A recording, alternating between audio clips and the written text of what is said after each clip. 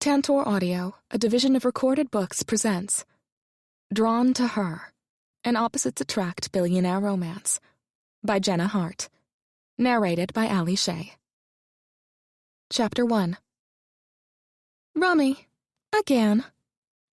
Lexi McKenna laid her cards on the table over Oliver Carmichael's hospital bed. You wouldn't be trying to take advantage of a dying man, would you?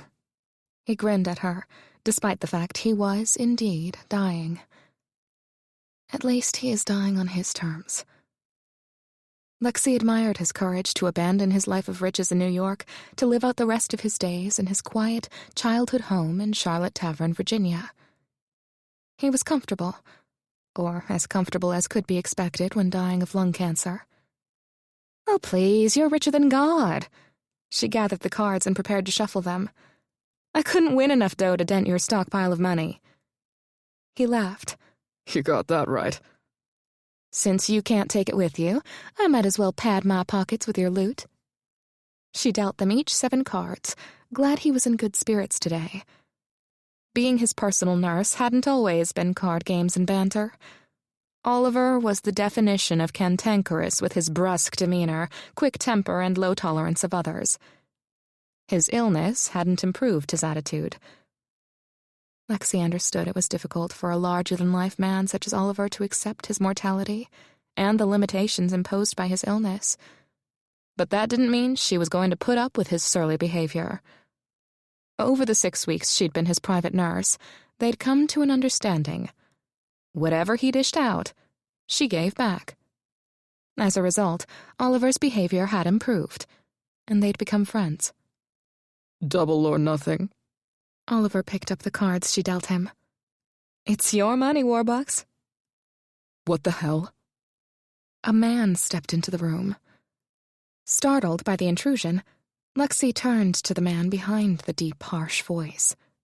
Great day, she drawled the southern expression of surprise and dismay under her breath as a scowling, very tall, broad-shouldered man approached.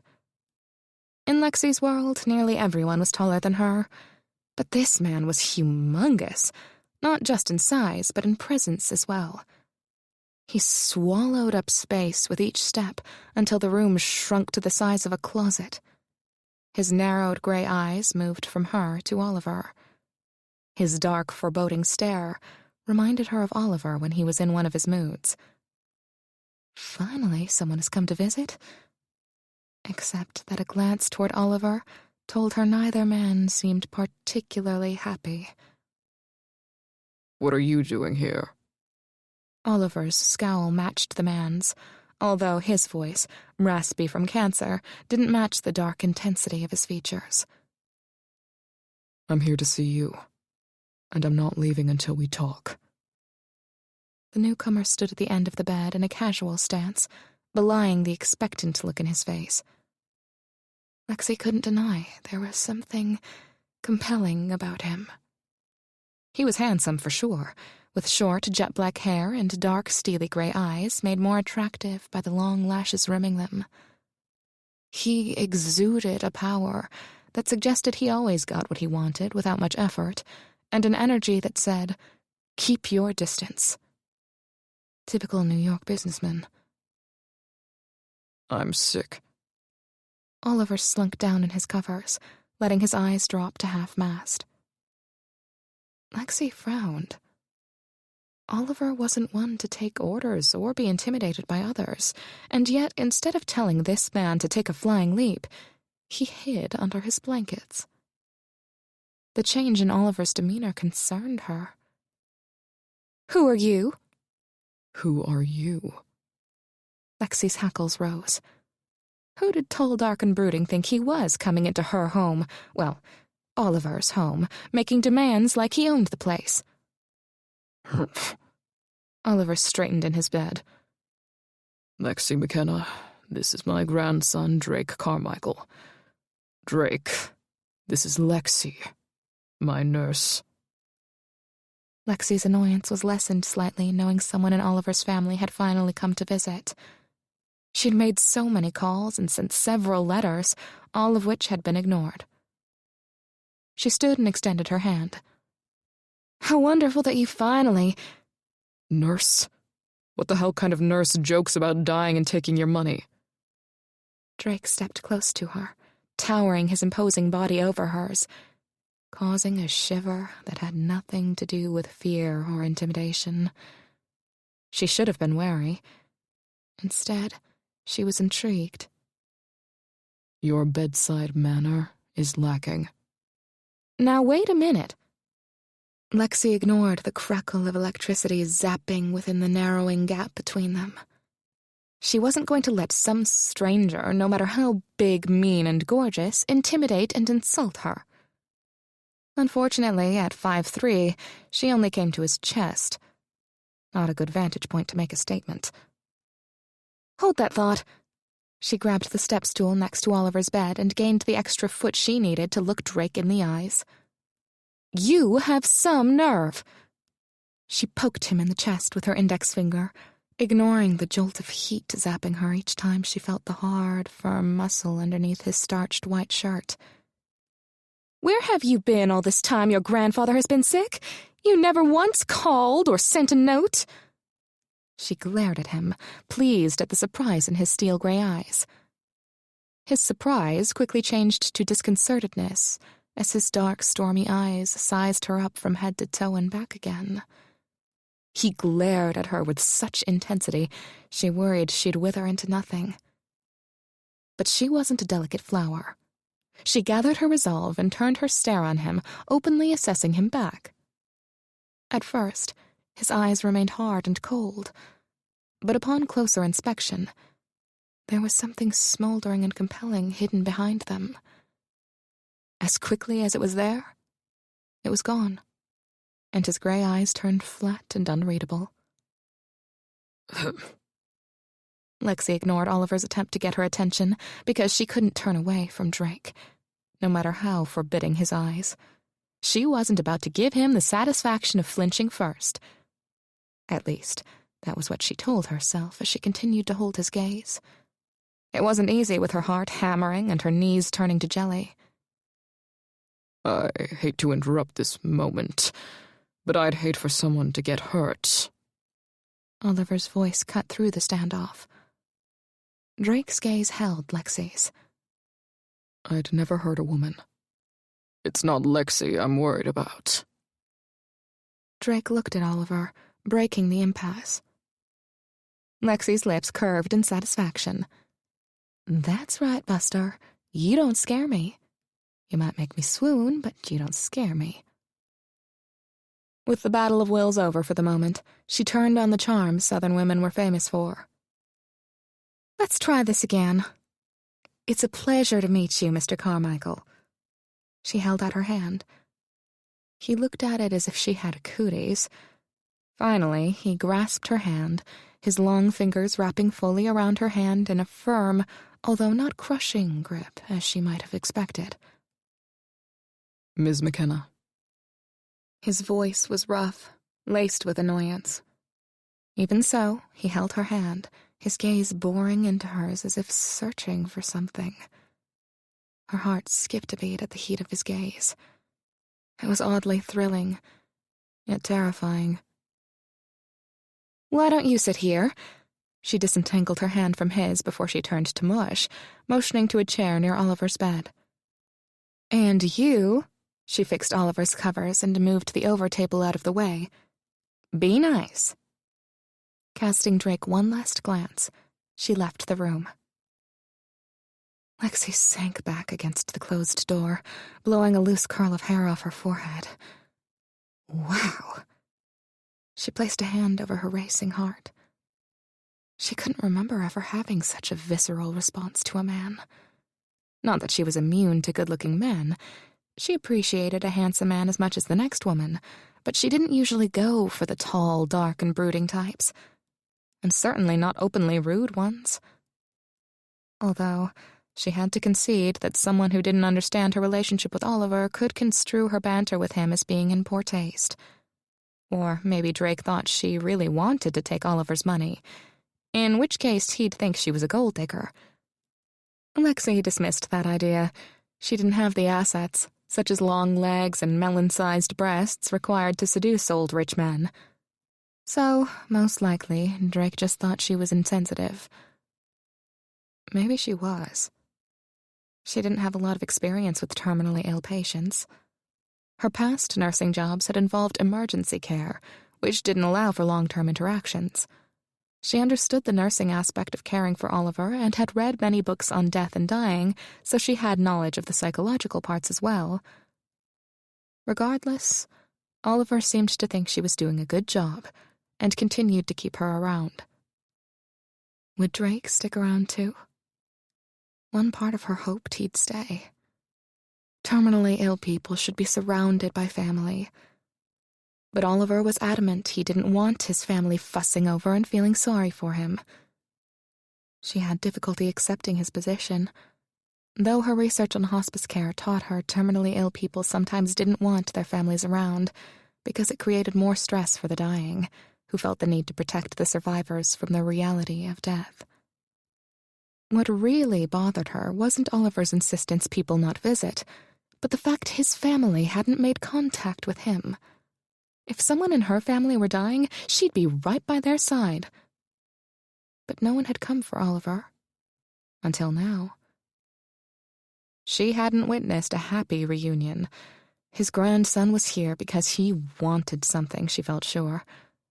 She considered pressing her ear to the door to find out what it was. Perhaps she should intervene. On the other hand, despite his illness, Oliver hadn't lost any of his bluster. His mind and tongue were as sharp as ever. He didn't need her help to deal with Drake. She, however, might need Oliver's help to deal with Drake if he decided to stay. She supposed it was adrenaline-fueled annoyance that had her standing up to Drake, but she'd come precariously close to melting under the intensity of his gaze. How can someone be so irritating and sexy at the same time? She chastised herself for being selfish. She should be thinking about what was best for Oliver, not whether or not she could withstand Drake's piercing stare and rude behavior. If Oliver wanted Drake around, then she'd find a way to control her smart-aleck mouth and hormones. Chapter 2. She's something, isn't she? Oliver said when the door shut behind Lexi. Something, all right. Drake sat in the chair, but his gaze remained on the door. How had that pixie-like nurse looked right through him to his soul? What was that she said when I came in? Great what? He tore his gaze away from the woman's wake to look at his grandfather. Great day. It's a Southern saying usually expressing surprise or dismay. Sometimes it means, oh my goodness. You seemed to have made an impression on her. She doesn't have much respect for authority. Oliver smiled. She's got respect for authority, just not for overconfident, conceited jerks like us. You'll get used to Lexi putting you in your place. She's a real spitfire. Your intimidation tactics won't work on her. I wasn't trying to intimidate her. It was a lie. He did try to intimidate her. At first because he recognized she was the gatekeeper to his grandfather, but later he wanted her to stop looking at him as if she could see through his bravado to his inadequacy. Weren't you? I didn't come here to fight with you. Why did you come? I told you specifically not to. Drake inhaled a deep breath to bolster his confidence. Most of the world perceived him as impenetrable and confident, but when it came to his grandfather, and apparently Nurse Lexi, Drake didn't feel as steady as he'd like. He knew his grandfather wasn't happy about the visit and wouldn't welcome him, but the future of Carmichael Corporation was at stake, and Drake believed his grandfather was the key to saving it. Why are you here? If you're sick, you should be with family. Oliver's lip curled in disgust. Not my family. There's no peace with you or your brother and his barracuda wife. Why here in Virginia? Why not someplace in New York, near home, so we can keep tabs on you? I don't want you to keep tabs on me. Oliver crossed thin, frail arms over his chest. You and Derek have the business. You've been trained all your life to run it. What's the problem? The problem is, Derek and I can't run the business together. Drake leaned back in the chair, crossing his arms over his chest, hoping he looked casual and not nervous. You're going to have to, because I don't intend to do it anymore. I'd like to spend my last days in peace and quiet. Drake studied his grandfather, searching for clues as to why he was adamant about staying. At least come back to New York. I'm sure they have wonderful hospice services there as well. I have people looking after me here. Lexi has been a godsend. Oliver was frail, but there was no mistaking the firmness in his tone. He wouldn't budge on the matter. Drake glanced toward the door again. She has very poor manners. I know we can get someone better for you. Oliver's eyes darkened. Don't you dare. Lexi has brought light and laughter into a very dark time in my life. I'm dying, Drake. Not talking about it or pussyfooting around it doesn't make it not so. I appreciate her openness about it, and... Oliver tensed and then jerked as a coughing fit seized his body. At first, Drake waited for him to stop, but the coughing spell worsened as it continued on, and Oliver's face reddened. Panic clutched at Drake's gut. What do you need? What can I do? Ms. McKenna! Her name was barely out of his mouth when she rushed into the room. Drake moved out of her way so she could tend to Oliver. She was amazingly calm and efficient as she helped Oliver sit up. "Hand me that water, would you?" Her attention stayed on Oliver as she reached one hand back toward Drake. Drake's hands shook as he picked up the glass from the nearby table and handed it to her. Oliver managed a few sips, and then sunk back into his pillow. Drake let out a breath as relief flooded him. He stepped back, stunned at reality of Oliver's ailment. His grandfather was dying. How did he feel about that? Sad, of course. His grandfather had raised him and his twin brother Derek since they were 6, when their parents died. But Oliver didn't provide a loving home. He was a hard man who expected his grandsons to follow in his footsteps, which meant living 100% for the Carmichael Corporation. Only terminal illness had pulled his grandfather away from the business. "Maybe it's time for a rest." Lexi set the water on the over table and fixed Oliver's covers. "You're past your afternoon nap."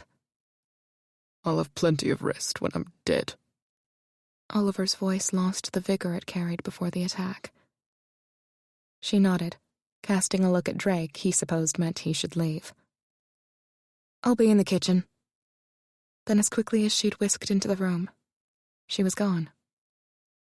Oliver sighed, his body settling into the bedding as if he were being deflated. Drake, I'm dying. I'd like to spend my last days without drama every damn day. Go back to New York. Let me die here in peace. Why here? Drake couldn't hide his bafflement. Charlotte Tavern, Virginia, was in the middle of nowhere. How'd Oliver even know of it? I grew up here. My happiest days were spent here. The fact that Drake hadn't known that, or anything about his grandfather's life beyond business, was another reminder of what Oliver thought was most important. It hadn't been family. Drake scanned the room. It wasn't originally a bedroom. The walls of oak bookshelves in the dark green room with burgundy curtains suggested it had once been a library. Now it was a hospice suite, where Oliver lay in a hospital bed surrounded by medical equipment and supplies, and a bedside table with enough pill bottles to stock a pharmacy. Oliver's usually sharp gray eyes softened and dimmed in a way Drake had never witnessed before. This illness has taught me a hard lesson, Drake. Lexi is right. I can't take my money with me. I worked my whole life for money and prestige, and In the end, it's worthless. In fact, when I left New York, I took only the clothes on my back and the contents of that box. Drake's gaze followed Oliver's finger pointing toward an antique box on a shelf. At the end of my life, the only things that matter are in that box. You'll notice what's not in it. The business. Nor family. Take some advice from a dying man. Forget the business and find true happiness instead. Drake was not often surprised, but for the second time in only 10 minutes, he was rendered speechless. Never thought you'd hear me say that, did you, boy? No. You'd be wise to listen to me now. I wasn't a very good grandfather or caregiver, but I can tell you this. When you're dying, money means nothing. I've had a lot of time lying in this bed to reflect on my life, and I'm not happy with what I've realized. I have way too many regrets. Don't let that happen to you. I'm happy working at Carmichael. Oliver gave him a long, assessing look. Are you sure you know what happiness is? You certainly didn't learn it from your family. Drake didn't like the unsettling feeling in the pit of his stomach. I know I want to be a success at running Carmichael Corporation, and I need your help with that. He watched his grandfather closely, searching for disapproval in the old man's eyes. As expected, disappointment appeared on Oliver's face. He had never tolerated weakness in his family, and asking for help was definitely a weakness. If you can't figure out how to run the company, perhaps you shouldn't be there. Although he had anticipated it, the barb still hurt. I can run the company just fine. What doesn't work is the two of us running it together. Derek and I have very different views. So that's why you're here. You're hoping I'll turn the reins to you and leave Derek out. Leaving us without any guidelines on how you intend it to pass will ruin it and us. So maybe I should give it to Derek. This wasn't a jab as much as a challenge. All his life, Drake had the threat of Oliver choosing his twin brother Derek over him, just as Derek had the threat of losing out to Drake. And, as always happened, Drake stepped up to the challenge. He wanted the business. He'd learned a lot about business from his grandfather, but he also studied all the new business designs and strategies. He was sure he could bring the business further with his vision. But Derek stopped him at every turn, which wasn't hard to do since he also had the ear of the management and board where decisions were made. So while Drake had the support and loyalty of the staff, nothing could get done without the go-ahead from the management and board, who lacked vision and mocked innovation. Everything was at a stalemate. Marla Hines quit. Marla had been Oliver's longtime administrative assistant and #1 gatekeeper. What? I have her letter of resignation if you want to read it. She said she'd end up killing Derek or herself, so the best thing to do was quit. Oliver laughed. She threatened me with that a few times. This time she followed through. Drake struggled to find the words to make Oliver understand without undermining his position. Morale is low, and nothing is getting done. We need your help to calm the situation. You left without any word or direction. You can at least help us get the roles ironed out. I'm not going to New York. Oliver's tone was final. Drake inhaled a long, calming breath. Fine. I'll stay here. I'll work with you here. We can use web and teleconferencing to work with Derek. Oliver's eyes widened. Then he smirked. How will you ever survive away from city life? Drake wondered that too. Rural Virginia was nice enough, but he was a New Yorker through and through. He liked the energy and pace of the city. Charlotte Tavern, though quaint, didn't appear to offer much after dark.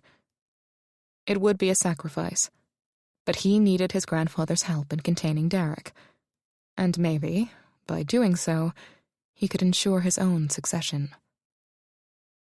I'll manage. Oliver studied him for a minute. You sure you don't want to make your break, too? There is more to life than expensive wine and women. Drake held firm. I'm sure. You have to convince Lexi I'm up to it. She won't want me having undue stress. Drake bit the inside of his lip. Was Lexi's role more than a nurse and gatekeeper? Had she charmed his grandfather into developing a deeper relationship? As an employee, she shouldn't have any say about what you do. Oliver smirked. I hired her to make my life easy. She's good at it, too. Drake nodded, even though he still had concerns about Lexi's intentions. Fine. I'll talk to her. Good. Now get out. I need my rest. Drake stood outside Oliver's room, gathering his thoughts. He hadn't been prepared for how sick his grandfather appeared.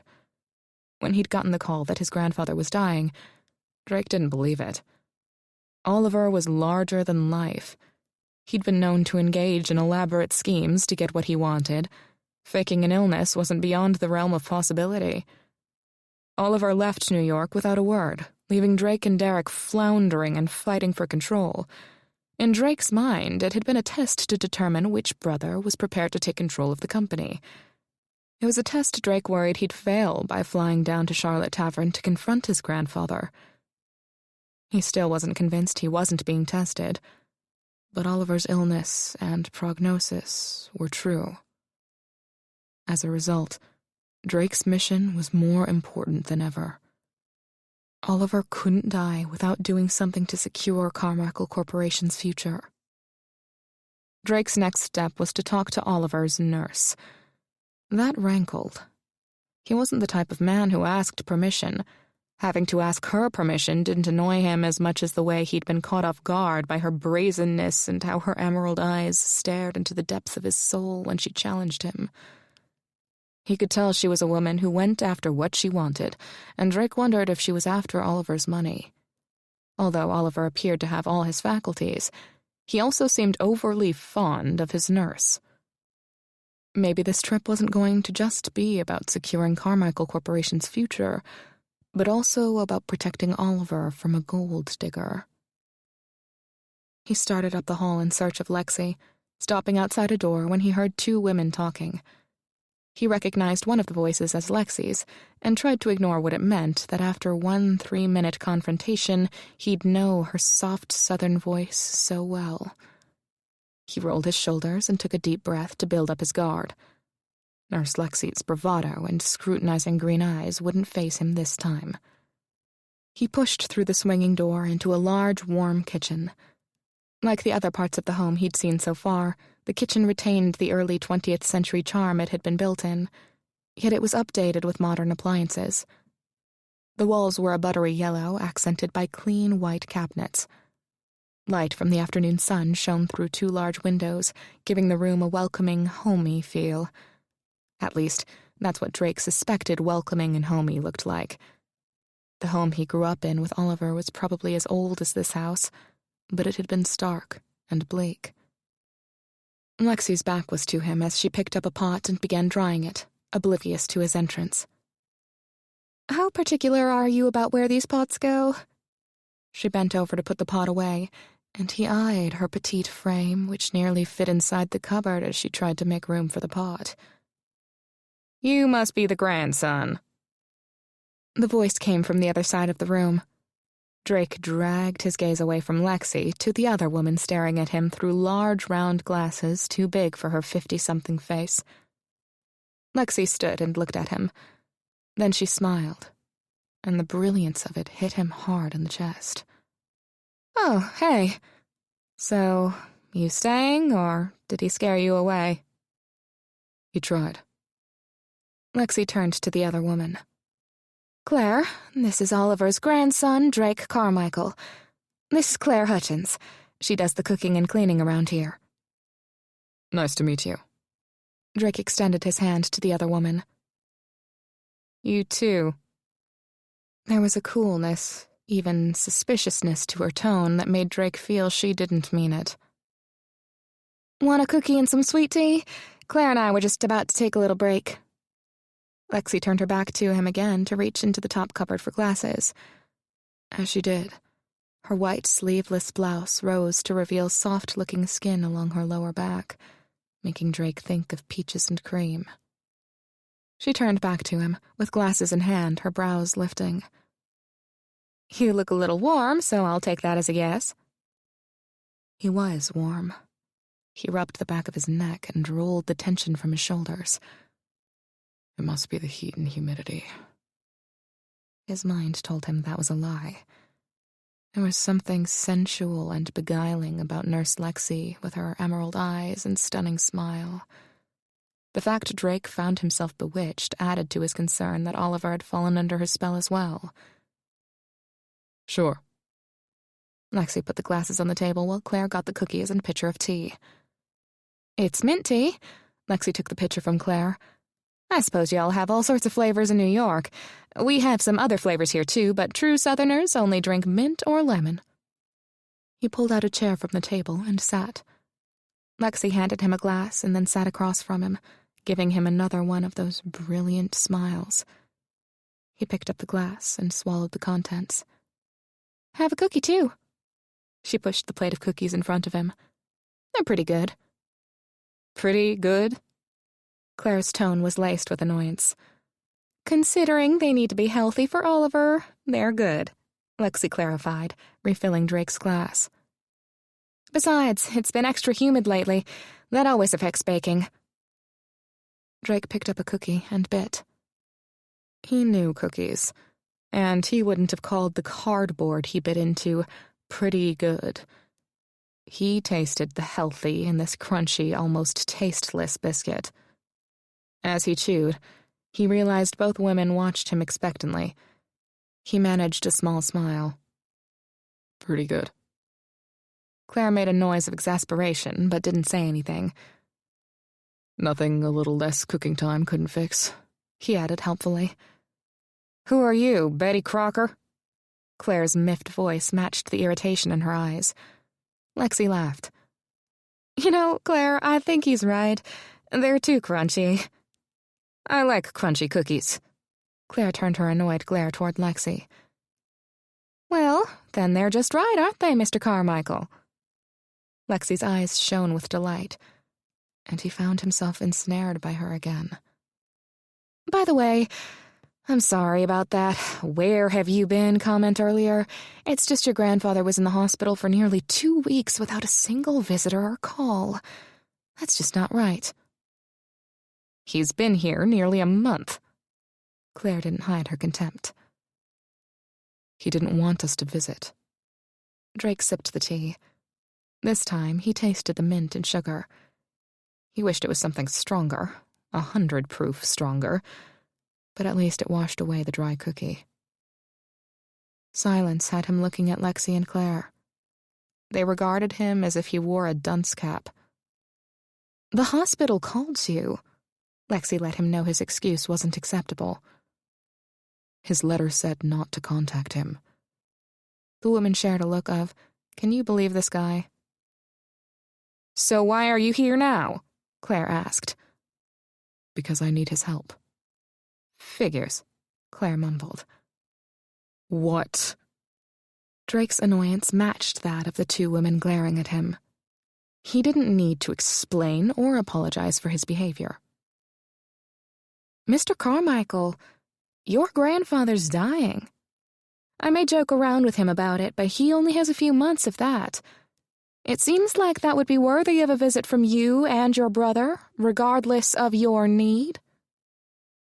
I understand that. Drake didn't like being scolded, but it helped distract him from her beguiling smile and charm. He spoiled those boys. Claire spoke as if he weren't in the room.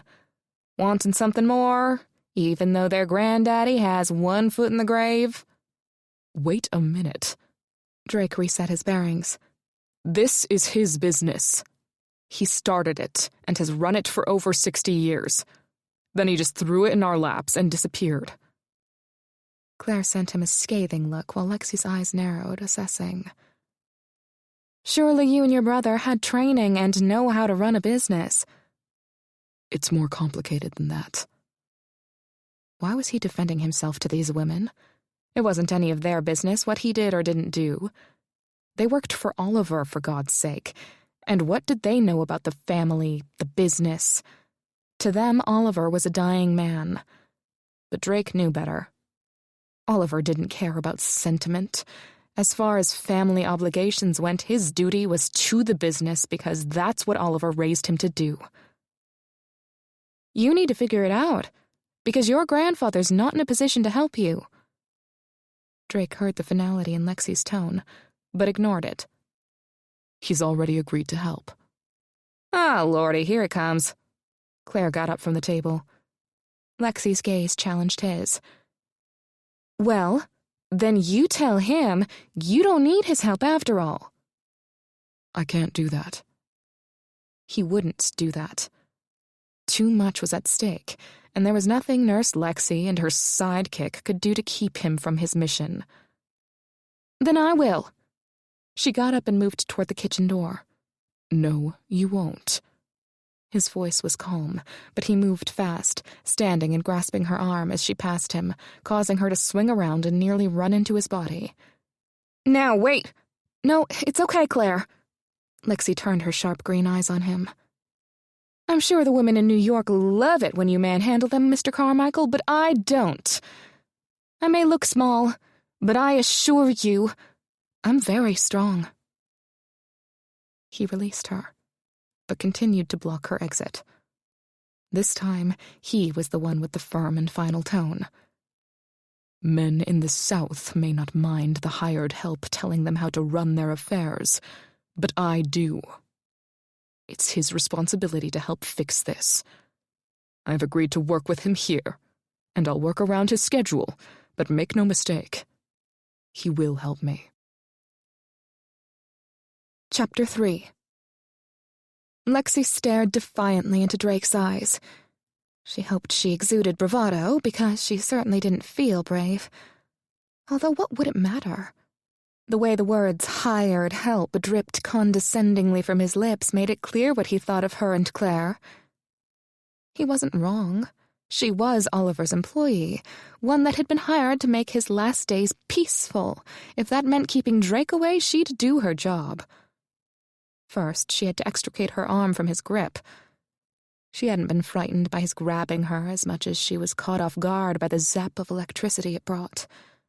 She told herself it was anger at his gall that had every neuron in her body firing. You look like a competent man. She pulled her arm free.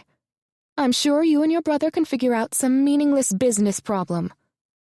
This meaningless problem affects thousands of people who rely on Oliver's business to feed their children. You don't want people losing their jobs when Oliver can easily help, do you? Lexi didn't want that. And if Oliver had left without making provisions, then he really should do something. But he'd come here to die in peace, to get away from the life that held no meaning to him anymore. On the other hand, if Drake stayed, maybe Oliver would be able to make peace with his family. Okay, but you work with him under my terms. Fine. They glared at each other until the intensity became intolerable. Lexi turned away, annoyed at herself for flinching first. Claire, is the master bedroom upstairs usable for Mr. Carmichael? I can stay in a hotel. Lexi turned back to him, but avoided his eyes. You'll be limited to short bits of time throughout the day. It would be easier if you stayed here. Even as she said it, she was thinking it was a bad idea. Being around him day and night was going to drive her crazy. All right. It was clear he wasn't too thrilled about being cooped up with her either. Great, Claire muttered. I'll get it ready now. Then I have to run to the store. I need to check on your grandfather. You can finish your tea and cookies. When Claire is done, I'll show you where you can stay." Lexi knew Oliver was sleeping, but she used the time to check on him to gather her wits. She knew she was often too outspoken and contrary because her mama had told her so her whole life. But if she was going to make sure Oliver got the peace he wanted and time with Drake, she'd need to bite her tongue more than usual. It wouldn't be easy. Drake pushed all her buttons and then some. She never responded well to arrogance, and definitely not to manhandling. Mission or not, he was Oliver's family, and was here when it was most important. She'd focus on that and hope she didn't end up biting her tongue straight off.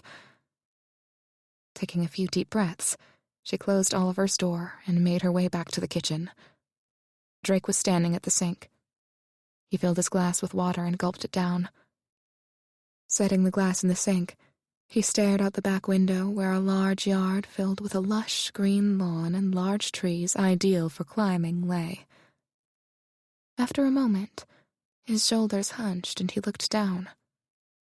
Was he rethinking his purpose in coming? He sounded firm in his resolve that Oliver help him, but now that he saw how sick Oliver was, surely Drake's priority would change. He must have sensed her because he turned. For a moment, she thought she saw grief in his handsome features. But just like before, his expression turned impassive. "I'll show you to your room now." He nodded and stepped toward her. "The master bedroom is up here on the left." She made her way up the stairs. "What is this place?" "Didn't he tell you? He grew up in this house." "This exact house?" "Yes. He bought it when he came down 2 months ago. I heard he paid twice as much as it was worth. It goes to show how much he loved it here." She opened the door to a large room. "The home has been renovated, but since we don't spend much time up here, we keep it closed." The plaster walls were painted in a cool gray-blue that matched Drake's eyes. White crown molding, curtains, and linens accented the room. A dark wood sleigh bed and dresser were the only furnishings. On the far side of the room were French doors that led to a balcony overlooking dogwood trees lining the side yard. Sometimes, after Claire left for the night and Oliver was sleeping, Lexi liked to sit out on the balcony and ponder her life. While she was a strong, independent woman, her dream was much more traditional. She wanted a strong, loving marriage like her parents had. And children. Lots of them. Sometimes she imagined sitting on the balcony with her dream husband and then retiring to the large sleigh bed to build their family. It was an old-fashioned dream. One she accepted would probably never come true. "Why is it furnished if he lives downstairs?" Drake interrupted her reverie. "Sentiment, I guess. This room was renovated by the last family to include an ensuite bath." She watched as he toured the room. He should have looked out of place. Drake had New York power businessman written all over him, in his expensive dark suit and even darker scowl. And yet, somehow, he fit the room. It was cool and classic like him. And sad. She studied him closer. He hid that part under his dark, brooding control. But there was sadness in those cool gray eyes. Was it because of Oliver? Or something else? Was there anyone in his life who could soothe it? "Will Mrs. Carmichael be joining you?" "There is no Mrs. Carmichael. At least, not attached to me." Lexi couldn't decide if she was disappointed or relieved to learn of Drake's marital status. "Is there a room with a desk? Or workspace?" "You can work in the bow parlor when Oliver isn't available. I can arrange to have a table or something suitable moved into the room. It's just Oliver and me at night and Claire during the day, so it's quiet." "Bow parlor?" "It's called that because it's where gentlemen callers waited for or spent time with their lady friends." "I really am in the South, aren't I?" Lexi's warm, fuzzy feelings toward him dissipated at his condescending tone. Why, yes, indeed, Mr. Carmichael. Lexi laced her voice with as much Southern accent as she could. But you needn't worry. While we do like our traditions, I assure you we are quite modern. Men and women now can go out on dates without chaperones. Some even have sex. The minute the word left her mouth, she regretted it. Drake might be rude and intense, but it didn't completely eliminate his attractiveness. He was the type of man who drew women to him, so odds were her comment would lead him to believe she was attracted to him. He'd probably laugh. A sophisticated New York City man like Drake wouldn't be interested in a common Southern gal like Lexi. As if to prove it, he took a blatant inventory of her body from her floral sneakers upward. His gaze lingered on her breasts before returning to her face. He didn't laugh, but she wouldn't say the dark look in his eyes was appreciative either. Once again, the air crackled with energy, making her every nerve come alive. Where do you stay? His voice was low and husky. What was going through his mind? In the room off the kitchen. Servants' quarters? It's convenient to your grandfather. She bit the words out, not bothering to hide the fact that his comment offended her. He cocked his head to the side and studied her. You don't like me, do you? I don't know you well enough to decide, but I'm not very impressed so far. He nodded. Me neither. Deciding to retreat before she lost control of her temper and her tongue, she moved to exit the room, but turned back when she reached the door. Will you be joining us for supper tonight? Supper? Oh, wait, I think you Yanks call it dinner. You eat together. With Oliver. His brows furrowed in genuine disbelief. Yes. Why was that so strange? He shrugged. Why not? She studied him a minute, but his expression and body language remained unreadable. With a shrug, she left him to settle in. Lexi entered the kitchen, where Claire was wiping off the table. I didn't want to leave until I was sure the room was suitable. I think it'll do. Lexi pulled out a stack of paperwork from a plastic bin she kept in a hutch in the kitchen. As she sat at the table, she realized Claire was watching her. What? That was some interesting chemistry going on between you two. Oh, please. Lexi pulled out a file, hoping she appeared nonchalant. Lexi McKenna. I've been around the block a few times, and I know chemistry when I see it. That's not chemistry. It's irritation, like a heat rash. Uh-huh. Claire smirked, not buying Lexi's explanation. So what? He's handsome, in an intense, dark, brooding kind of way, but that doesn't mean I'll act on it. I know he won't. Crabs, he called us servants. Well, as nice as Oliver is to us, we are. I'm his nurse, not his servant. Lexi nearly growled from frustration. She was a woman of the South, but that didn't mean she lived in the olden days. Even Scarlett O'Hara had spunk and lived on her own terms. The South was still steeped in tradition, but it didn't mean women were subservient or relegated to class structure anymore. At least, not in Charlotte Tavern. You're still his employee. People like the Carmichaels live in a caste world. You'd do well to remember that. Lexi regarded Claire. And how about you? I didn't see you hiding your opinion of Drake. I'm older. When you're old, you can do whatever you want. Lexi laughed.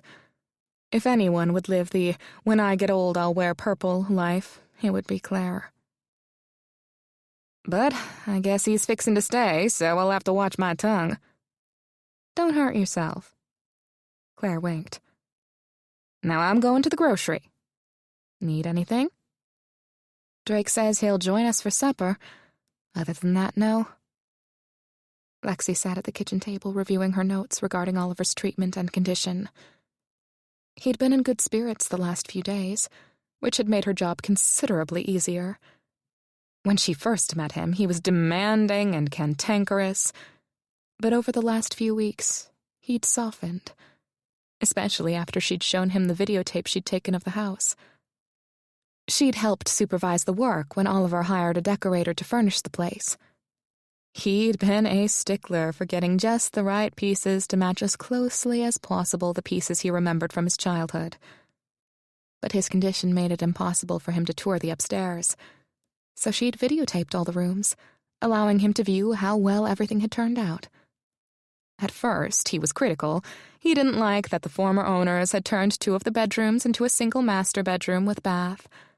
The back bedroom was the wrong color, the kitchen stove was too new.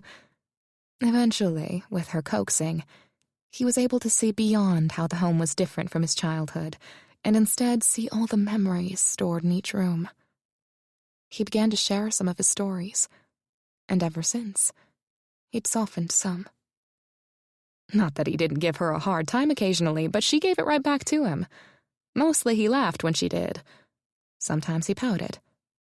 Either way, he seemed to like her candor. He was the only man she'd ever met who did. All the other men she'd known had said she was too bossy. No doubt Drake thought the same. Too bad for him. He could try to intimidate her all he wanted. She wouldn't back down. The kitchen door swung open with a whoosh, and Lexi became aware of the heady presence that could only mean Drake. Taking a calming breath and plastering on a hospitable smile, she looked at him. "Mr. Carmichael?" I was hoping you'd show me the boyfriend room. "Beau parlor." Right. Can I see it? "Sure." She closed her files and stood. "Follow me?" She started through the doorway. Drake turned his body to let her pass, but he was so large their bodies came close to contact. They didn't touch, but they didn't have to for the heat to radiate between them. Drake took in a quick intake of breath, and for the first time, she wondered if he felt the snap and pop too. She glanced at his face and found his smoldering gaze showing both annoyance and attraction. Interesting. Before she could let interesting turn to terrifying, she slid past him. She led him near the front of the home and entered the room on the right. "This is the Beau parlor." He nodded his approval as he glanced around the room. Like the master bedroom, the Beau parlor was furnished in the fashion of an early 20th century home with a Davenport couch, antique wood chairs, and side tables. The midday sun spilled through the round bay window with a built-in seat covered in pillows. It was a favorite reading and napping place for Lexi. On the far side of the room, 2 French doors led out to a sunroom. A small desk nestled in a corner opposite the doors. "We can move the desk over by the window if you'd like more light." This is fine. Is it hooked up for wireless internet? Lexi's brow rose. "I doubt there's even a phone jack in here." I'll use my phone as a Wi-Fi hotspot. "You're really going to make him work until his dying day, aren't you, Mr. Carmichael?" She hadn't meant to be critical, but she still couldn't believe Drake's only interest in spending time with Oliver was for business. Was that how all rich families operated? I'm only doing what Oliver raised me to do. He expects no less from me. Don't give me that Freudian, it's my family's fault I'm a jerk excuse. She surprised even herself with the sharpness of her tone. I'm not blaming Oliver. To blame him would mean I think there's something wrong with me. I don't. You do. If you have a problem with it, take it up with Oliver. She put her hands on her hips and raised her chin. Maybe I will. Good. And he'll tell you he raised my brother and me to put the Carmichael family business above all else.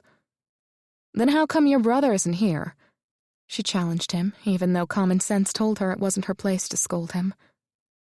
Because he's in New York trying to take the business over from me. Wouldn't your grandfather's assistance help you more? Not if my coming here is seen as a sign of weakness. Weakness? That took her aback. You think Oliver is a sweet old man. Sweet isn't the word I'd use. But before he became ill, he was a ruthless businessman, intolerant of weakness, particularly in my brother and me. So, you and your brother are fighting over Oliver's business while he's on his deathbed. He rolled his eyes, as if she was too dense to understand. Someone needs to run the business. It's his legacy.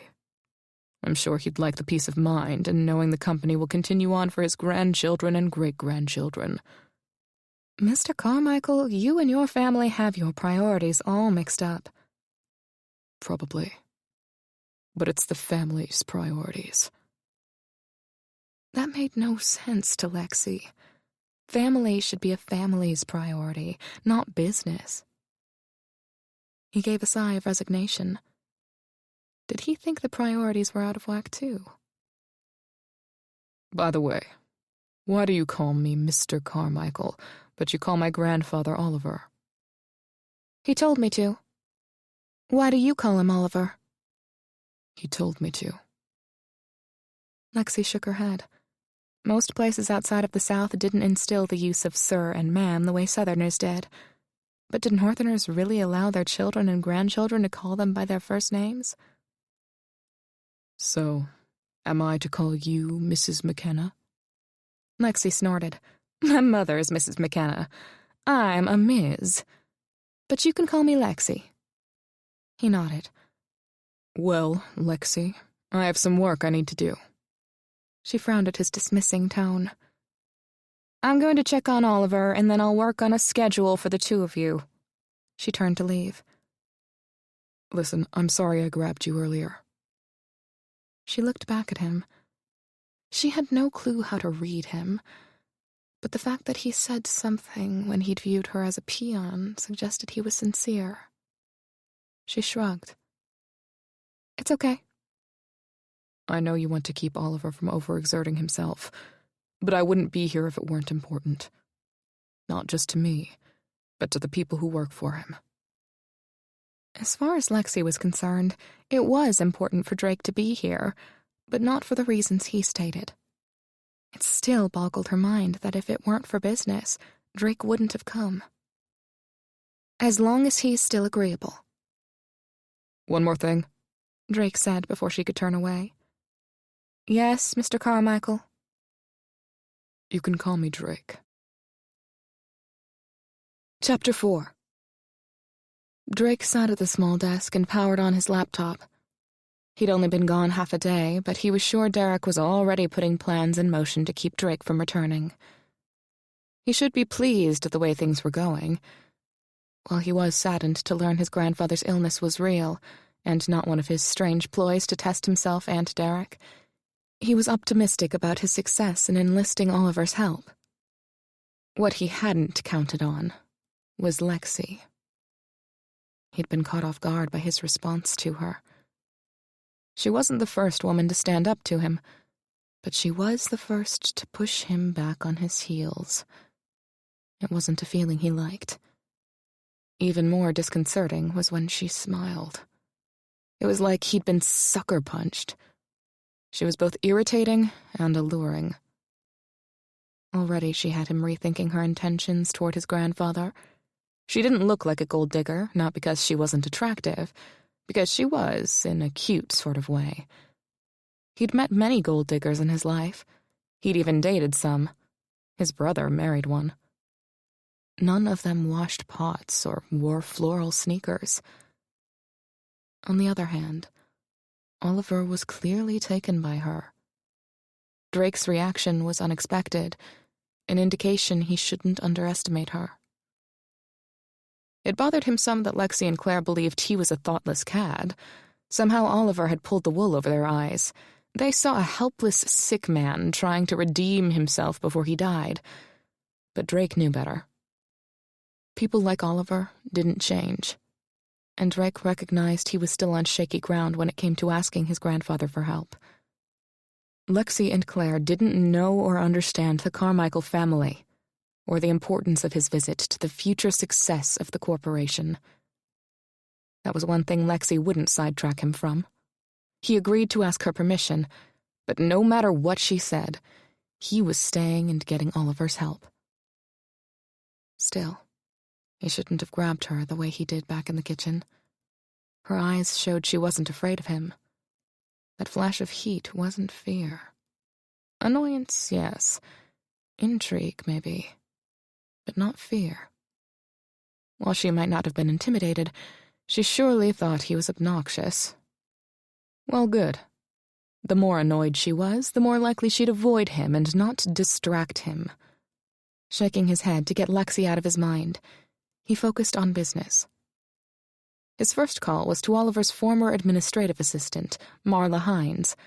Although she'd quit, she still knew more about what was going on at Carmichael Corporation than anyone else, and she was the only person Drake trusted. The phone rang twice before she picked up. "Drake, I wasn't expecting you to call so soon. How's Oliver?" It's true about his illness. He's not coming back to New York. Oh, I'm sorry. She sounded genuinely upset. I was hoping it was one of his ploys. You and me both. He told her about how Oliver had bought his childhood home to live his last days in peace. I wouldn't have guessed he'd be so sentimental, Marla said. Too bad it doesn't extend to you. Drake had given up hope of having a loving family long ago. He didn't grow up in one, and it was unlikely he'd ever have one of his own. What he had was the business, and he wasn't about to lose it to his brother. I got a call from Bill Carter today. There's a rumor Derek's going to close 45 stores, Marla said. What? He can't do that. Since when does Derek abide by the rules? The thing is, he's garnering support for it. They're the lowest performing stores. Drake dropped his head back and closed his eyes as the headache that had been threatening since he entered the house came on full force. He knew which stores Derek wanted to close. He also knew they were the lowest performing stores because they were in the poorest communities. Communities that needed the affordability and jobs Carmichael stores offered. Drake, how long do you think you'll be gone? I don't know. If you intend to have something to come back to, I'd make this trip as short as possible. I know that sounds horrible. You should stay with Oliver in his last days, but... Oliver doesn't want me here. Besides, he'd want me to put the business first. Yes. He always did have his priorities backward. Send him my best. Once Drake finished the call, he connected his computer to his cell phone and accessed Carmichael Corporation's intranet to see what damage Derek had already done. At 5:30 p.m., Lexi went to let Drake know supper was ready. He sat at the desk, hunched over a laptop, staring at the screen while he spoke on his cell phone. He'd removed his coat and rolled his expensive silk shirt sleeves up to reveal tanned arms. She'd pictured him as someone who worked 16 hours a day, which would make it hard to get a tan. Tanning salons. Men like him wore expensive clothes, got manicures, and probably went to tanning salons. But she couldn't deny it was attractive. His shoulders were broad, and his white shirt was pulled tight across his back. Were they strong? Actually, she wondered a lot of things about her boss's grandson. Was that hard chest she poked at earlier sculpted? Or did he forgo the gym in favor of the office? Did he have chest hair in the same dark color speckling his arms? If he worked 16 hours a day, how many women could answer these questions? And why did she care? He might be handsome, but he was greedy and rude. He jabbed his index finger at the screen of his phone and then tossed it on the desk with a curse. He sat back, running his long fingers through his dark hair. Supper's ready. He jerked and turned to her. I'm sorry if I startled you. He shook his head. I was thinking. Bad day at the office? She leaned against the entryway frame. He was still tense and broody, but less keyed up. She got the feeling something weighed heavy on his mind. She wished it was Oliver's impending death, But in the short time she knew Drake, she learned his woes were about business. It made her feel sorry for all that he'd miss in the short time he had left with his grandfather, because his priorities were out of whack. Bad enough. After supper, you'll be able to have some time with Oliver if he's up to it. She clasped her hands in front of her, to keep from following through on the sudden urge to massage away the tension in his shoulders. He nodded. Good. He stood and rolled the sleeves of his shirt back down. Strength showed in his forearms as the muscles tightened and bunched. Not wanting to get caught ogling, Lexi straightened and started to turn. How much time does he have? Seriously? She whirled on him, unable to contain her anger. Well, how much time do you need to secure your fortune, Mr. Carmichael? His eyes narrowed. Is that all you care about? Your money, your business? And what do you care about? Did you see a wealthy dying man in your hospital and turn on that southern charm so he'd hire you? What do you think you'll get from the deal? His voice was steady, but his tone held a dark edge. What is he talking about? How much money are you hoping to get from him? She stared at him for a long moment, at first because she didn't understand the question. But when she did realize what he meant, she laughed. A deep belly laugh that had her doubling over and tears streaming from her eyes. That's funny. Me, a gold digger. It's not funny. You've got debt up to your ears. Why is it you haven't been able to keep a job for more than a few years? She told herself not to be angry he'd checked up on her. She'd have probably done the same in his position. Still, she didn't like her character questioned. You sound like my mother. Only my mother would say, Lexi, sugar, why don't you stay in a job? I can keep a job. I just haven't liked most of the jobs I've had. Because it's easier to not work, to live off a rich old man. Her jaw dropped open and then snapped shut. You don't think I work? The guy with the silver spoon whining about competing with his brother was calling her a lazy gold digger. Eating dry cookies, sipping mint tea, and spending someone else's money to fix up a house he won't live to enjoy isn't work. He stood, calm, cool, and collected, dismissing all the work she did to keep Oliver comfortable and in relative good spirits. Which was difficult because he was in constant pain that would end only when he died. Do I really look like a gold digger to you? She held her arms out to the side, inviting him to take a look. For good measure, she even gave him a twirl. When she finished, she looked for confirmation she didn't have what it took to be a seductress. His jaw clenched, and heat flashed in his eyes. Her mouth went dry as his dark gaze bore down on her. He stepped up to her as he'd done when they first met, towering over her so close she could feel the heat emanating off of him. Yes, you do. The cool detachment in his voice was gone, replaced by a harsh, edgy tone. She swallowed the lump in her throat. Maybe he wasn't out of line. She had made cracks about taking Oliver's money, and clearly, in Drake's world, money was more important than family, caring, and compassion. Reining in her outrage, she took a calming breath.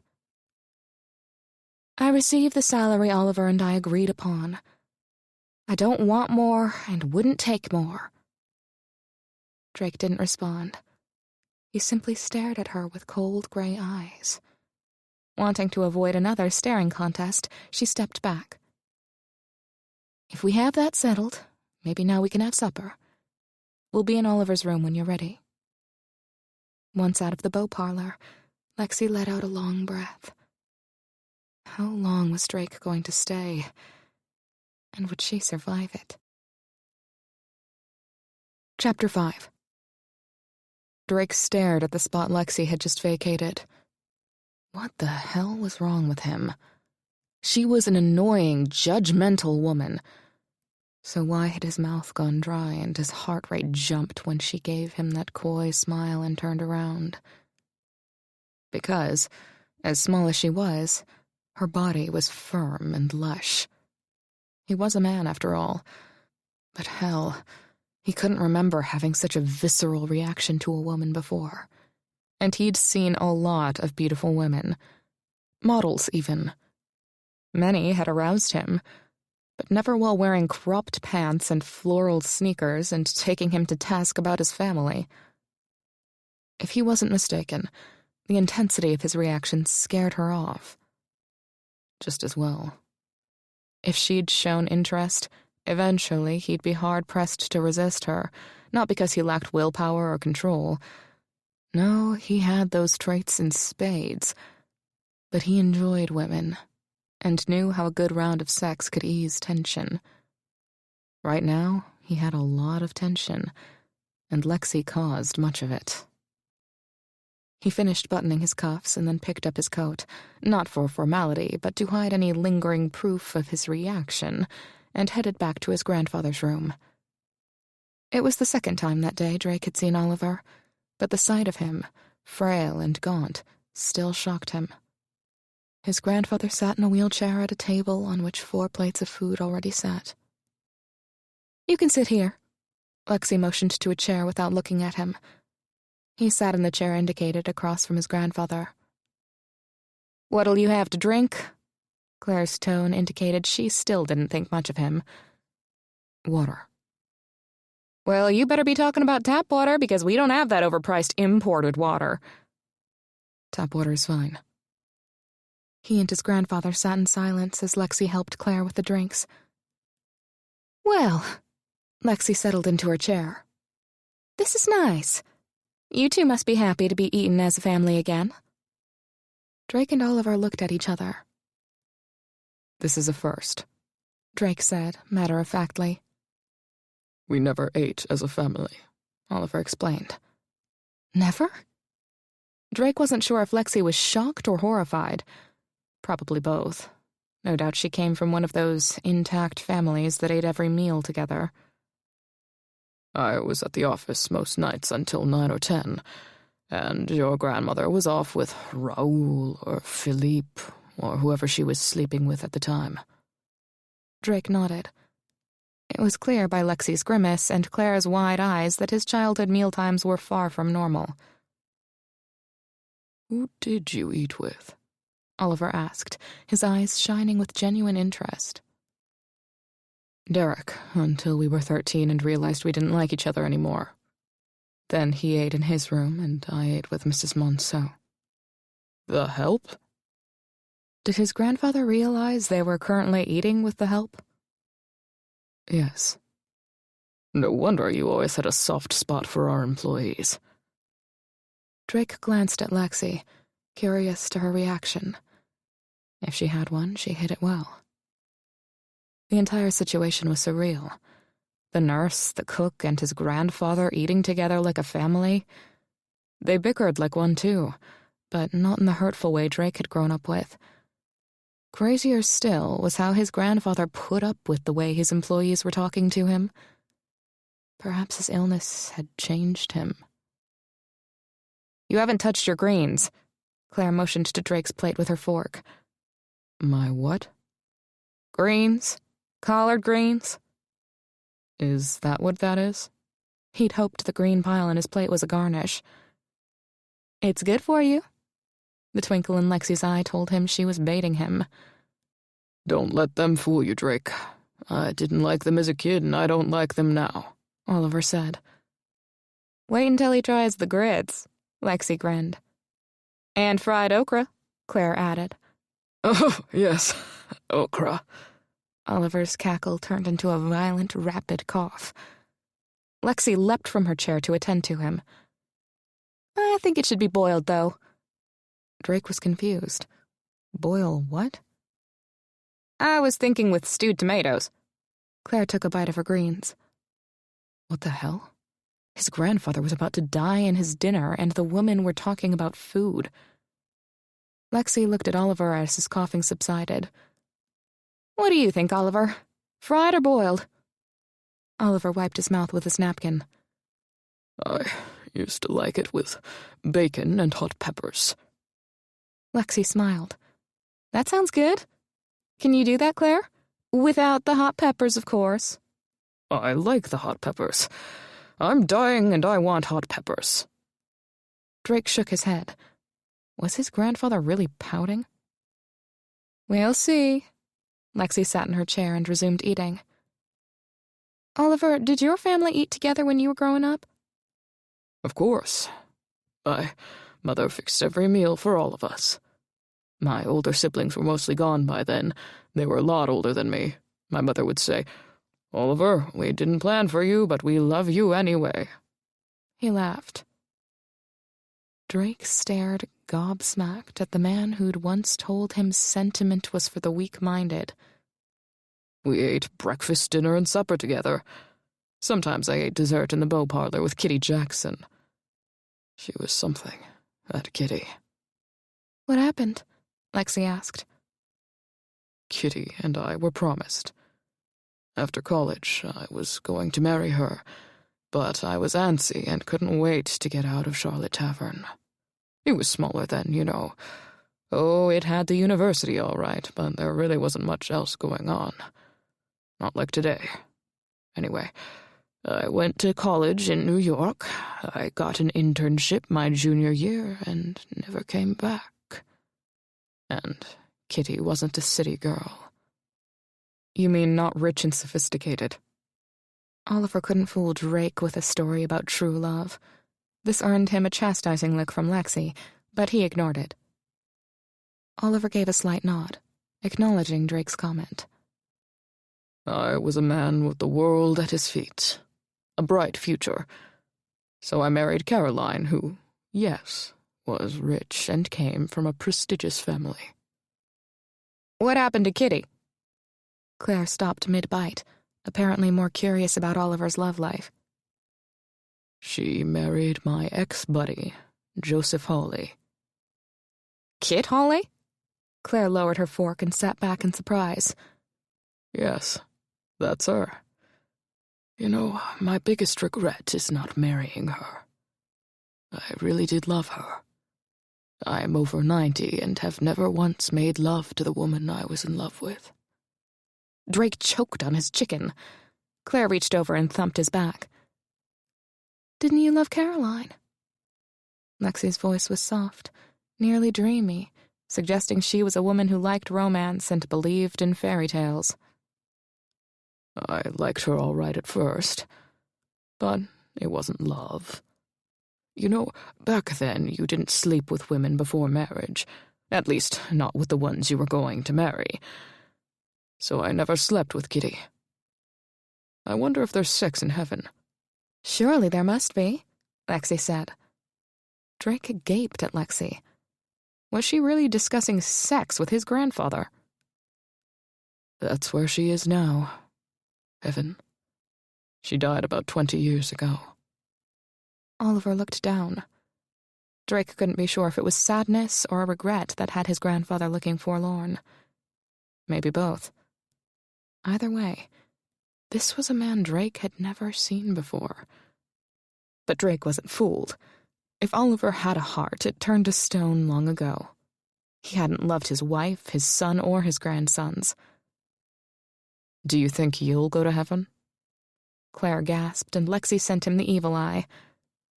As long as I have breath, I have time to redeem myself.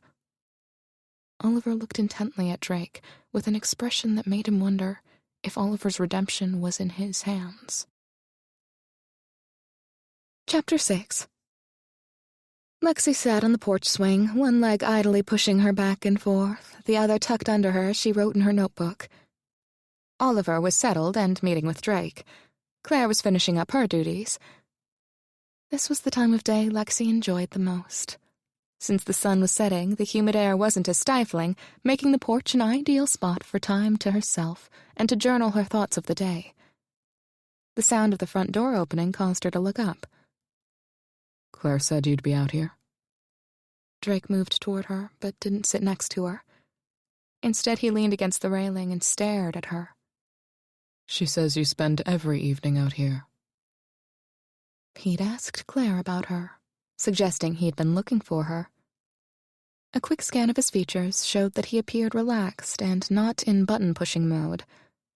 So she relaxed, hoping he was extending an olive branch of friendship. After all, they were living under the same roof for the time being. Yes, I love it. The heat isn't suffocating, and the colors as the sun goes down are gorgeous. Did Oliver get tired of working? Jeopardy is on. He shook his head. Drake seemed baffled by the man his grandfather had become. Lexi laughed. He says just because he's dying, there's no reason not to keep his brain active. He likes to play Scrabble, too. Can I ask you something about Oliver without you coming down on me? She sighed, closed her journal, and readied for another row. He's very ill. I get that. What does he have? Lexi moved to the edge of the swing, giving Drake as much room as she could. Why don't you sit? For a minute she thought he'd refuse, but then he sat on the opposite end. He has lung cancer. He frowned and turned to her, his gray eyes looking puzzled. Lung cancer? I don't remember him ever smoking. She shrugged. It happens. So, what's going to happen? Cancer is painful. Lexi went into nurse mode, trying to be gentle yet practical. Drake struck her as a man who'd prefer the stark truth, like pulling a Band-Aid off in one fell swoop rather than trying to lessen yet prolong the pain. Much of my job is managing the pain. He has regular doses of medicine to help. Drake looked down at the clasped hands in his lap. I guess we don't need to worry about addiction. No. He truly needs it for pain. They sat in silence as the cicadas chirped in the trees. He stared out over the landscape. She was dying to know what he was thinking. The hunch of his shoulders and distant gaze suggested he was sad, even though it was clear he and Oliver weren't close. Would he change his plans and spend time with Oliver as his grandson instead of business associate? But she said nothing and instead sat in silence with him.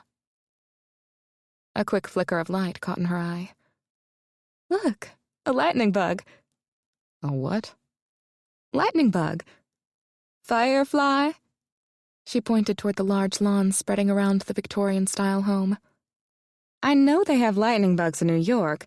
I visited my cousins in Binghamton, and I remember catching lightning bugs with them. Not in Manhattan.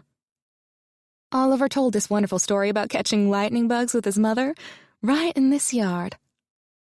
She looked at Drake's face to see if the story would have any effect on him. He scoffed and shook his head. He didn't pass that activity down to his grandkids. Lexi frowned. Hadn't Oliver shared these stories? She reviewed the conversations of the day and realized that Oliver hadn't been around when Drake was growing up. Drake kept telling her business was more important than family because that's how Oliver wanted it. Lexi's heart went out to Drake, the little boy who never chased lightning bugs. I'll get you a jar and teach you. For the millionth time that day, he stared at her as if she were a puzzle he couldn't solve. He gave his head a quick shake and rolled his shoulders as if he was shedding a cloak of negativity. He didn't smile when he looked at her again, but he wasn't scowling either. What's this? He picked up her notebook. That's mine. She grabbed at it to get it back. A journal? Have you been writing about me, Nurse Lexi? Lexi would have been surprised and amused by his teasing, except she was more concerned with getting her notebook back. Those are confidential. They're Oliver's stories.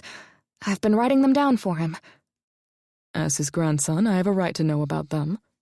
He held the book in his far hand, up and away from her, which might as well been all the way to Timbuktu since his arms were so long. They're his stories. Lexi reached across his massive body. It's not up to me to share them with anyone. If he told them to you, they can't be secret. He leaned away, extending his arm further from her. Great day, you are irritating, Drake Carmichael.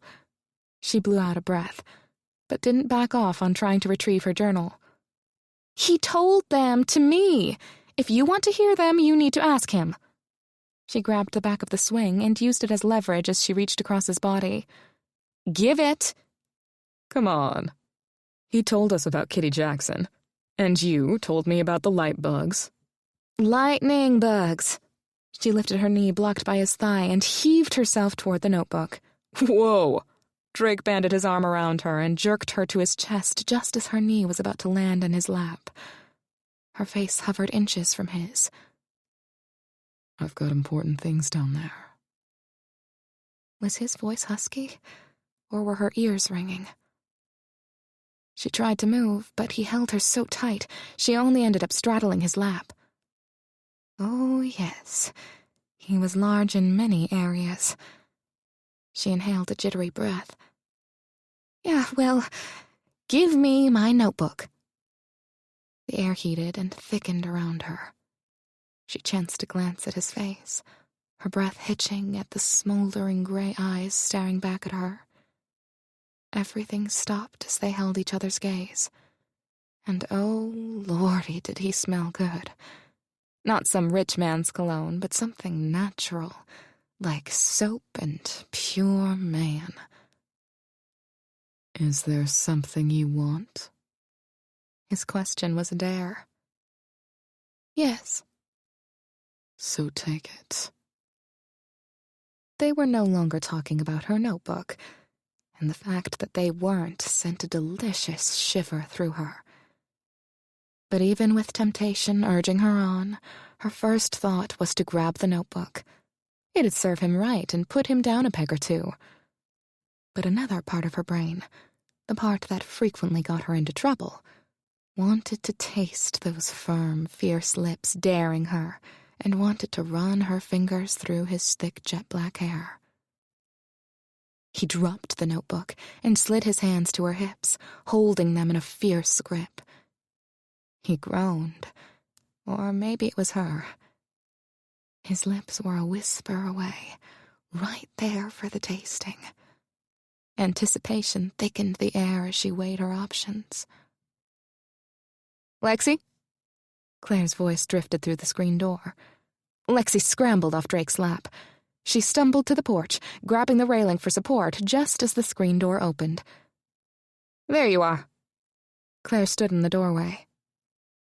Lexi slowly turned toward Claire, hoping the flesh in her cheeks, if the heat in them was any indication, was gone, and her breathing back to normal. Claire's eyes shone with surprise. How could she not know what they had been about to do? Lexi cast a glance to Drake, sitting on the swing, one leg crossed over the other and one hand nonchalantly extended on the back of the swing. But he didn't look at Lexi or Claire, the only indication that he was as discombobulated and guilty as she was. Well, I'm heading home. Claire glanced at Drake and then back at Lexi. Y'all behave now. Lexi winced, closing her eyes. Claire was chastising her. Claire made her way down the porch steps to the driveway and her car. Lexi used the time to gather her thoughts. What the heck was she thinking? She should have taken the notebook. She grabbed it from the porch floor. I got my notebook. But you didn't get what you wanted. His voice was low and smooth. Lexi imagined it had lured many women to his bed. Yes, I did. She clutched the notebook to her chest.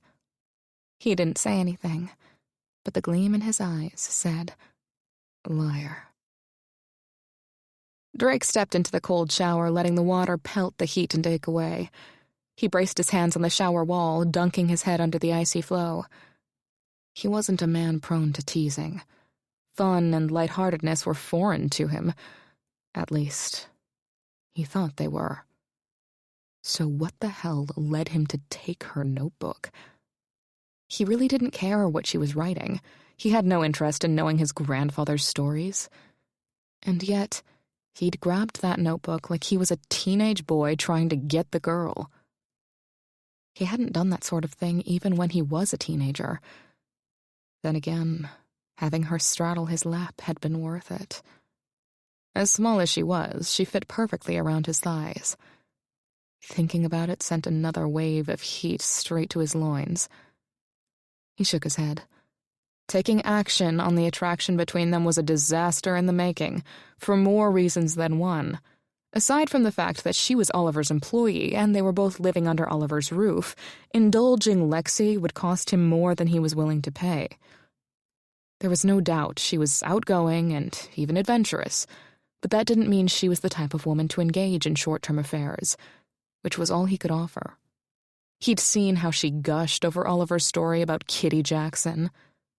Apparently she didn't pay attention to the part where Oliver dumped Kitty and instead married and lived his life for money and power. Not that Drake couldn't blame him. They were the only things one could count on, that lasted. Lexi would probably argue you couldn't take your money when you died, but you couldn't take love either. So, a quick roll in the sack to relieve the sexual tension was out of the question. He considered calling one of his friends with benefits, but doubted any would be willing to make a trip to nowhere, Virginia. So he'd have to do his best to ignore Lexi and hope the crazy attraction would subside. He got out of the shower and toweled off. The air was warm, so he threw on a pair of boxers and went to sit on the balcony. Except for the cicadas, the night was quiet and dark. He'd never seen so many stars. As a little kid, before his parents died, he'd wanted to be an astronaut. His dad had bought him a toy rocket he'd treasured more than anything, especially after his parents' death. He remembered the day Oliver threw that rocket away. Your parents are dead, Drake. It's time to suck it up and get over it. Had Oliver told Lexi that story? He ran his hands through his damp hair, annoyed at himself. There was nothing dwelling on the past could do. All he had was the future. And right now, his future was in ensuring a successful future for Carmichael Corporation. Chapter 7. Drake woke hungry. He'd spent the night dreaming of Lexi straddling his lap on the porch swing. Only in his dream, they were both naked, her full Cupid lips doing marvelous things to him. He returned the favor, tasting every delectable spot on her body.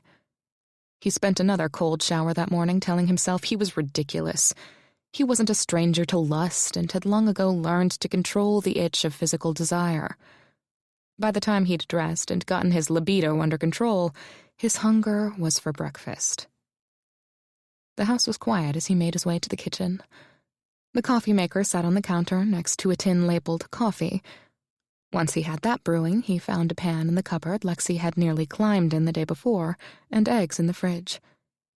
He was nearly finished cooking when he noticed the pull of awareness that could only mean one thing. Claire will skin you alive if she finds you cooking in her kitchen. He turned his head. Lexi stood in the doorway, wearing soft cotton shorts and a sleeveless top, though he was more distracted by the peach-colored skin showing through, and the mass of sherry-colored curls he'd dreamt of running his fingers through. He desperately wanted to run his lips over all of it. He turned back to his eggs to keep from grabbing her and wrapping her silky-looking legs around his waist. I get the feeling Claire wants to skin me alive anyway. Tell me there's coffee, and I'll forget I saw you. It just finished brewing. Lexi crossed the kitchen to get a mug and poured herself a cup. Want some eggs? He removed the pan from the burner. Are they runny? I don't like the slimy stuff on my eggs. She crinkled her nose, an expression Drake found surprisingly alluring. They're scrambled. Then yes, I'll try some. He found a second plate in the cupboard and served them both. Where'd you learn to cook? She sat at the table. You sound surprised. He set a plate of eggs in front of her, avoiding her eyes. Didn't you grow up having someone cook for you? Yes. Didn't you? He sat opposite her, hoping the table would provide enough barrier.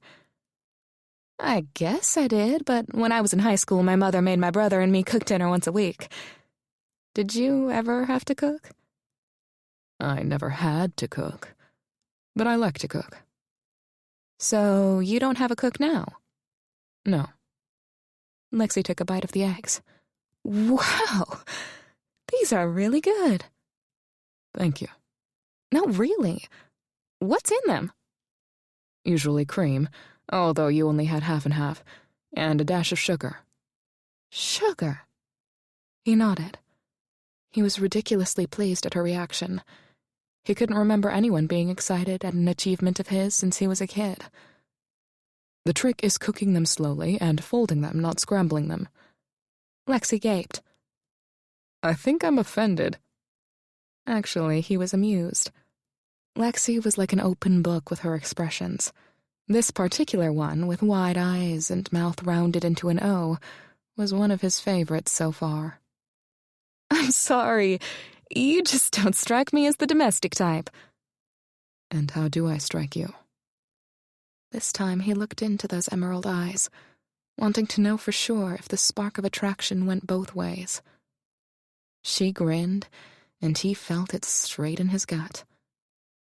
A take no prisoners, rule the world kind of guy? Even a dictator has to eat. He surprised himself by winking. She laughed. You're right. So, where did you learn to cook? Mrs. Monceau. She was our cook growing up. Oh, right, the one you ate your meals with. That's right. She liked me more than Claire does. He flashed a grin, enjoying the light conversation. He couldn't remember the last time he'd talked with anyone about anything that didn't have to do with business. Don't take it personally. I think she has a crush on Oliver. That's really frightening. You're right. So, was she nice? Who? Mrs. Monceau. Yes, she still is. She still works for us. Well, my brother. So your brother doesn't know how to cook? Drake embarrassed himself by snorting. I doubt it. Out of the two of you, I think you'd have better luck with the ladies. Women like a man who cooks. Do they? In his experience, women were more impressed with his bank account than cooking skills. Then again, he'd never cooked for anyone but himself. So I've heard. She scooped up another bite of eggs, wrapping those cupid bow lips around her fork. Drake rolled the tension from his shoulders. Derek's wife apparently doesn't know about that. He's married? Drake nodded. Are you close? The tentativeness came through in her tone, as if she'd already guessed the Carmichaels weren't a warm and fuzzy kind of family. No. What about your brother and his wife?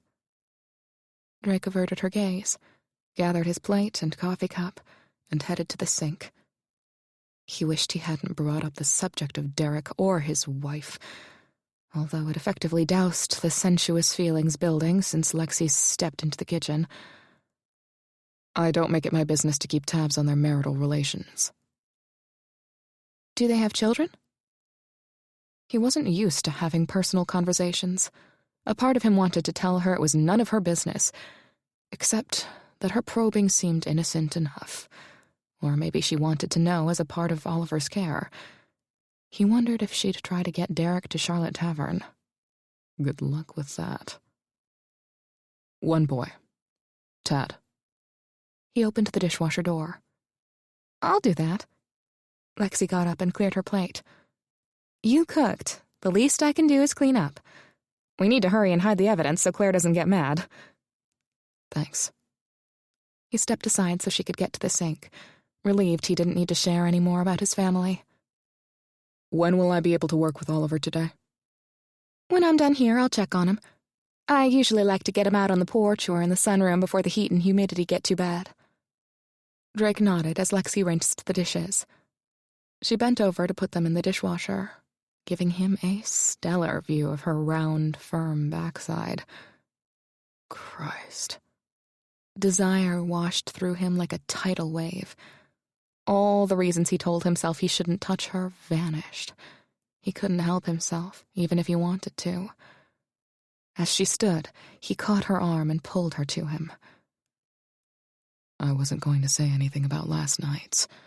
He tugged one of the curls he'd dreamt about, running his fingers through. It was softer, silkier in reality. There were those wide, expressive green eyes again. That's probably a good idea. He was pleased to see the flash of heat in her eyes and the quickening pulse at the base of her neck. At least he wasn't alone in this overwhelming lust. Perhaps you got what you wanted last night. He referred to the notebook she'd finally gotten away from him. But I didn't. I spent the whole damn night dreaming of this mouth. His thumb traced her plump, pink lower lip. In the background, a door closed. "I smell cooking. Is someone cooking in my kitchen?" Drake's eyes narrowed as he continued to hold Lexi firm against his body, knowing the evidence of his desire pressed against her belly, and not giving a damn. "Saved again," he whispered as he released her and stepped away. You were cooking!" Claire wagged her finger at Drake. "In my kitchen!" Lexi quickly returned to the dishwasher, not to avoid Claire's wrath, but to get her scattered emotions back in control. Great day, what that man could do to her. When he held her so close, his eyes so dark and intent, she was sure her heart was going to beat right out of her chest. All she could think as she watched his full lips make promises was, God, just do it. How do you know it was me? Because Lexi is smart enough to know not to. I was hungry. You weren't here. Drake was calm and cool, like he hadn't been all hot and bothered minutes before or affected by Claire's tirade. How'd he do that? I'm here now, but no one is hungry, are they? I'm sure Oliver is. Besides, you work for my grandfather, not me. I don't expect you to cook for me as well. Claire glared at him with pursed lips. Lexi closed the dishwasher door, hoping she'd pulled herself together. The accusing look in Claire's eyes told her otherwise. Oliver hasn't eaten yet. I'm just going to check on him. Traitor. Lexi winced. I guess you don't want his recipe for scrambled eggs? Out. Both of you. All y'all are getting on my last nerve. Neither Lexi nor Drake said anything as they were shooed out of the kitchen like chastised children. Drake headed toward the beau parlor. Lexi watched him for a moment, and then went to her room to shower and dress before checking on Oliver. Dressed for the day in cool, casual capris and sleeveless top, she entered Oliver's room. Did you know, Oliver, your grandson can cook? Is he still here? Oliver wasn't grumpy, but not happy either. Yes? Lexi prepared a syringe. I figured when I kicked him out to watch Jeopardy, he'd had enough. He's determined to make sure your company survives without you.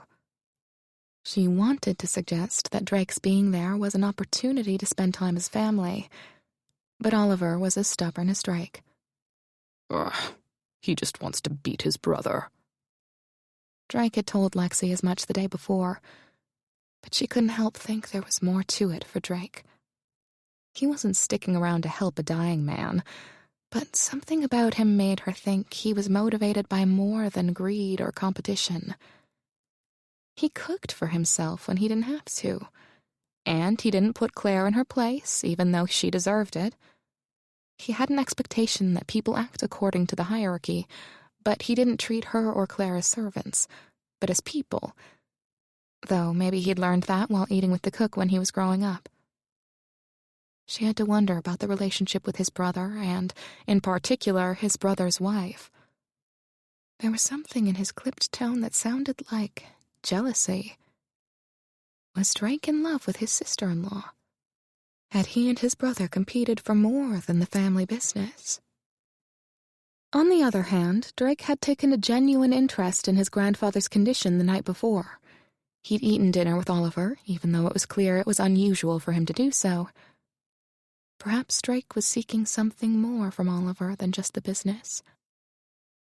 Maybe he wants to make you proud. Lexi couldn't get a good handle on Drake, but her intuition told her his efforts weren't just about money. He needs to get over that if he plans to run the company, Oliver grumbled. Why? Lexi stopped and looked at Oliver in surprise. Business will crush an ego that needs validation. Drake is like his father in that respect. Lexi was perplexed. How's that? David always wanted praise, and he was the biggest bleeding heart you've ever met. There's no room for compassion in the business world. Drake doesn't strike me as a person who's low on ego or too big on compassion. She rubbed an alcohol-soaked cotton pad on Oliver's arm. Drake has something his father didn't. Common sense. Plus, Drake's smart. Smarter than his brother. More cunning, too. But he cares too much. That makes him vulnerable. Oliver winced as Lexi inserted the needle and depressed the plunger. I don't see how compassion can be a bad thing. She pulled the needle from his arm and immediately pressed a cotton ball to his skin. Of course you don't. Your job is compassion. But in business it makes you appear weak and makes you vulnerable. Oliver, my compassion is something I was born with. It helps in my job, but it exists outside my job too. She broke the needle, disposing it in the biohazard container by his bed. It's what makes you good at your job. You also have moxie, and that makes you more interesting. You don't take any guff. Not from me or Drake. I like that about you. We aren't in the world Drake lives in. He needs to be tough to survive. His father didn't have the constitution needed.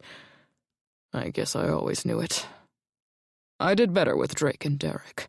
They both understand the importance of the business and not letting anything get in the way of winning. They sure do. What Drake didn't seem to understand was the importance of family. And now she knew why. Oliver never taught him. It was strange Oliver had such wonderful memories of his childhood, but hadn't shared them with his son or grandchildren. Of course, they'll probably run the business into the ground before it's all over, Oliver continued. Isn't that why Drake's here? To prevent that from happening? Lexi prepared Oliver's wheelchair and readied to move him into it. And what is he going to do when I'm dead and not here to help him? I don't see why he and his brother can't run it together. Surely you've made provisions for that. Oliver shook his head. Business is still the one place where Darwinism exists. The strongest will survive. Lexi stopped short. So only one of them will end up with the company. That's right. She turned her full attention to Oliver. Did they know that? Why do you think Drake is here? What happens when one doesn't win? What's he going to do? I know what you're thinking. You're thinking I was a terrible parent. And you're probably right. But both boys are set to get a nice inheritance regardless of who runs the company. Drake is smart. He'll survive no matter what. In fact, of the two of them, he's probably the only one who has skills and adaptability to find something else. Lexi stared at Oliver, dumbfounded. You already know what's going to happen, don't you? You offered to help him, but you're just leading him on because he happens to care about people? I don't know who is going to win, but I know if Drake doesn't win, he'll come out okay. Just because I question his stamina in business doesn't mean I don't think he has skills. In fact, as I lay here waiting for the Grim Reaper to show up, I envy Drake. He has the whole world ahead of him. If he succeeds in taking over the company, he'll likely waste it, just like I did. Maybe Drake can be made to see losing could be the best thing to happen to him. You could help him with that. Lexi was livid. How could a man treat his family like this? Now she understood why no one had come to Oliver's side. He treated his family like employees. There was no love, only criticism when they fell short. He pitted the brothers against each other to get more out of them when he should have loved them and raised them to support each other. She thought Drake was insensitive and greedy, but now she realized he was doing what he'd been raised to do. Even worse, Oliver viewed Drake's visit as a sign of weakness, just as Drake had feared. "No, I can't." Lexi bit down on her temper and focused on gently helping Oliver sit up so she could assist him to his wheelchair. Lexi, you're full of energy and enthusiasm. You can help him see there's more to life than business. "That's your job." With an arm around him, she helped him move his legs to the side of the bed. He won't listen to me. Lexi looked him straight in the eyes. "Oliver, you're lying in this bed full of regret over a lifetime of bad choices. You can't go back and marry Kitty. You can't go back and fix things with your son. But you can fix things with your grandsons. Or at least one of them." She didn't give him time to respond as she helped him slide from the bed onto his feet and then into his chair. Once he was settled, she blew out a calming breath. "Drake would like to meet with you this morning. How about you two chat out on the back patio? You can start telling him about all the other great things there are in life besides work." Chapter 8. You did what? Oliver and Drake said at the same time. He wasn't doing the job. Derek's voice came from the computer. I had to let him go. You can't do that. Drake scowled at the computer screen. Just because he didn't want to do it your way doesn't mean he wasn't doing the job. Al knows his job, Derek. I disagree. Drake is right, Oliver said. I hired Al and gave him free rein because he's the best at what he does. You need to get him back. I'll do it. Drake got up from his chair and pulled out his cell phone. He moved to the corner of the room, away from the web conference meeting. Point for Drake. Lexi entered the room.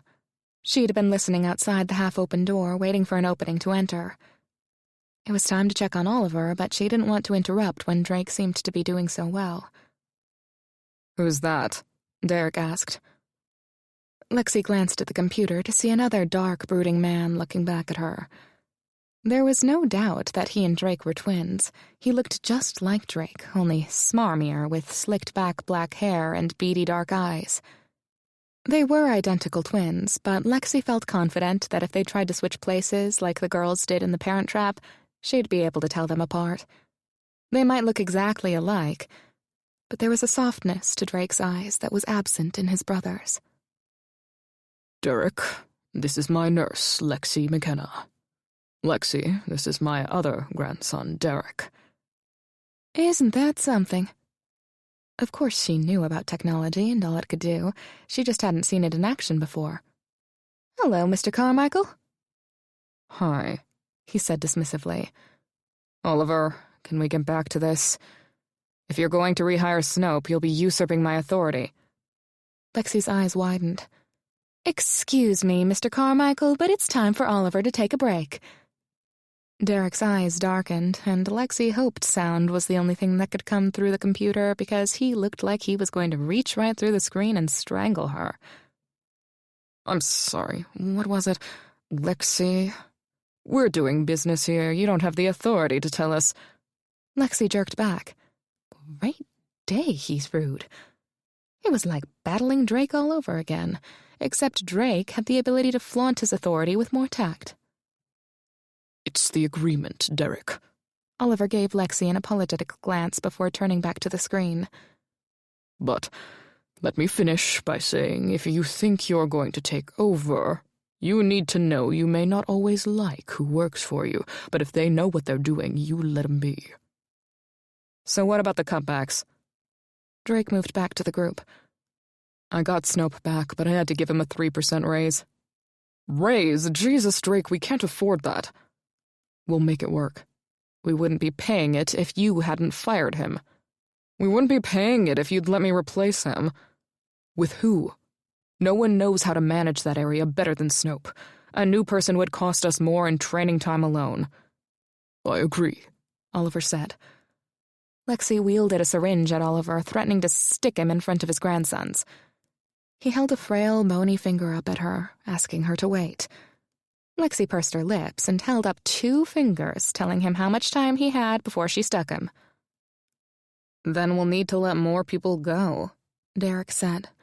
No, Drake shook his head. We don't need to let anyone go. Drake, the economy is tight and we need to get rid of dead weight. Dead weight can be made more productive. I have to agree with Derek on this one, Oliver said. All of a sudden, Lexi wanted to stick Oliver in a way that made it hurt. Drake was fighting for the jobs of their employees. Derek was acting like they were pawns on a chessboard, and Oliver was agreeing with him. And what % raise did you just give yourself, Derek? Drake demanded. Hey, I don't see you forfeiting your salary. That's enough. Oliver held up a hand to Lexi, who was precariously close to stabbing him. We do need cuts, and But, Oliver interrupted Drake, you take a look at it. See if you can't find another solution.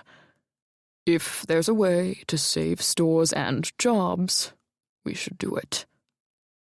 Don't wait too long or we'll be broke before it comes, Derek sneered through the computer. Goodbye, Mr. Carmichael. Lexi shut the laptop and then poked Oliver with a needle. Ouch. Hey. She smiled, feeling much better. Later, Drake sat in the bow parlor, staring into space. Papers blanketed the desk and were wadded up all over the floor like snowballs. Drake, for all his business-first rhetoric, seemed to have a soft spot for his employees. All of a sudden, Lexi wanted to make sure he had all the advantages and won his bid for company control. She didn't interrupt him, but returned to the kitchen to redo Oliver's schedule to fit in more time for Drake. The rest of Lexi's day resumed as usual, ending with her sitting on the porch writing in her journal. As Claire pulled her car out from the driveway, the screen door opened. Lexi eyed Drake as he stepped out onto the porch. Had he purposefully waited until Claire was gone to find her on the porch? You're not going to try and steal my notebook again, are you? She teased, hoping he was in the mood to take it. She understood the burden he carried, and respected his drive to carry it. But even big, brooding businessmen needed levity. His lips twitched upward as he sat next to her. I was hoping you'd climb onto my lap again. She was pleased he was in a good mood, although wary at his suggestion. We both know that's not a good idea. Probably not, but it could release some of the tension building between us. He sat back, extending one arm over the back of the swing behind her. She couldn't argue with that. Like an itch. Exactly. Once it's scratched, we can go on with our lives. You think that will work? One thing about itches, particularly in the mosquito-thriving South, was one scratch usually wasn't enough. It's worth a try. He tugged on one of her curls. She stared into his gray eyes. Was he really suggesting they sleep together simply to relieve the sexual tension building between them? What if it's like potato chips and one isn't enough? In my experience, these things burn out pretty quickly. Not the type of thing Lexi wanted to hear. A part of her wanted to jump him just to prove him wrong, except she was afraid he might be right. Or at least partly right. They'd indulge each other, and then he'd be done. But Lexi wasn't so sure one time would be enough for her, with a man like Drake. She suspected she'd like the things those large hands could do to her, and would want him to do it again, and again. You've had a lot of experience in this type of thing? He frowned. I'm not going to deny I've been with other women, but this situation, with you and me, this is a new one. No doubt. She only needed to look at the bafflement in his eyes to know he couldn't understand the attraction between them. She, on the other hand, knew exactly why she lusted for him. He was devastatingly handsome, even if he was scowling most of the time.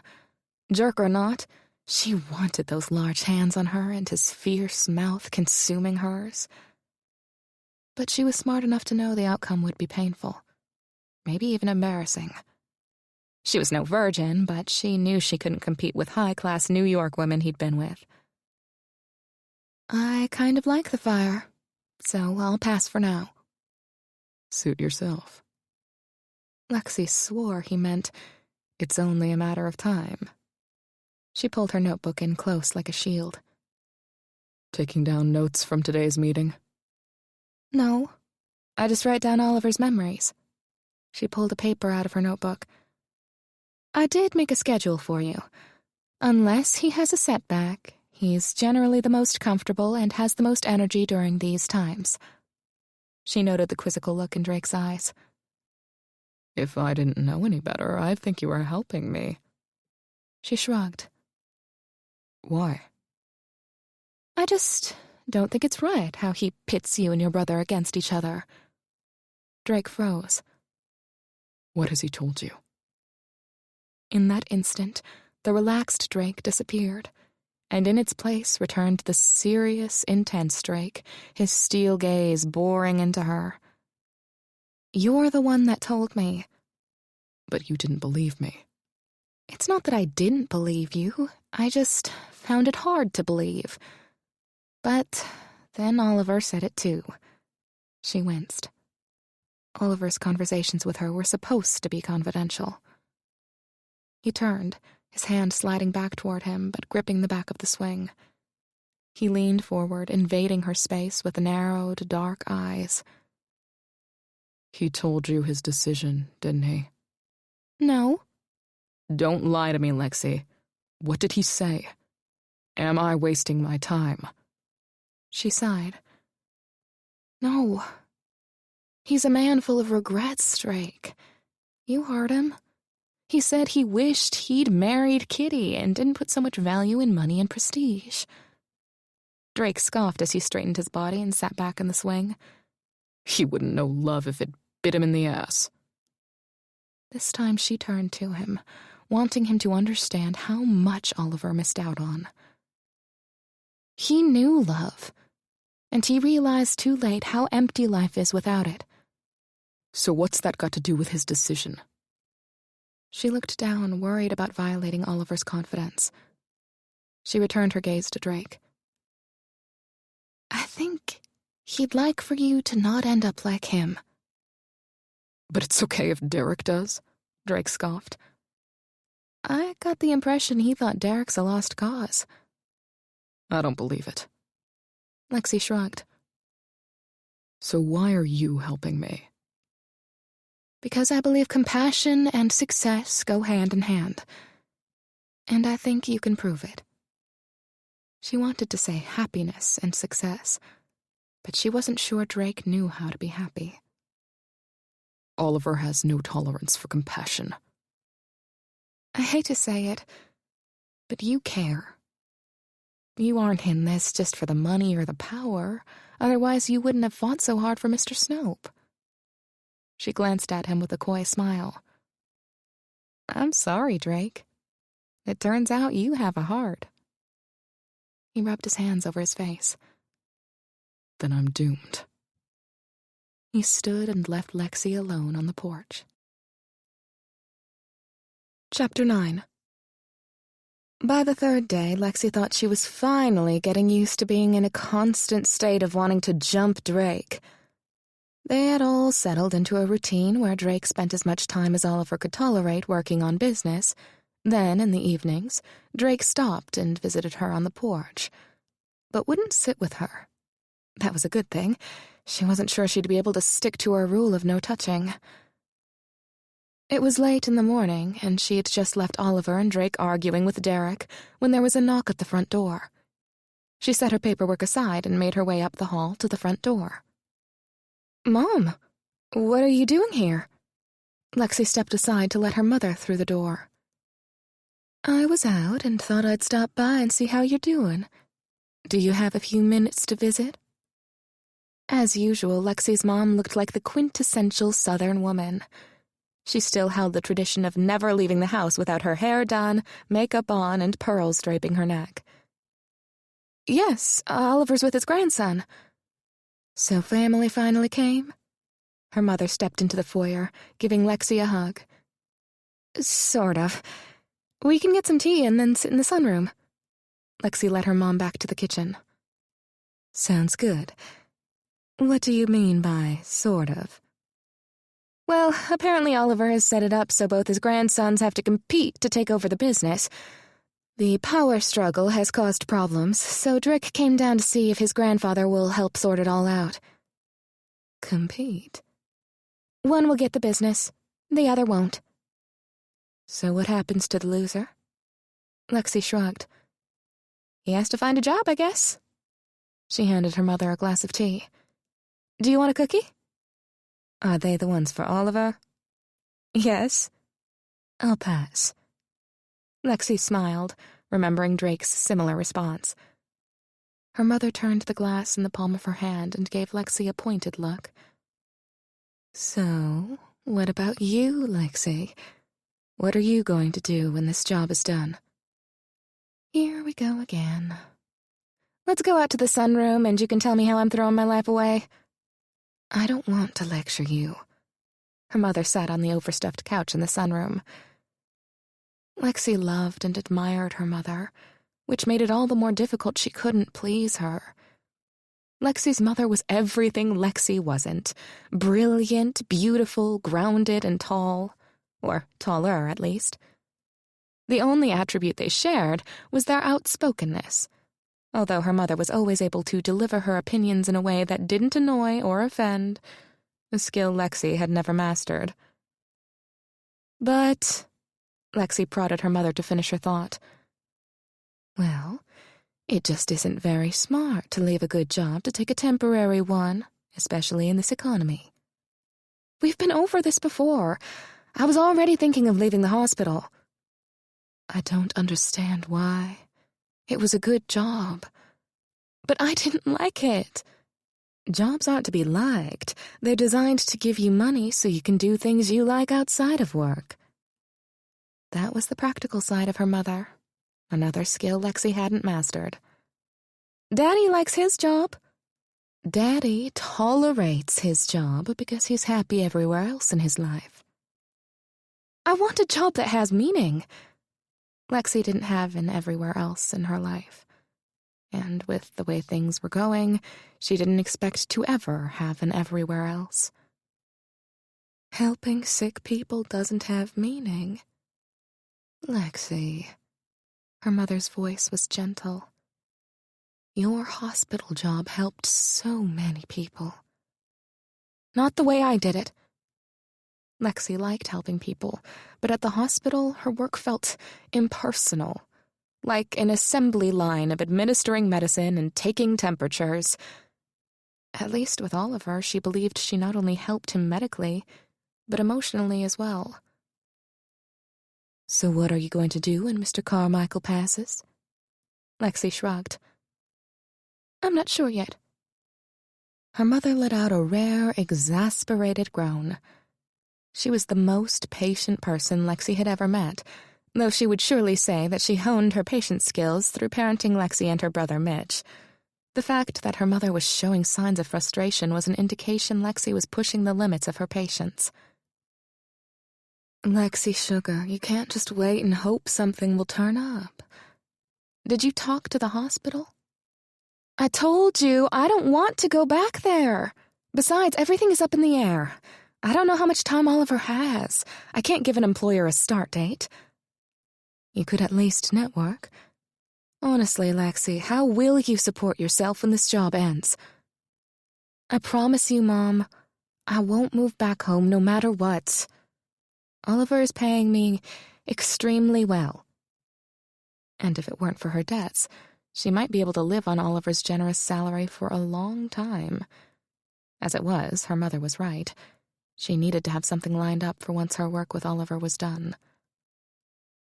Her mother frowned and waved Lexi's comment away with her free hand. That's not what I'm worried about. I want you to be safe and happy. You have your wish, Mom. I'm very content. I'm enjoying my work now. I stay busy, and I think I can help Oliver and his grandson. Lexi's mom's head tilted to the side, her eyes shining with intrigue. Is he married? Oliver? No, his grandson.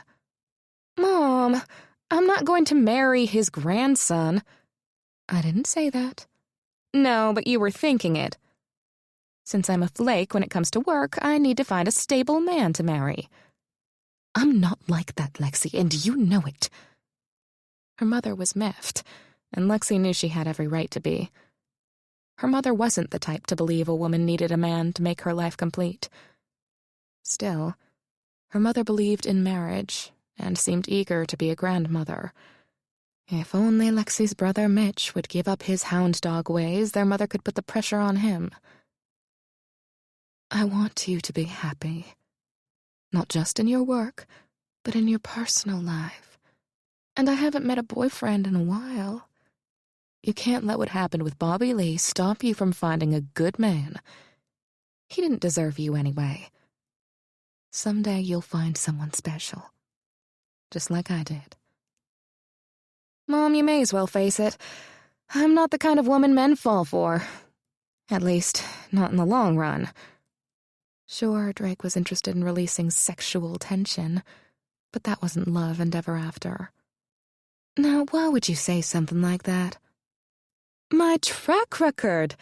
Disastrous relationships and a failed engagement! It didn't matter that getting left at the altar was a blessing in disguise. It still bruised her self-esteem. Those men just didn't appreciate you. They didn't appreciate my big mouth. There is someone out there who will appreciate your candor and honesty, Lexi, I promise. At least her mother didn't suggest she try and change. Lexi appreciated that. Sure. Okay. Someday. That's right. Now, what's this grandson like? Her mother sipped the tea, her eyes glimmering with interest over the rim. Lexi rolled her eyes. Mom! What? I'm just curious. How could she describe Drake without giving away that she had a crush on him? He's big and brooding. He would never work out between us. Can I meet him anyway? Now? Why not? I'm here. She sat back as if she would stay for the day. Or until Drake showed up. He's meeting with Oliver. A noise in the adjoining room made Lexi stop. She nodded to her mother, and they walked back to the beau parlor. Drake stood at the desk with his back to them. Oh, is that him? He turned to face them. Yes, that's him. Lexi stood next to her mother, scrutinizing him. How much of her and her mother's conversation had he heard? Great day, her mother drawled. He is big, isn't he? Lexi studied her mom, hoping she wasn't getting any matchmaking ideas. Mom, this is Drake Carmichael. Drake, this is my mother, Nora McKenna. How do you do? Drake extended his hand. Very well. Thank you, Mr. Carmichael.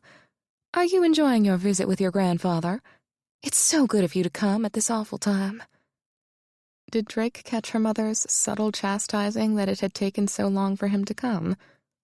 Subtlety was another skill Nora McKenna excelled at that Lexi hadn't mastered. I am. Thank you. Will you be staying long? Mom, look at the time. Daddy's going to be home for lunch soon. Nora sent her daughter a knowing nod. Well, look at that. She glanced at her watch. I don't know where the time goes. I should be going. It was a pleasure to meet you, Mr. Carmichael. It's Drake, and the pleasure was mine. Lexi kept quiet until the door closed behind her mother. Were you eavesdropping? He turned his back to her, shuffling papers on the desk. No, but I did hear you in the other room and thought I should let you know I was here. I see. She didn't believe him. Drake glanced at her over his shoulder. Your father comes home for lunch every day? He comes home for sex. If there's time, they have lunch. He gaped. She rolled her eyes. There was no way Drake was a prude. Lexi imagined he'd had sex with many women in many different places in many different positions. People over 50 do have sex, Drake. It's a wonder my parents only had 2 kids the way they've always gone at it. I can't imagine any of my family members ever having sex. At least, not with their spouse. She raised an eyebrow. They had to, or you wouldn't be here. No one in my family can stand being in the same room, much less the same bed. He said it matter-of-factly, a reminder to her that in his world, love and intimacy didn't exist. It's great having parents who not only love each other but are in love with each other. I've come to realize what an anomaly that is. True love isn't as easy as they make it out to be. You've got that right. He almost looked relieved that she didn't believe in fairy tales. Well, of course he wouldn't. How could she believe in love when you never had it? Still, she was curious what he might say about romantic love. You don't believe in true love? No, he scoffed. At least not for me. Someone like you might have a fighting chance. She shook her head. I'm a dating disaster. In the end, my boyfriend pats me on the head and treats me like a kid sister or cheats. Perhaps it's your choice in men. Did you climb in their laps, too? You seem to have survived. She let out a gasp when Drake grabbed and pulled her hard against him. His steel-gray eyes stared at her in hunger. You really don't know your effect on me, do you? Lexi had thought long and hard after her encounter with Drake on the porch and in the kitchen days before. She'd come to 2 conclusions. 1, it wouldn't be wise to get involved with Drake Carmichael. And 2, despite his actions, someone like Drake couldn't really be attracted to someone like her. He was sophisticated and posh. She was just a small-town Southern girl. But she couldn't explain away the things he'd said to her about wanting to relieve the sexual tension, or how he'd nearly kissed her in the kitchen. And now here he was, holding her again, intensity rolling off him in waves she thought would drown her. His eyes were narrow and intent, but also confused, as if he couldn't figure out why he was feeling the way he was.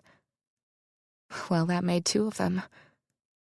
Lexi had no illusions of forever after with Drake, but that didn't mean she didn't want to indulge in the excitement being near him evoked. Where's Claire? His voice rasped. I don't know. Is that a problem? Lexi's fingers clung to his shirt to keep her from melting into a gelatinous heap. If she walks in, I'm not stopping. His lips dipped closer to hers. His eyes dilated until she could barely see any of the stormy gray of his irises. Do you plan to start anytime soon? She was about to go up in flames. His lips crushed down on hers, filling her head with tiny exploding rockets. His tongue traced her lips and then pressed its way into her mouth. She groaned and slipped her tongue to dance with his. His kiss was hard, dark, and brooding, just like him. But not cold. No, his tongue was hot as it made one long, slow sweep before he trailed his lips down her jaw to the sweet spot at the base of her neck. It should have tickled, but instead it felt delicious. His tongue swept over her collarbone, but it could have been right between her thighs the way heat and dampness pooled in her center. His hand slid through her hair, cupping and tilting her head. He pulled her closer, his lips capturing hers again. She groaned and poured everything she had back into the kiss. She couldn't breathe. No matter. She was willing to forgo everything as long as he never stopped kissing her.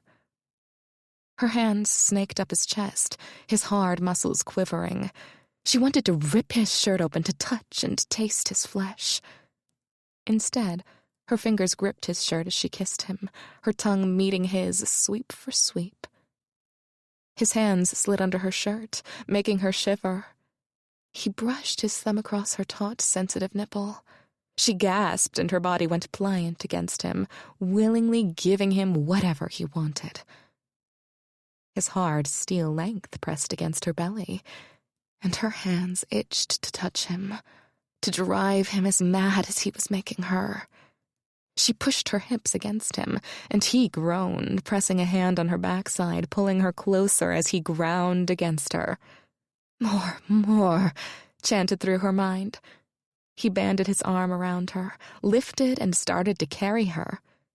As much as she thought she should stop him, all she could think about was getting naked and letting him do whatever he wanted, and hoping she'd get the chance to do what she wanted in return. He'd only made it a few steps in the parlor when, as suddenly as it started, it stopped. He set her down and stepped back. They stood, breaths ragged, chests heaving. She wanted to launch herself back into his arms, but the look in his eyes told her he was putting the brakes on. Why? For something that was pretty good, you don't seem happy.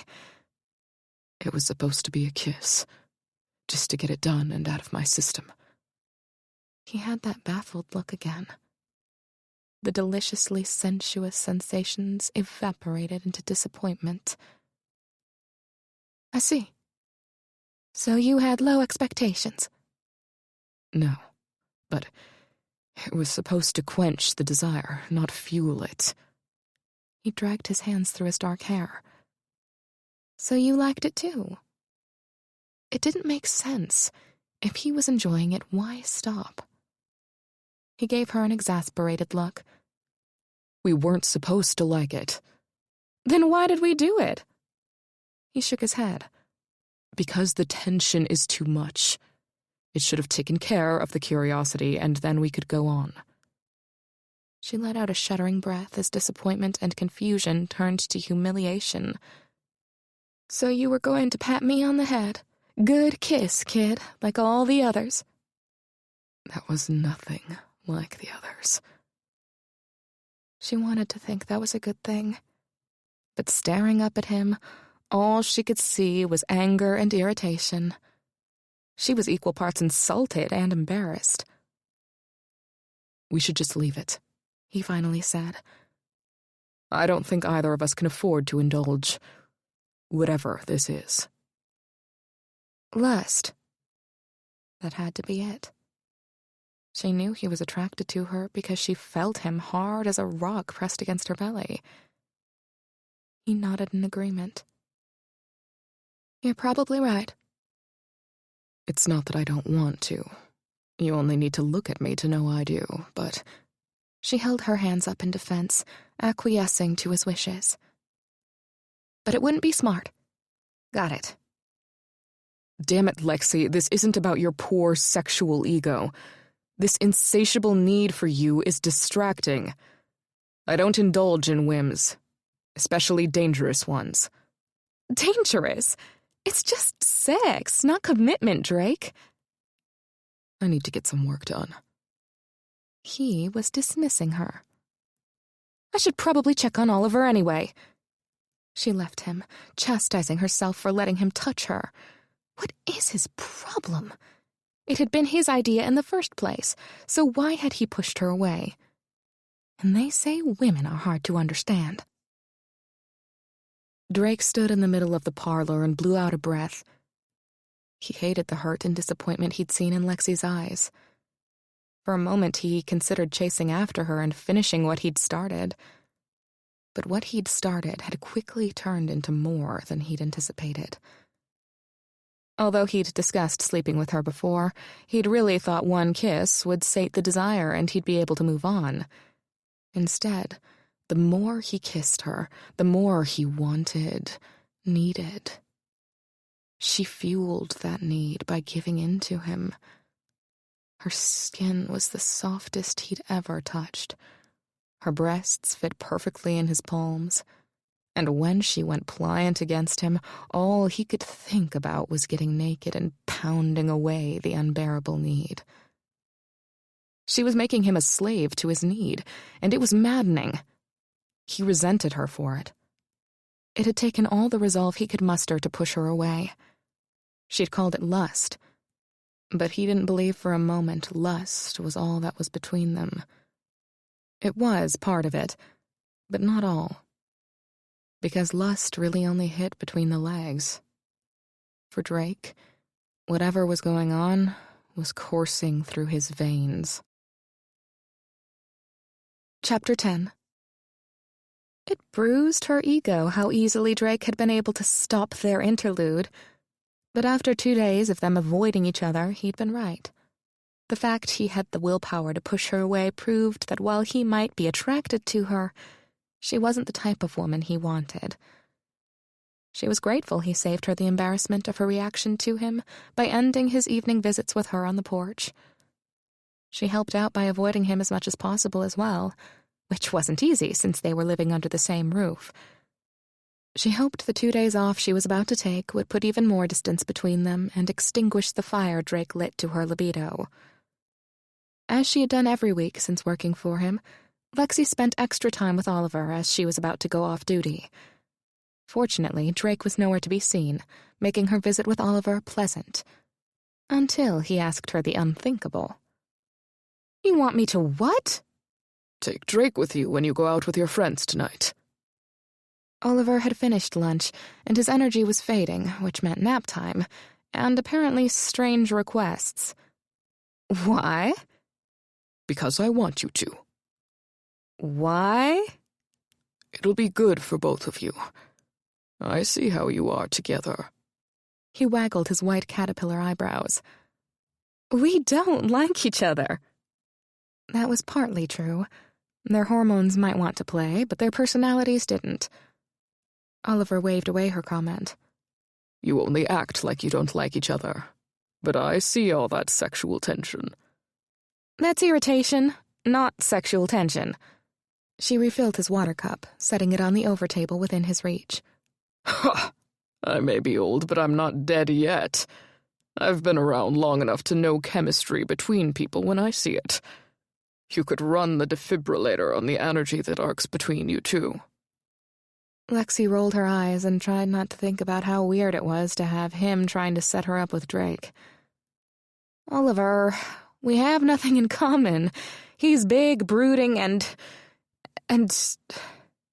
Well, I don't think he knows how to have fun." He would if someone showed him. Maybe. But that someone isn't me. We're total opposites. He's serious and sophisticated. I'm a free spirit who wouldn't know a good wine from Ripple. I'm only 5'3", and he's like 10 feet tall. The logistics make it impossible. I'm not telling you to sleep with him. Just take him out and show him a good time. Her mouth gaped. You're the one thinking sex, not me. Although, I'll admit it would be good for both of you. She was going to have to talk to his doctor about his medication. Clearly, they were making Oliver delusional. "I'm not going to listen to this anymore. Do you need anything before I go?" Wait. Oliver reached for her hand to stop her. You're right. He's too serious. He needs to lighten up and have some fun. You're the perfect person to help him. He's too hoity-toity to enjoy my kind of fun. Charlotte Tavern had great people and fun events, but she was sure it was nothing compared to the cultural opportunities in New York. Lexi, take him with you, or he'll drive me nuts. Oliver tugged on her hand, begging. "Ah, the real reason for your request." If he stays, he'll be down here wanting to talk business, and I'm tired. I came here to relax. She had to admit, Oliver's complexion was paler, and he was more fatigued than usual. But helping Drake had been his idea. So why are you helping him? Because he's here. He's doing what I raised him to do. But maybe now I can teach him to enjoy life. I need your help with that part. Harumph. She hated that his argument not only made sense, but tapped into her own desire to help Drake see there was more to life. So you'll do it. She squeezed his hand in reassurance. I'll offer. But he probably won't agree. Lexi left Oliver to nap and entered the kitchen, stealing a cookie from the plate while Claire's back was turned, scrubbing the lunch dishes. I saw that. I guess it's true about the eyes in the back of your head. Remember that. Claire turned to Lexi. So did old man Carmichael talk you into taking Drake out with you? Resigned, Lexi shrugged. I said I'd offer. Do you take in stray animals too? Claire grinned. It'd probably be less stressful if I did. Lexi bit the cookie and decided Drake was right. A little less cooking time might be an improvement.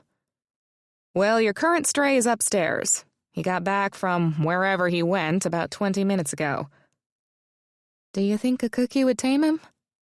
Not likely. Right. Well, it's now or never. Lexi stood outside Drake's bedroom. She rolled her shoulders, gave herself a pep talk, and rapped on the door.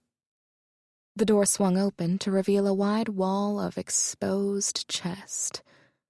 Her gaze followed the crisp line of dark hair cascading over his hard abdomen before disappearing in a towel slung low on his hips.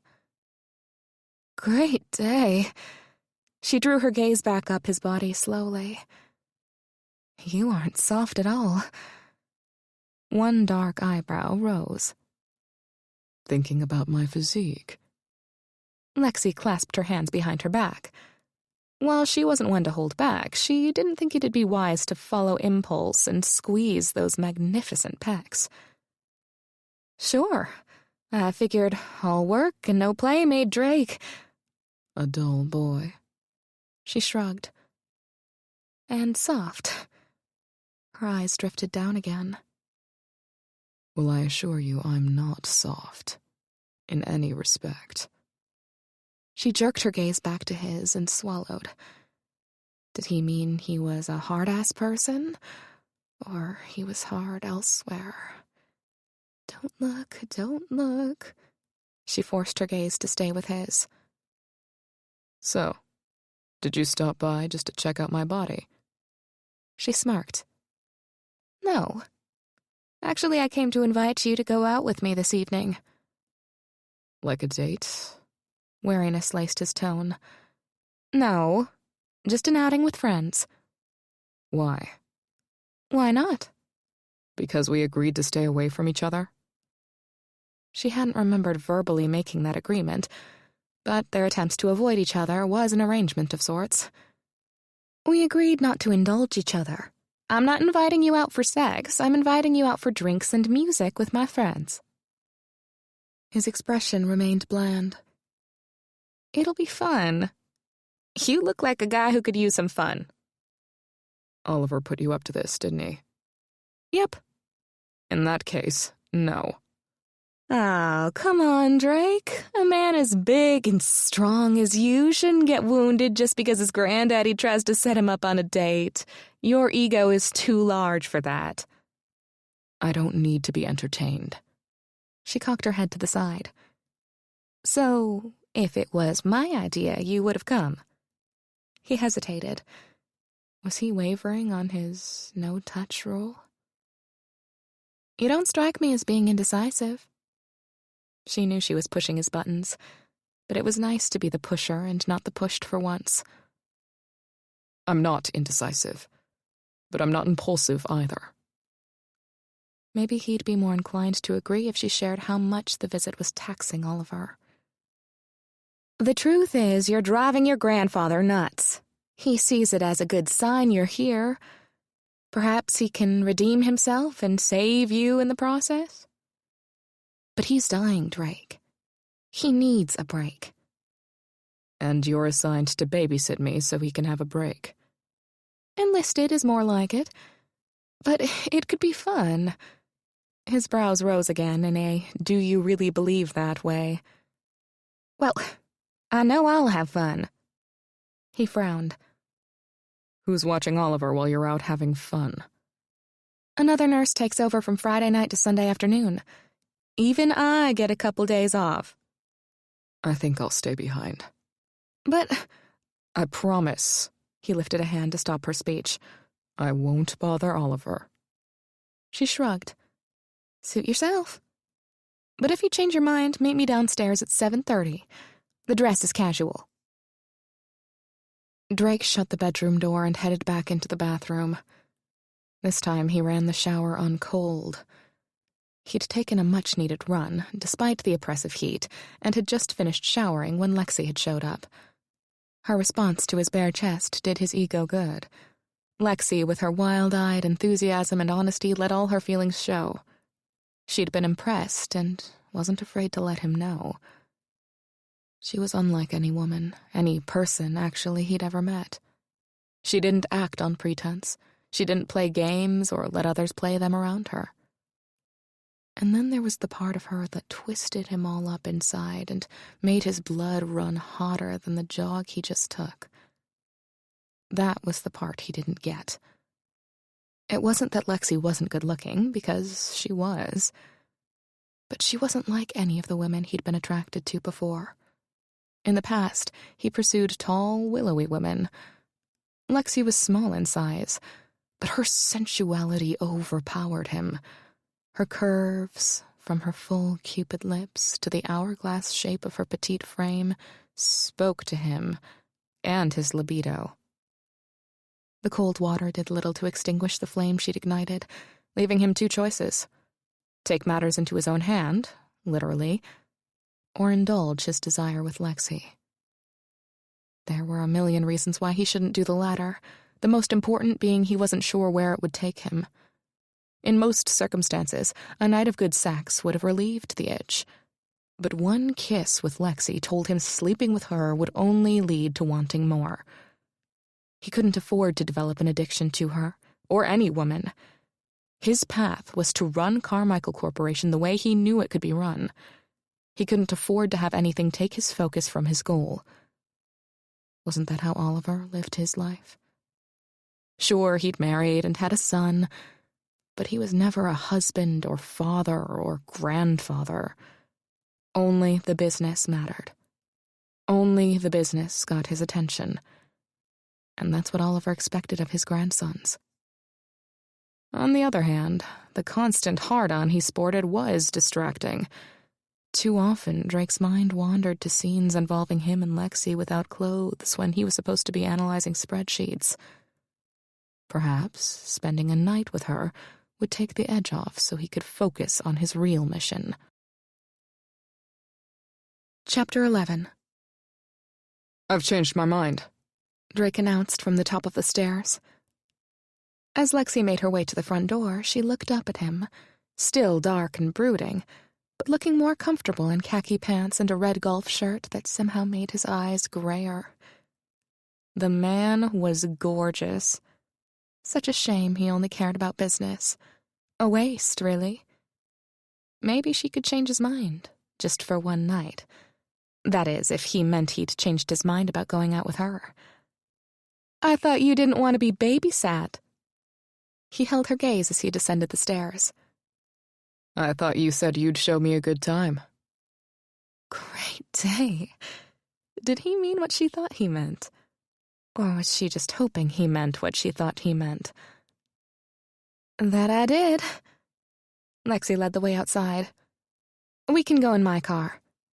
He stopped short when they reached the vintage sky-blue VW Bug with a yellow daisy on the door. This is your car? Yeah. Great, isn't it? She grinned. Lexi didn't own much. In fact, her car was all she owned. But she loved her little Bug with the big flower on the door. We can take my car. Drake eyed the car dubiously. Worried it'll ruin your image? I'm worried I won't fit. He gave a pained expression. He might have a point. We can take my rental car. He led her to his boring, nondescript sedan and helped her in. She imagined it was the nicest car at the county airport's car rental place, but it probably held far less comfort and luxury than Drake was used to. Where are we going? He pulled out onto the road. There's a free show in the town square. Up here, take a right. Colonial will take us right to it. Who's playing? I don't know the band. It's some sort of Cajun rock. Every Friday night it's a different band. Mostly I go to see my friends. I see. Lexi glanced at him. You're probably more of a Sinatra fan, aren't you? What is that supposed to mean? You strike me more as a standards kind of guy. I'm more of a Radiohead or Green Day kind of guy. No kidding. American Idiot Green Day? Hard rock rebels? Nothing could have surprised Lexi more. Intense, controlled Drake liked hard rock. Then again, he might be all control on the outside, but she'd seen the uncontrolled heat in his eyes and felt it in his kiss. He wanted everyone to see a strong, in-control, indifferent man, but deep down, there was more to him. Had anyone, any woman, ever broken through the wall he built? Charlotte Tavern was founded in the 18th century, and, like many older towns, had been built around a center square. Although still small by today's standards, during the 1970s and 80s, the town grew outward, leaving the park and downtown area neglected. Over the last 20 years, the charm and profit potential of the area had been rediscovered and renewed. Today, the park had play equipment, picnic benches, and a small stage where weekly summer concerts were held. Around the square, shops and restaurants did a good business, especially since the county started hosting a multitude of events, such as the concerts and the first night celebration on New Year's Eve from the center square. The summer concerts were popular, and the closest parking Drake could find was a block away. He parked, and they walked to the town square. Hey, Lex! Before she could respond, Lexi was unceremoniously picked up and thrown over Danny Walters' shoulder. Put her down, Danny. You'll get her all riled. She'll put you down for that. Her brother, Mitch, said through a laugh. She came down hard on her feet and immediately pushed the string bean of a man away. He was older by a few years, and taller, but he was lean like Jack Sprat, and Lexi felt sure she could take him. Danny Walters! So much for feeling womanly and sexy. Drake must think she and her friends were a bunch of southern hillbilly hicks. Of course, Danny Walters wasn't a friend. He was one of her exes that treated her like a kid sister. The only reason she still spent time with him was that he and her brother were friends. So, Lexi, who's your friend? Mitch took a long look at Drake. This is Drake Carmichael. He's Oliver's grandson. I was hoping to show him the upscale side of Charlotte Tavern, but you've completely ruined that. It's people like you, Danny, that make Southerners look like doofuses. Ah, come on, Lexi. You know I was just messing with you. Danny ruffled her hair.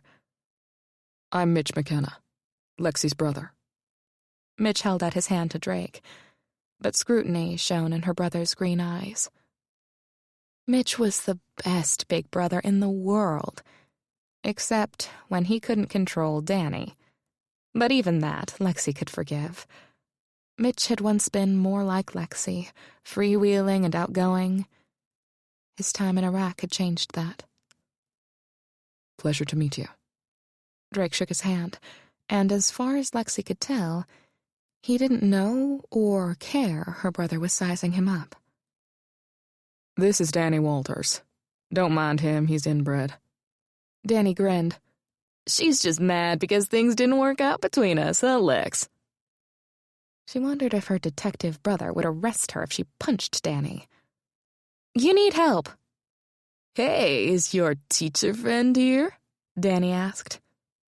Stay away from her. She's too smart for you. Lexi gave Mitch a look that said, do something. I think she likes me. Like I said, you need help. She grabbed Drake's hand and pulled him away. The sound is better over here. We'll come with you. Mitch followed her. Lexi rolled her eyes. This was why she'd never marry. Between Danny embarrassing her and her brother intimidating prospective dates, she didn't have a chance. At least Mitch didn't wear a police uniform anymore, but how long would it be before he told Drake he carried a gun? You know, Missy Clements is over by the gazebo. Lexi hoped to distract Mitch. That was the other thing that had changed about him since Iraq. He'd been engaged right after college, but something had gone wrong. When he got back from military duty and re-entered civilian life, he'd become a hound dog. Not that women seemed to care. Mitch maintained enough affability to charm and seduce the ladies. But he was also always clear that he'd never marry.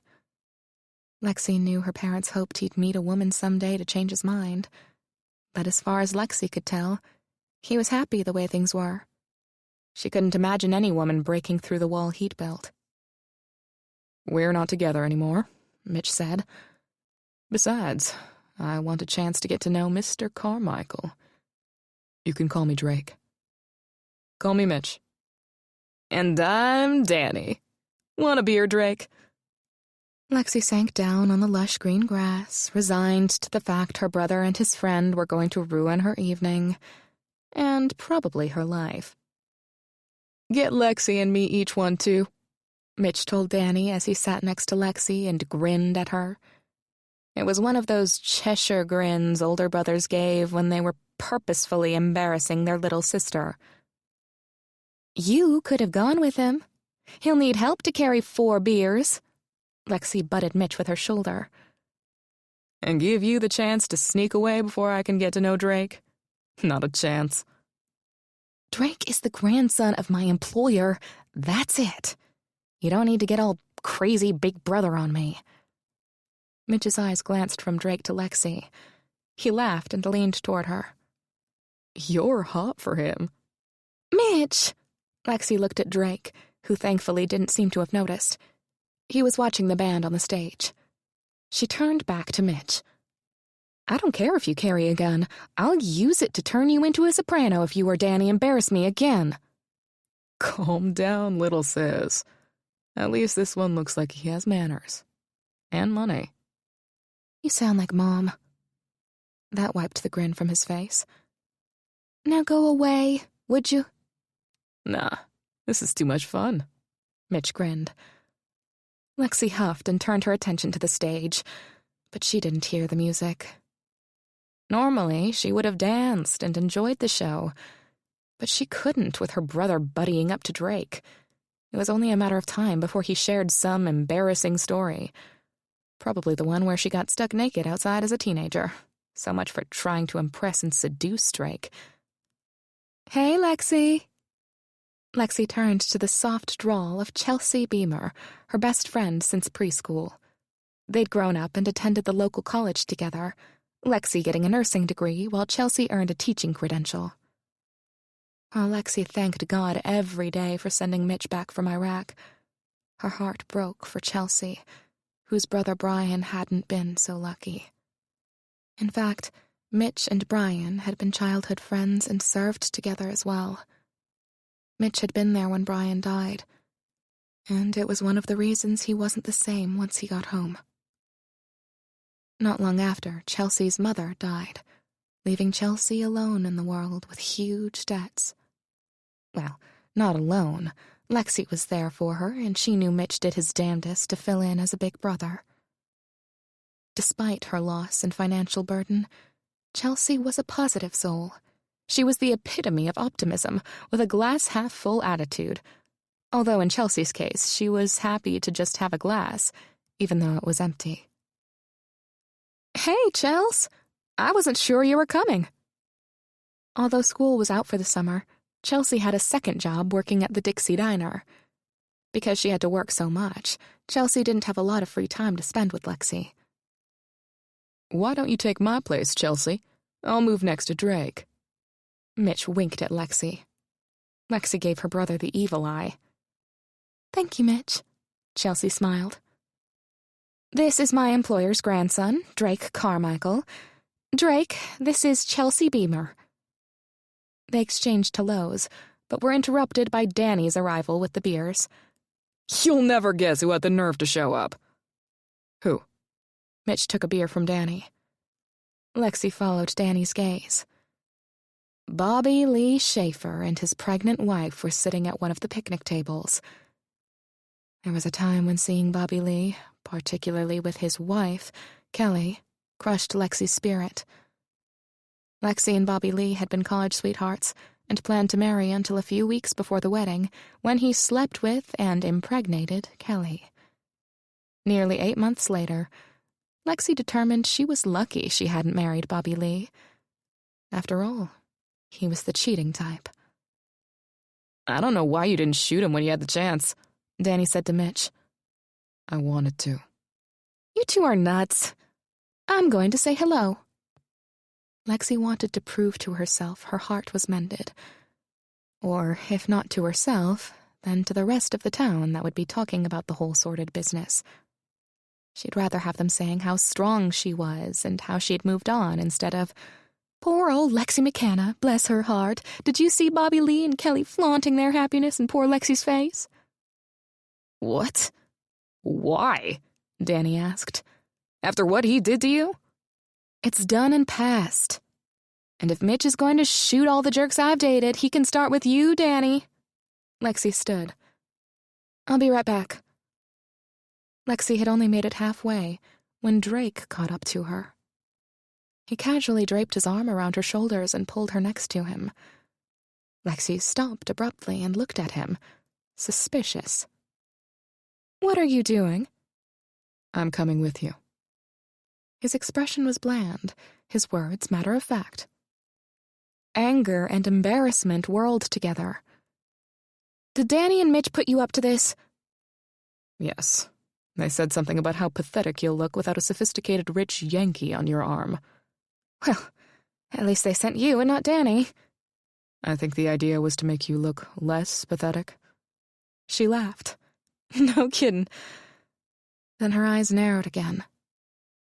Do I look pathetic to you? Hell no. I'm in it to see what kind of dumbass would leave you at the altar. You see that woman next to him? The blonde one with long legs? The big belly? She's pregnant. Anyway, she's why he left me at the altar. Drake studied the woman, then turned back to Lexi. I don't get it.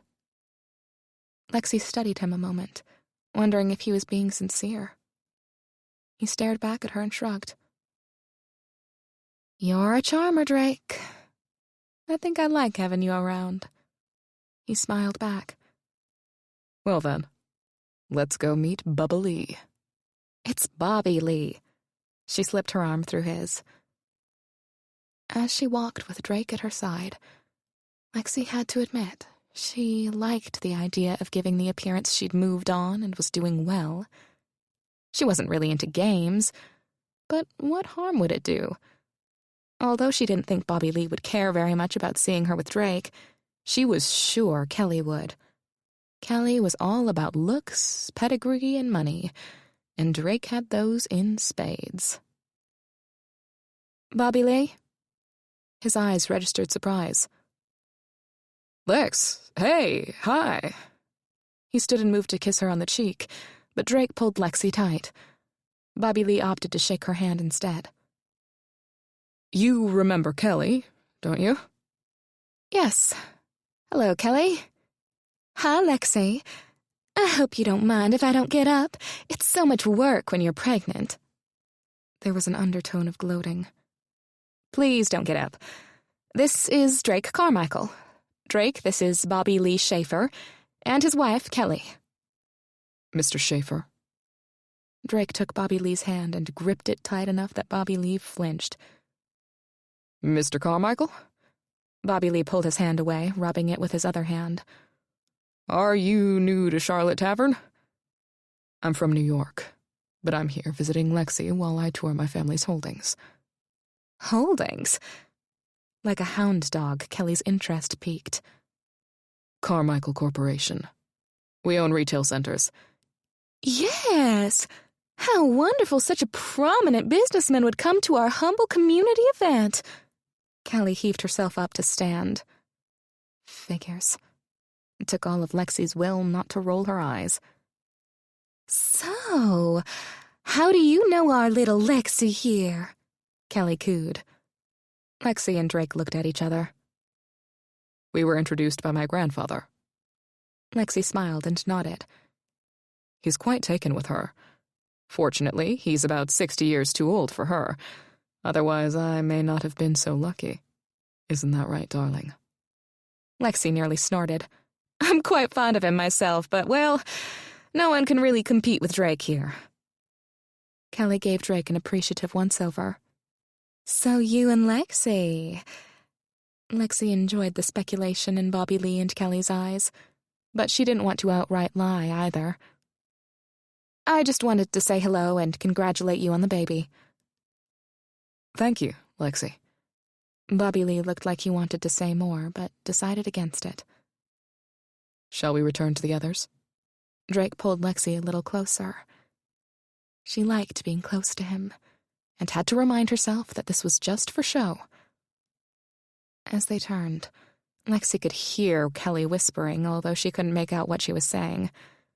But once Kelly spread the word, hopefully no one would be feeling sorry for Lexi anymore. Except it wasn't real. And when Drake was gone, the talk would start again. Only it would be about how he'd left her, and how could she think a man like him would be interested in her. I think our game backfired, she muttered. What? Bobby Lee was cowering, and Kelly is thinking maybe she stole the wrong man from you. How can that backfire? Never mind. No. He reached out to stop her. Tell me. It's a personal thing, Drake. I appreciate your playing along. It was fun to see Kelly's mind trying to figure out how someone like me could land someone like you. Drake frowned. What's that supposed to mean? They think we're an item. And when you go back to New York, they'll gossip about how could I possibly think a man like you would want a girl like me. And they're right. We're so different. I'm sure you've never dated anyone like me. All your women were more like her, I'm sure. Lexi nodded toward Kelly. Then how come every time you smile I forget my name? And when you left to visit with old Bubba, I got hard watching you walk across the lawn. In fact, I think you've already caused me permanent damage with the constant ache I have to endure when I'm around you. She wasn't sure if the irritation in his voice had to do with his constant aroused state, or that he'd shared more than he wanted. She decided to go with the former. There's a cure for that. He studied her for a moment, as if he was trying to decide the next move. You're the nurse. You're going to cure me. Do you want me to cure you? Drake leaned toward her. I may die if you don't. Chapter 12. Tell me you live close to here. The eagerness in his voice echoed hers. She was ready to get to the main event now they'd decided to indulge their attraction. She glanced back toward Mitch and Chelsea, trying to decide if she should let them know she and Drake were leaving. Mitch's expression was quizzical, while Chelsea grinned and gave her a thumbs up. Could they tell what she and Drake were discussing?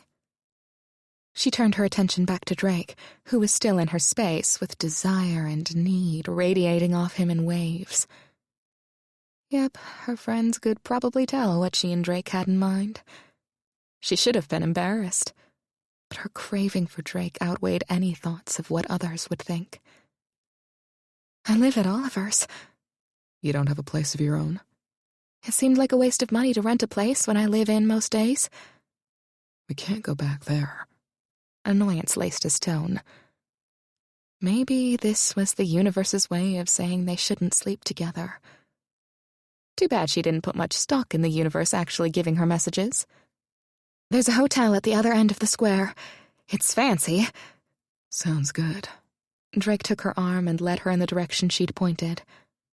I'd throw you over my shoulder, but I'd hate to make you riled and have you take me out. She laughed.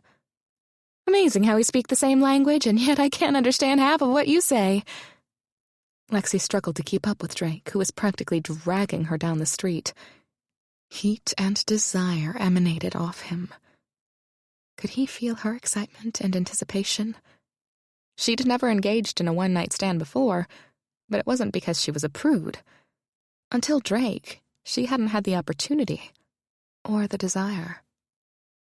Drake, this hotel, it's not a by-the-hour kind of place. That's okay. I have a feeling we'll need more than an hour anyway. Oh, a delicious thrill tingled through her body. Having second thoughts? He glanced at her.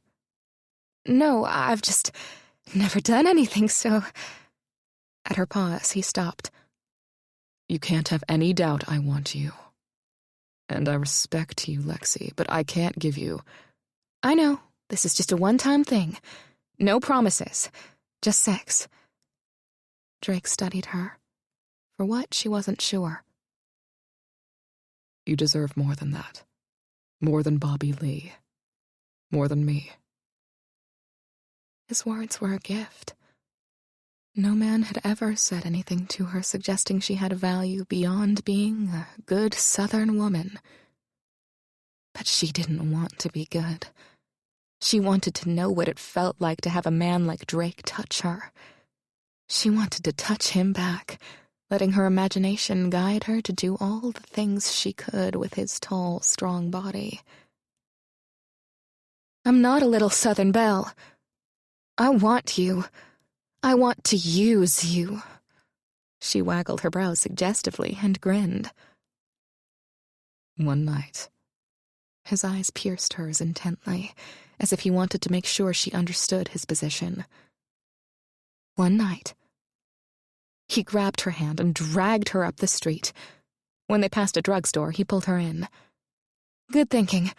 Lexi eyed the box of condoms he tossed on the counter, along with a $20 bill.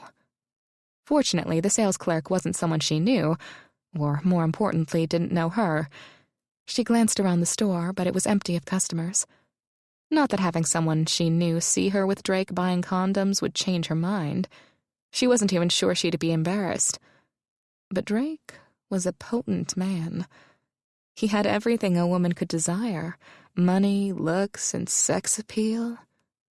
Lexi might brag after tonight. At the end of the transaction, he grabbed the plastic bag the woman placed the condoms in and, with his other hand, took Lexi by the arm, hurrying her out the door. In the hotel, Drake rented a room and, with his hand on her elbow, led her to the elevator. When the elevator doors closed, he grabbed her around the waist, picking her up and pressing her against the cool wall of the elevator. Without word or warning, his lips were on hers. She thrilled at his loss of control, letting out a moan and threading her fingers through his hair. His kiss was hard and desperate. Or maybe it was hers. This isn't a good idea. His teeth nipped at her ear. You're probably right. But we'll do it anyway. God, I hope so. She wrapped her legs around him and squeezed. Lexi, he groaned. Stop talking. She grabbed his ears and crushed her lips against his. He responded by grinding his groin against her. Oh, Lordy. What is it about you? He breathed harshly against her ear. Quick wit? Her words came out in a gasp as Drake's fingers brushed her aching nipple. The elevator jerked to a stop, and the doors opened. She was dazed, but Drake took command, putting her down, grabbing her hand, and pulling her toward their room. He fumbled with the keycard, unlocking their door. They stumbled through the door, and before it closed, his hands were pulling her shirt over her head. You're not going to stop this time, are you? Her ego wouldn't survive another rejection from him. If he was going to change his mind, he'd better do it now. The only thing that can stop me now is if you say no. I'll do anything you ask as long as you don't say no. Then hurry. She was breathless as she worked to get his shirt off. You're too tall. He let go of her long enough to yank his shirt over his head. Shirts, pants, and shoes left a trail in their wake as they moved toward the bed. Drake picked her up and tumbled with her onto the mattress. He recaptured her lips, his kiss urgent and demanding as he slid one hand down her body. His head jerked up as his hand reached her abdomen. What's that? Lexi looked at her belly and then to him. It's a belly button ring. Had he never seen one before? Jesus, that's sexy. You've never been with a woman who's had a belly button ring? Did rich, posh women not get body piercings? Let's not talk about other women. He slid down, using his tongue to trace her belly button. His mouth, wet and hot, devoured her. Drake wasn't the first man to touch her, but he was the first who truly seemed to know what he was doing, and he wasn't wasting time. His long fingers slid under her panties and found her equally as wet and hot as his mouth did delicious things along her thighs. How do you like to be touched? Even as he asked, he slid one finger down through the folds between her thighs. That isn't bad, she managed. He did it again, this time letting a single finger slide into her, up and forward, pushing her near the brink. God, she arched, her head thrown back while her body sought more from him. You like that? Yes. He did it again, sliding in and up, forward and out, and the wave of tension built faster, higher than she'd ever experienced. She would have been embarrassed by how fast, if thought was possible. She bit her lip, not wanting the pleasure to end so quickly. You're not one to hold back, Lexi. Don't start now. She lifted her head. He was watching her reaction to his touch. She was both embarrassed and turned on by it. He pressed into her again. The increased fullness and pressure let her know he'd added a finger. Her head dropped back as his fingers moved in and out. Her hips took on a life of their own, moving with him, finding the right angle, the right rhythm. The pleasure built fast. His lips brushed against her thigh, and his thumb pressed against that one exquisite spot at the V between her legs. That was all it took. Her climax hit like a freight train, slamming into her, hard and explosive. She gasped for breath, but he didn't give her time to recover. Again. He slipped his fingers inside again, but Lexi wasn't so sure. Her world had already tilted on its axis. Again, Lexi. This time his tongue laved over her swollen, sensitive flesh as his fingers slid deep inside, and her body responded again. Heat and pressure built higher, higher. Drake! She couldn't catch her breath. Give it to me, Lexi.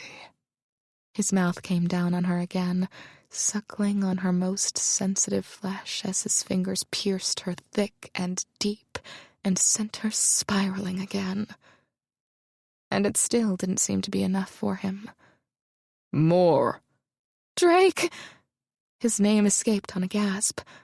She reached for him, her fingers running through, then gripping his hair.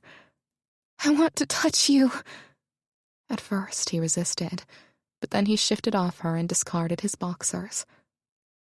Lexi rolled onto her side, catching her breath, and finally setting eyes on the body she'd fantasized about since he walked into Oliver's home.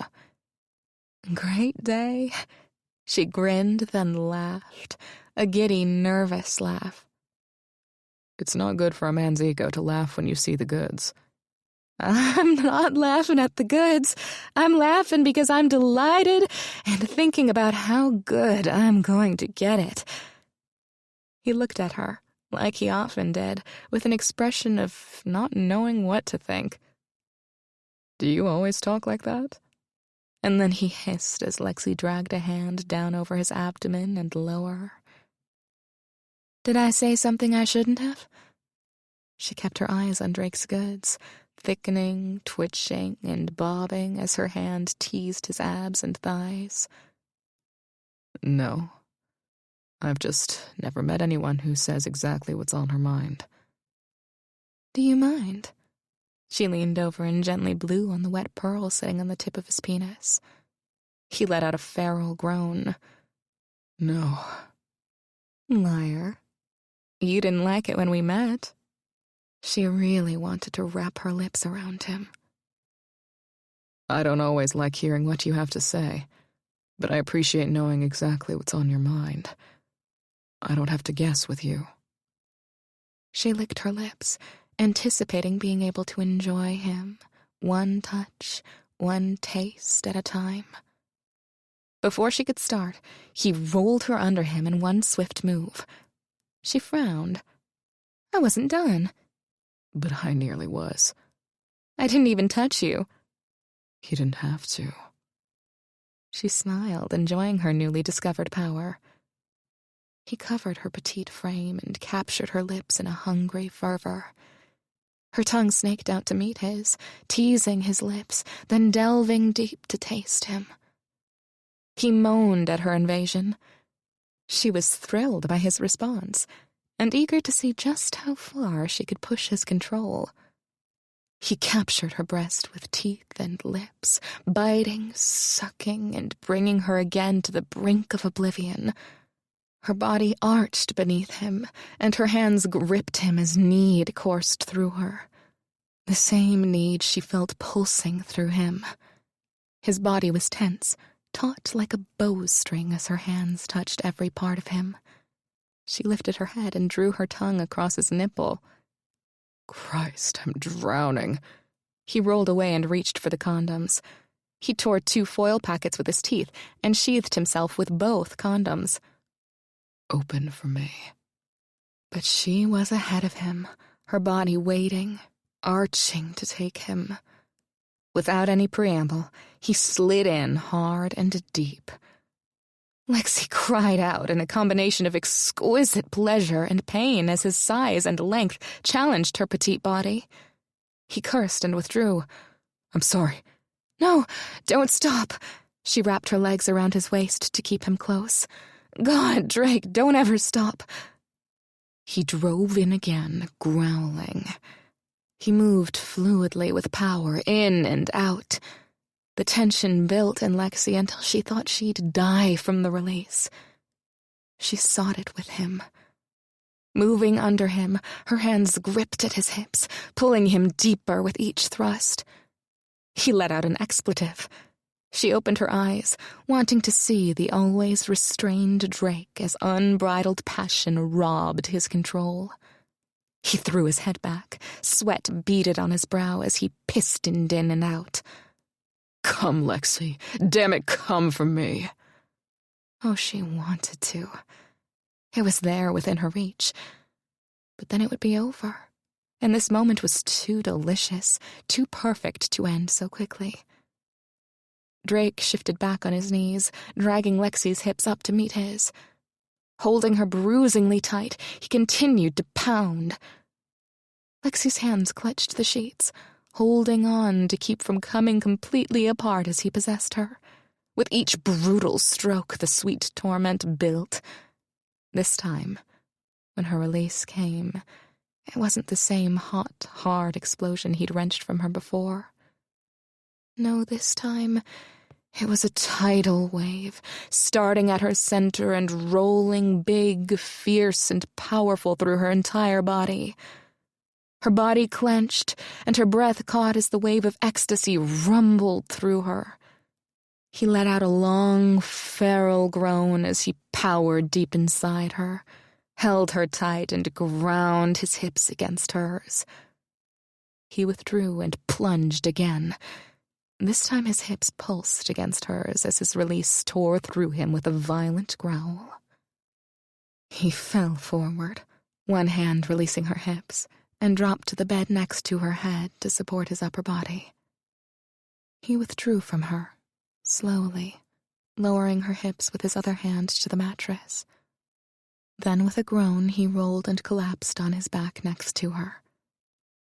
She turned her head, the only action she had the strength to do. His eyes were closed, and his breath was slowly coming back to normal. "Wow, I think I just saw God," she said. He turned his head, but she didn't see the same dazed and sated look she was sure was on her face.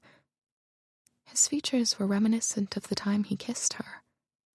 He liked it, but wasn't happy about it. It made her second-guess herself. She bit her lower lip as she gave him a tentative smile. She started to roll her body toward him, but before she managed it, he bolted from the bed. "I need to take care of the rubber." He headed to the bathroom.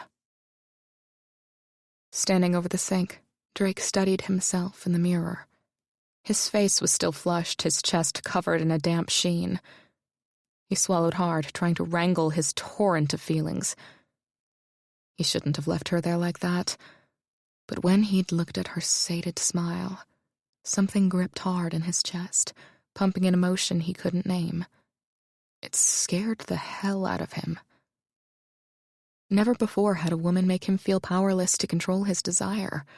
This petite, outspoken woman with the beguiling smile surrendered, letting him take what he wanted and needed. She was uninhibited and amazingly responsive, which drove his need harder and faster. Her body was tight, the friction spectacular. And when she came, squeezing, pulsing, his release exploded until he felt he'd shattered into a million pieces.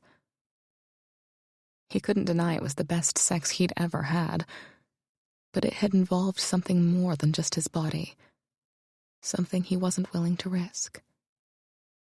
He had to get out. Hopefully she wouldn't think he was a complete jerk. After all, she'd been in agreement this was just sex, a physical release. Of course, if she did end up thinking he was a jerk, that could work out too. Then at least he'd be sure she'd avoid him. He splashed water on his face, inhaled a deep breath, opened the door, and fell again for the tousled woman with the brilliant smile spread naked on the bed like a piece of French Renaissance art. The need for her welled and consumed him again. "Hey, you okay there, Slick?" "I need..." He searched for the box of condoms he'd tossed aside in the throes of desire. "I think your pants are near the door." He turned to look at her. She sat on the edge of the bed, looking disappointed but resigned as she slipped one sexy leg through the hole of her panties. "What are you doing?" "I'm getting dressed, like you." "We're not done yet." He picked up the strip of condoms and tossed them on the bedside table. "We're not." "I hope not." She sent him a sexy grin. "Well then, big boy, come here." She reached out, wrapping her hand around his shaft, and gently pulled him toward her. He was fully erect before her lips made contact. Drake re-entered the room from disposing the condoms after making love the second time. "So, what's the deal with 2 condoms at a time? Do big men need added insurance?" "They don't fit so well when all is said and done." Drake stood in the middle of the room, uncertain of his next move. He should leave. It was as if he was standing on the edge of a cliff and was precariously close to jumping into the unknown. It wasn't a good feeling. But he understood enough about women to know they liked to talk and cuddle. Normally he didn't care about that, but for some reason he didn't want to leave. While he didn't want to admit being with her was more than just sex, leaving would somehow cheapen it. Christ, he was in trouble. "It sounds like there's a story in that," Lexi said. He didn't respond. He didn't want to talk about his life or mistakes. With Lexi, he was different. He didn't want to bring that other Drake into the mix. "Are you hungry? Can we get room service?" She seemed to understand he didn't want to talk about his past sex life. Or I know, she shifted to her knees, her naked breasts bouncing. How about ice cream? He really should go. But there she was, naked, eyes sparkling, gushing over ice cream. Chapter 13. Lexi sat on the bed, savoring a spoonful of chocolate fudge sundae. She wore Drake's shirt, which came nearly to her knees, and yet she knew firsthand that, despite their size differences, they fit together very well. Drake sat at the little hotel room's table in only his chinos, giving Lexi the chance to savor his sexy, sculpted chest. As usual, he sported an expression of uncertainty. She was surprised he was still there. She'd never seen anyone sprint from a bed so fast. She tried not to take it personally. She felt certain he'd enjoyed the sex. Still, she wouldn't have guessed he was the after-sex snuggling type, so it was a happy surprise when he stayed and made love to her again. After that second time, he'd seemed ready to escape, and yet he stayed. She wouldn't read too much into it, especially since he appeared as surprised about his actions as she was. You've never done this before, have you? Finally, he turned his broody gray gaze to her and added a smirk. I've done this a few times. She laughed. I don't mean sex. I can tell you've done that before. I mean having a one-night affair. She didn't want to call it a one-night stand, even though she knew that was what it was. He shrugged. That's not quite true either, but it's been a while. She studied him. He hid so much, and she could tell he didn't want her prying. But curiosity always got the best of Lexi. You strike me as a guy who has a friend, maybe even a couple of friends with benefits. What makes you say that? You're too careful to engage in one-night stands with strangers, and too guarded in your personal life to have a relationship. But it's very clear to me you do have sex, at least on occasion. She waggled her brows. He nodded with a small smile curving on his lips. Will she be mad you're with me? As you said, I don't have commitments to any woman. His eyes narrowed in a way Lexi took as a warning. She took another bite of ice cream, giving her a moment to decide if she should push or pull back. Sometimes talking with Drake was like dealing with a skittish cat. Any little thing could close him down and send him running. Is Oliver the reason you don't want a relationship? Or children? Partly. He turned his intense gray eyes on her. If you're wanting to get personal, maybe you can talk about why you have trouble holding a job. I can hold a job. Lexi blew out an annoyed breath. She understood that on paper she looked like a flake, but she knew in her heart it wasn't wrong to seek employment that fulfilled her. My first nursing job was in Richmond, which is a big commute from Charlotte Tavern. The job was okay, but I was planning a wedding, and it just seemed like I should work closer to home. So when a job opened up at the local hospital, I took it. How did you end up working for Oliver? He sat back, looking slightly more relaxed. Lexi was glad, as it made her feel less like she was being interrogated and more like they were having a simple conversation. I was working in the ER when he came in. At first he was just a sick old man, but then he gained enough strength to bluster and complain. It's never easy to have a difficult patient, but it's harder when their illness is terminal. You don't feel like you can tell them to stop whining. He smirked. You don't seem to have a problem with that. I don't, no. Although I didn't tell him to stop whining, per se. Anyway, he and I got along all right, but once things are stable in the ER, they get admitted or they go home. He was admitted. Word got back to me he was giving the staff a hard time, and they'd heard I'd been able to deal with him, so they asked me to visit him, which I did a couple of times each shift.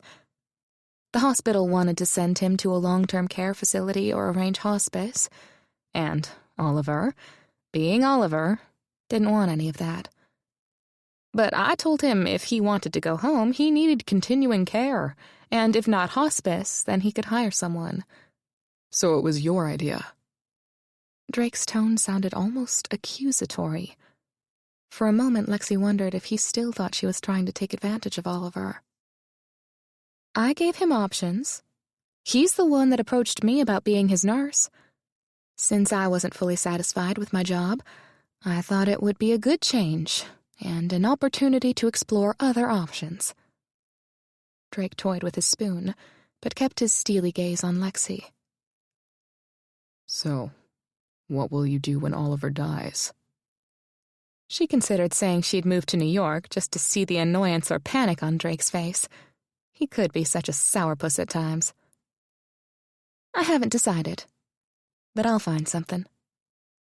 She finished off her ice cream and mentally readied herself to get dressed and leave since all the sexual tension and afterglow were gone. Except the night was still young. Could she entice him just one more time? Using his own tactic of changing the subject, she sought to lighten his mood. So, Drake, how'd you get those great pecs? Do you work out?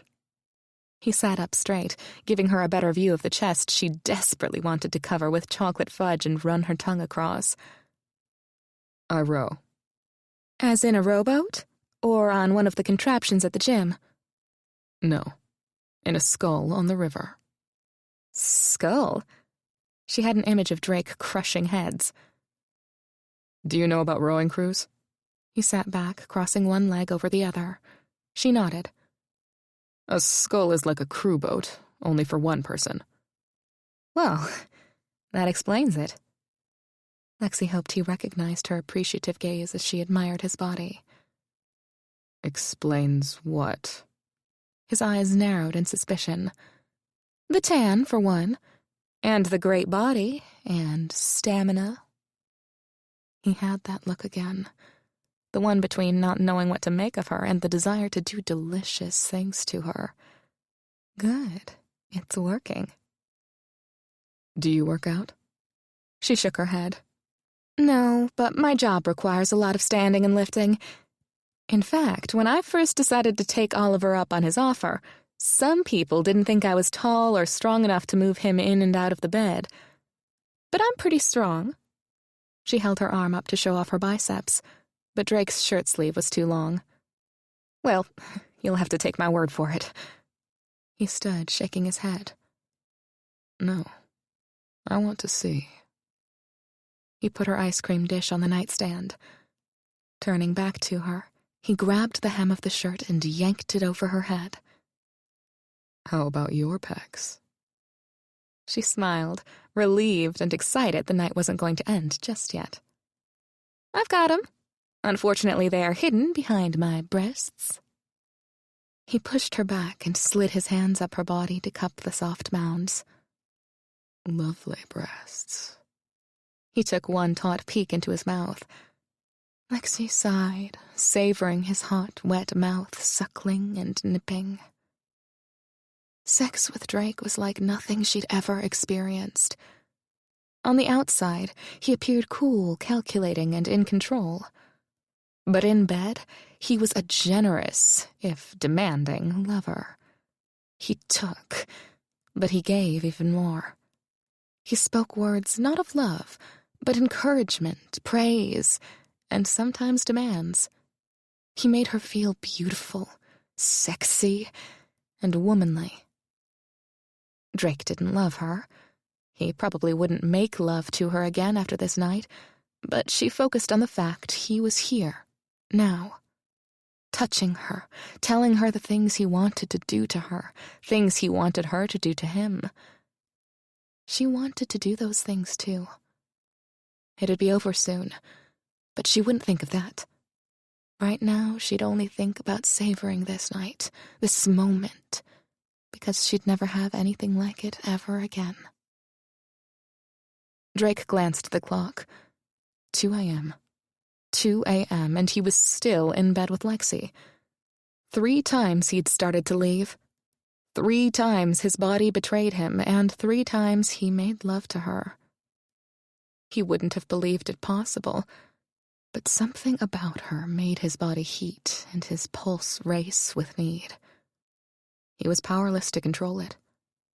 To be honest, he didn't want to control it. Sex had never been so exciting, erotic, or fulfilling. Why wouldn't he want to get as much of it as he could? Lexi didn't seem to mind, and she wasn't asking for a commitment. They'd agreed to one night, and he wanted his fill. He watched her as she slept. She'd kicked off the covers, exposing her luscious backside. His groin tightened and hardened again. He reached out, caressing a hand along her waist, up over her hip. "Are you trying for some sort of record?" She turned to him, yawned, and gave him a sleepy grin. Apparently. His hand palmed her breast, his thumb lightly grazing over the nipple. It distended, as if it were asking to be sucked. He leaned in, taking the hardened nipple into his mouth, accepting the fact that he would make love to her 4 times. Maybe then it would be enough, and he could leave. But somewhere in the back of his mind he worried it wouldn't be enough. Would never be enough. Which didn't make sense. He enjoyed her company and appreciated her honesty, but he liked many women. So what was it about Lexi that was different, distracting, terrifying? She pushed him back and, taking 2 foil packets, she rolled the condoms on him. "Did I ever tell you I used to be a really good horseback rider?" He groaned as her hands worked him, and his mind imagined her riding him like the free spirit she was. She smiled. "If you want, I can show you." "You're killing me." He grabbed her hips and positioned her over him. "Let me make it better." Chapter 14. Drake sat in the kitchen back at Oliver's house, eating eggs and drinking coffee, trying to figure out how he'd ended up sneaking back into his grandfather's house after having clandestine sex with Lexi. He was a grown man who should be able to sleep with whomever he wanted and come home whenever he wanted. He was long past being a teenager sneaking out of the house to engage in forbidden passion. However, it wasn't just himself he needed to worry about. Charlotte Tavern was a small town, and it probably wouldn't be good for Lexi if it were known she'd slept with her boss's grandson. On the other hand, Lexi's ex and his wife believed they were an item. It wouldn't be crazy for 2 people in love to sleep together, even in a small town. Except he and Lexi weren't in love. He'd be returning to New York soon, and she'd be back to her life. She'd meet another man, hopefully one with more sense than Danny or Bobby Lee, get married, and have a few kids. It wasn't a life he wanted, and yet a part of him felt, well, he wasn't sure what he felt, but he didn't like the idea of someone else touching Lexi the way he had the night before, or her touching another man the way she'd touched him. "Get a grip, Drake," he muttered as he picked up his dish and carried it to the sink. "You're cooking in my kitchen again," Claire glared at him from the doorway. "I was under the impression you were off during the weekend." "Yeah, well, Oliver has a hard time when Lexi's gone, so I like to check in. Where's Martha?" Had Lexi been right about Claire having a crush on Oliver? "Who?" "Martha, the weekend nurse." "I haven't seen anyone." He moved past her and headed to Oliver's room. He'd agreed not to work with Oliver, but it didn't seem right to not check in with him, especially considering his illness. "You still here?" Oliver griped when he saw Drake enter his room. Despite the sun streaming through the windows, Oliver's mood was gloomy. "Yes." "Did you have fun with Lexi last night?" Drake shifted in the chair.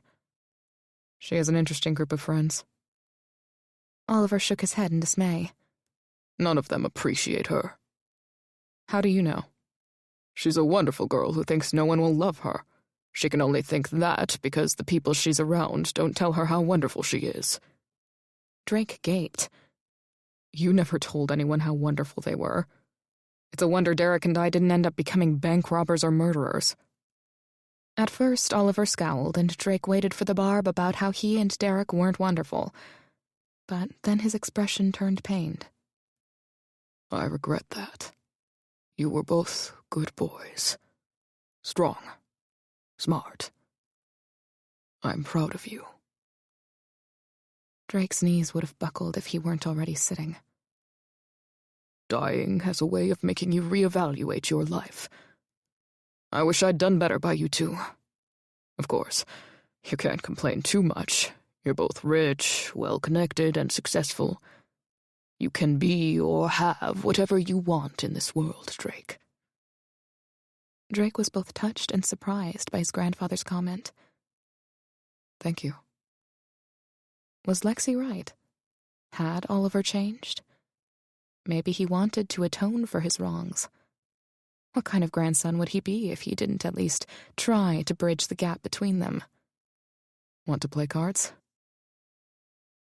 Lexi rolled over, winced, and then grinned at the soreness in her hips. The sun cast a warm glow over the hotel room. The only thing missing from the beautiful morning was Drake. He'd left in the early morning darkness. They'd agreed it'd be better if Oliver didn't know about their tryst, which meant he needed to get back to the house before someone realized he hadn't been home during the night. When he asked about her, Lexi informed him she usually stayed with Chelsea on her nights off. Chelsea had inherited her mother's house, and Lexi was helping her paint and fix it up. He offered to give her a ride or pay for a cab, but Lexi wasn't ready to leave the comfort or warmth of the bed. She'd just give Chelsea a call in the morning. Chelsea would happily give Lexi a ride in exchange for gossip. Did Mitch have a fit? Lexi sat in Chelsea's kitchen drinking coffee. He said all the things a big brother should say when his sister disappears with a strange man, but I don't think he was really worried. He knows you can take care of yourself. Chelsea was like a sister to Lexi. Their whole lives they'd been friends and shared many commonalities. They were both short and had reddish hair, although Chelsea's was the more beautiful hue of auburn. Their other commonality was that they both had no love life. In Chelsea's case, though, it was from a lack of trying. With 2 jobs, she didn't have much time for a social life, and her mountain of debt scared away any potential husband. I'm sorry I didn't let you know what I was doing. Chelsea snorted. We all knew what you were doing. Her expression turned serious. Are you sure you should have been doing it, though? Lexi sighed. I'm sure we shouldn't have. But Chelsea nodded. He's a potent man. I can't blame you. We agreed to just one night. But you're worried you won't be able to stick to that. Chelsea looked at her over the rim of her cup as she sipped her coffee. Just the opposite. I'm afraid it won't happen again. That good, eh? Mind-blowing. Earth-moving. All that stuff you read about in books but don't think is true. I think I'm jealous. You should be, Lexi grinned. Chelsea put her glass down. You realize, don't you, that you've just had an affair? No. Lexi waggled her brows for effect. It sounds bad, but it wasn't sordid. I've always tried to live my life seizing the day, but working for Oliver has reminded me how important that really is. Anyone else I might regret having slept with him, but not Drake. He's a hard man, but he respects me. Mitch is right. You like him. Well, of course I like him.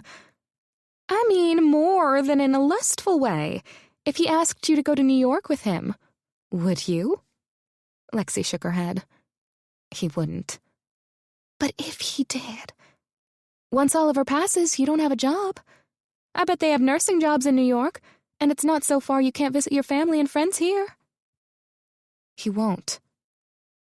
But Lexi was unable to prevent the small glimmer of hope that he might. But what if he did? Chelsea pushed. I still wouldn't. At least, that's what she told herself, because she knew he wasn't a forever kind of man. Drake isn't a guy that has relationships. His grandfather messed him up, so all he does is work. Even successful businessmen get married and have families. Drake won't. His grandfather made sure of that. So if he asked me to go, which he wouldn't, it would be as a mistress. I like him, but not enough to do that. I want more than that. I deserve more than that. You do. Chelsea put her hand on Lexi's. So, you have him for a week. Maybe you can sow your oats before he leaves. You're living in the same house. You can have your way with him. From your mouth to God's ears. Good golly, is he good in bed. Chelsea snorted. How about you work off sexual frustration by painting the guest room? Chapter 15. After losing 3 straight hands of gin rummy, Drake left his grandfather with Nurse Martha, a dowdy middle-aged woman who acted more nurse-like than Lexi, but didn't have the same presence. As he passed the kitchen door, the smell of cookies baking hit him. They smelled like real cookies, not healthy cardboard ones. He considered finding out when there was a knock at the front door. He'd nearly reached the door when Claire came into the hall. "I've got it," he told her. She nodded and disappeared back into the kitchen. "Mr. Carmichael?" Bobby Lee and Kelly stood on the porch. Drake frowned, wishing he'd let Claire answer the door after all. "Lexi isn't here." He started to close the door. "Could you tell her we stopped?"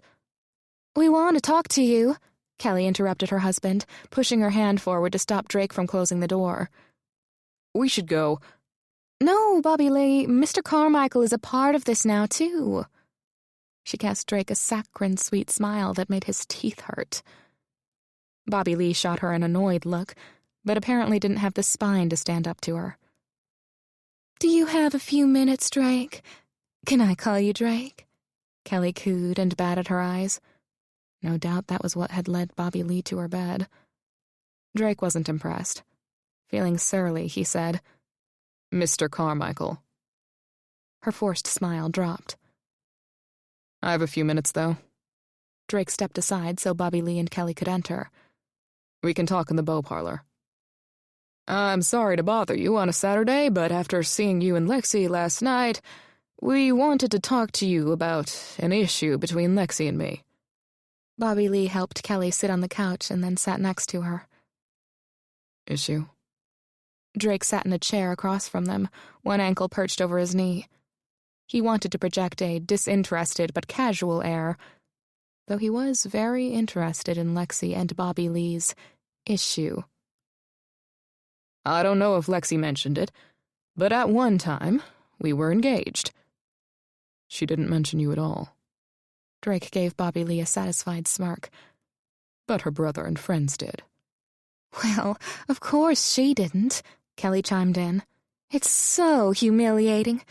If I were Lexi, I wouldn't mention it either." Drake turned his dark, menacing eyes on Kelly, who shrank back in her chair. "The thing is," Bobby Lee continued, "the wedding was all planned and paid for, but of course didn't take place. We weren't able to get refunds on much of the services, so I've been helping Lexi pay the wedding debts. But seeing as she has you now, I was hoping I could stop helping her." Drake sat forward, resting his forearms on his thighs. "Let me get this straight. You want to stop paying your half of the debt incurred for your wedding to Lexi because she's with me." Bobby Lee swallowed hard. "Well, yes." "It's just that, with the baby nearly here and you being in such a good financial situation," Kelly rubbed her very pregnant belly. "Mr. Carmichael," Claire's voice interrupted from the bow parlor entryway. Drake glared at Kelly for a moment before turning his attention to Claire. "Yes." "May I have a word with you? It's important." At first, Drake was going to make her wait, but there was something in her eyes that insisted he talk with her. "Excuse me a minute." He stood and followed Claire to the kitchen. "I swear I could scratch both their eyes out," Claire lashed out when the kitchen door shut behind him. "I take it you have something to say about Bobby Lee and Kelly?" "I have a whole lot to say, but we don't have all day, do we? Great day in the morning, those two are a piece of work." Claire paced the room like a caged animal. Is there something specific you wanted me to know? Yes. She stopped pacing and looked Drake in the eyes. First, Lexi has been paying half of the wedding expenses, including the honeymoon, which Bobby Lee went on with that nitwit wife of his. Drake's eyes narrowed. She's paying for a honeymoon they went on? That's right. And what's more, Bobby Lee's family could pay that debt without blinking an eye. So could Kelly's. They don't need money for their baby. Kelly just wants to rub it in Lexi's face she stole a husband and baby from her. Not that I'm not glad. I think Lexi dodged a bullet on that one, but still, the nerve of them. Drake nodded. I understand. I'll take care of it.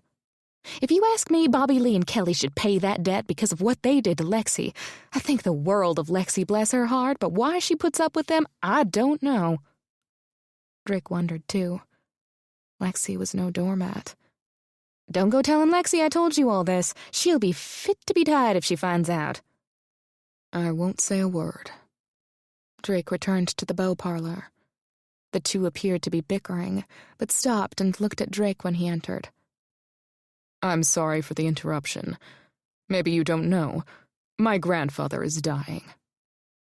We're sorry. I guess this is a bad time. We should go, Kel.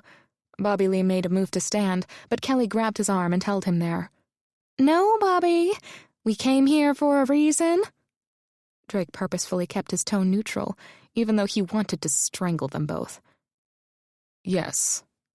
You want me to pay off your half of Bobby Lee and Lexi's wedding debt because you don't have enough money for your baby. Is that right? Fire lit in Kelly's eyes. We didn't say we don't have enough money. We're not poor, Mr. Carmichael. What do you do? Drake asked Bobby Lee. I own a dry cleaning business with my father.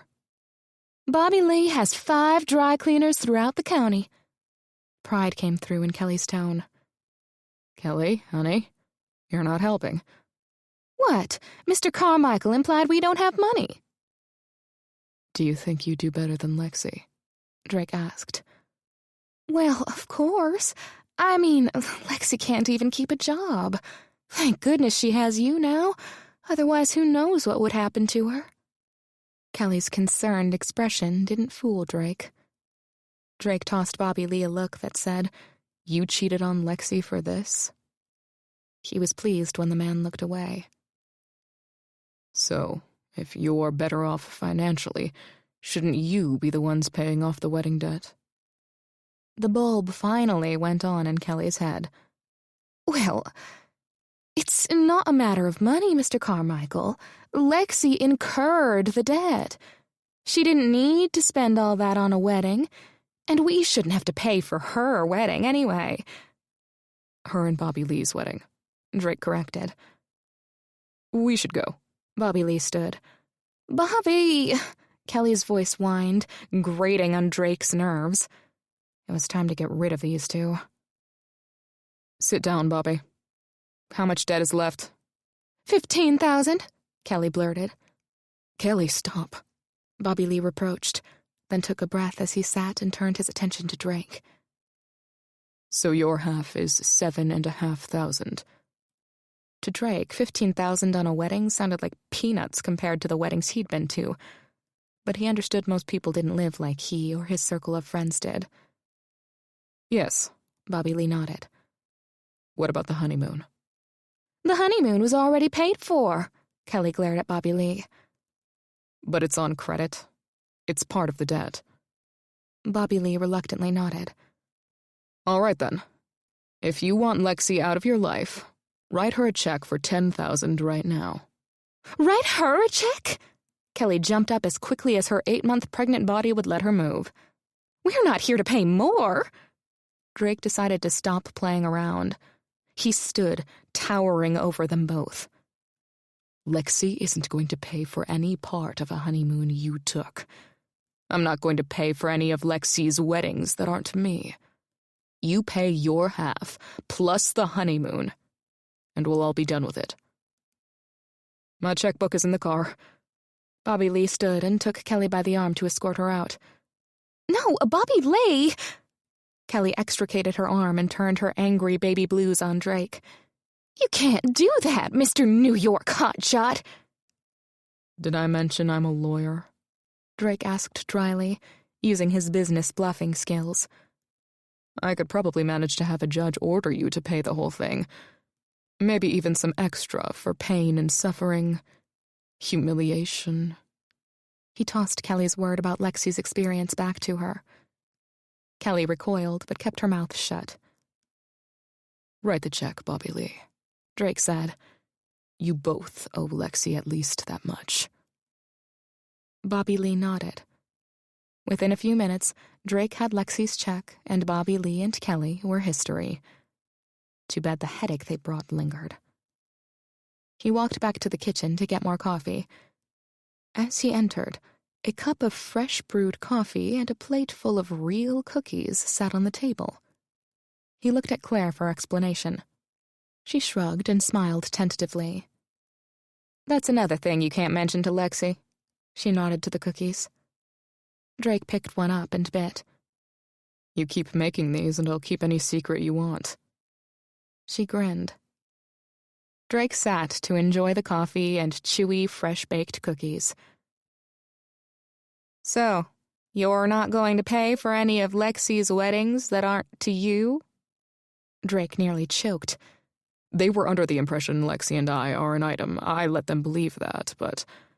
Claire held up a hand to stop him. I know. There's nothing going on between you two. The expression on her face told him she didn't believe it for a second. Lexi entered the house Sunday afternoon, unsure what was going to happen. She'd had the most fantastic sex of her life with, no doubt, the sexiest man alive. Regardless of what happened, she'd always be thankful for that. But now it was back to real life, and the awkward first meeting since their night of passion. She met with Martha for a brief update on Oliver and then readied herself to see him and Drake in Oliver's room. Good afternoon, Oliver. She breezed into his room. How was your weekend? Do you hear that, Drake? The sun has returned. Lexi sent him her full wattage smile. You old charmer. Drake told me what a good time he had with you on Friday. Lexi's stomach fluttered. Yes, what a surprise it was to actually see him smile. He's not a stuffed shirt after all. She picked up the chart by Oliver's bed and pretended to read it. And sometimes Lexi doesn't open her mouth, Drake replied. She made a face at him. He maintained a bland expression. Oliver looked from one to the other. Well, I had a terrible time. Gripe, Lexi responded. It was their routine each weekend. Let me guess, Nurse Martha didn't stick you right? Nurse Hack is more like it, Oliver grumbled. Lexi laughed. I'll be sure to get it right. She held up the syringe. This won't hurt a bit. Liar. Lexi could feel Drake's gaze on her as she worked. It pleased her that he wasn't as guarded, but she reminded herself they didn't have anything more than one spectacular night. He was going to finish his work with Oliver and then return to New York. They'd had great sex, but that didn't change the fact they weren't compatible. I'll leave you two gentlemen alone. Lexi finished her exam. Y'all know where to find me if you need me. Her medical tasks taken care of, she headed straight for the kitchen. She wished Claire was there. She could use the distraction. She also wanted to know where Claire hid the good cookies. She was certain Claire made them on the days Lexi wasn't there and gave them to Oliver. She'd never said anything about it because a few good cookies weren't going to make a difference at this point in Oliver's illness. She just wished Claire had left a few because she needed a chocolate fix. Instead, Lexi pulled the plastic file box from the corner to update her notes. An envelope with her name on it sat on the lid. Opening it, she found a check for $10,000 made out to her from Bobby Lee. What the? She charged back to Oliver's room. Do you know anything about this? She interrupted Oliver's and Drake's card game. What is it? Oliver didn't glance up from his cards. What about you? She turned to Drake. It's a check from Bobby Lee. Drake looked thoughtfully at his cards. I see that. Why? When did he bring it? Shrugging, Drake picked up a card from the draw pile, frowned, and immediately discarded it. He said he owed you money. He brought it yesterday. Lexi's eyes narrowed. Drake Carmichael, you tell me what Bobby Lee said. We're playing rummy. Oliver laid his cards on the table. Drake stared at the cards and then at his grandfather. How do you do that? Every time. Oliver grinned and gathered the cards. Can we get back to Bobby Lee, please? Lexi nearly growled with frustration. Drake sighed. You really want to know what happened? All of a sudden, she didn't. But it was too late to retreat. He and his fluff-headed wife wanted to stop paying his portion of the debt incurred from your wedding. The air whooshed from her lungs. The last thing she wanted was these two men to know every detail of her business. Let her sit down, boy. She looks a little dazed. No, she waved away Oliver's comment. I'll just... I thought you wanted to hear this, Drake said. I changed my mind. Coward. Her eyes narrowed. You're being an ass, Drake, Oliver said. Drake stood and offered her his chair. I told him he had to pay his half, plus the honeymoon, or I'd take him to court, make him pay more for your pain and suffering. Although from where I stand, you'd be in much more pain and suffering if you'd married him. Really, Lexi, you're too good for him. Lexi sank into the chair. They wanted you to pay, right? Because they saw you with me on Friday. They thought you were with me. What does she mean? Who else would you have been with? Oliver looked from Lexi to Drake. They thought we were a couple, Drake clarified. And yes, they thought I could afford to take over Bobby Lee's debt. But you told him the truth, right? I told him I wasn't going to pay and that I expected he would. I might have suggested I was a lawyer. Oliver laughed.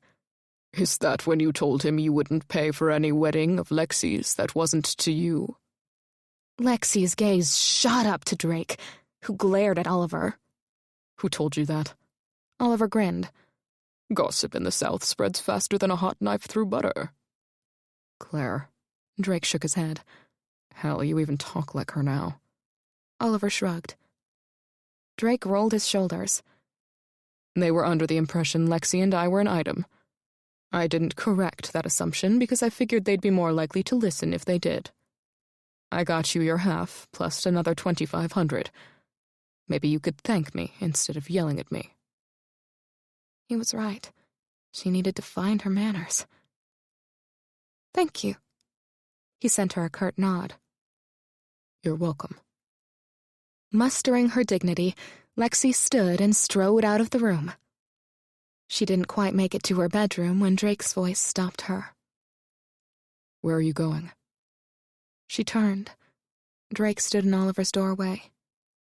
She mustered a smile, hoping he couldn't see her embarrassment and humiliation. I'm just going to settle in. Why are you so bent out of shape about this? It's nothing. He walked to her and lifted her chin with the crook of his finger. It was the most tender gesture he'd ever made toward her. It made her want to climb in the safety of his arms and stay forever. It's not nothing. What should I have done? It's what I shouldn't have done. I shouldn't have let you pretend to be with me. She wanted to look down, but his finger held her head, his gaze puzzled and concerned. Why? Because you're going to leave soon. More proof Lexi can't keep a job or a man. It was dumb, but it didn't stop tears from welling in her eyes. But hey, at least I got my money plus some extra. I do appreciate that, Drake, really. It'll be a big help. His compassionate expression morphed into annoyance. His finger dropped away and he leaned closer, causing her to step back, bumping into her bedroom door. You agreed it'd just be one night, Lexi. I never made any promises. His voice was low so Oliver wouldn't hear, but the harsh irritation in his tone was loud and clear. Lexi jerked back, rapping her head on the door. Hey, wait a minute.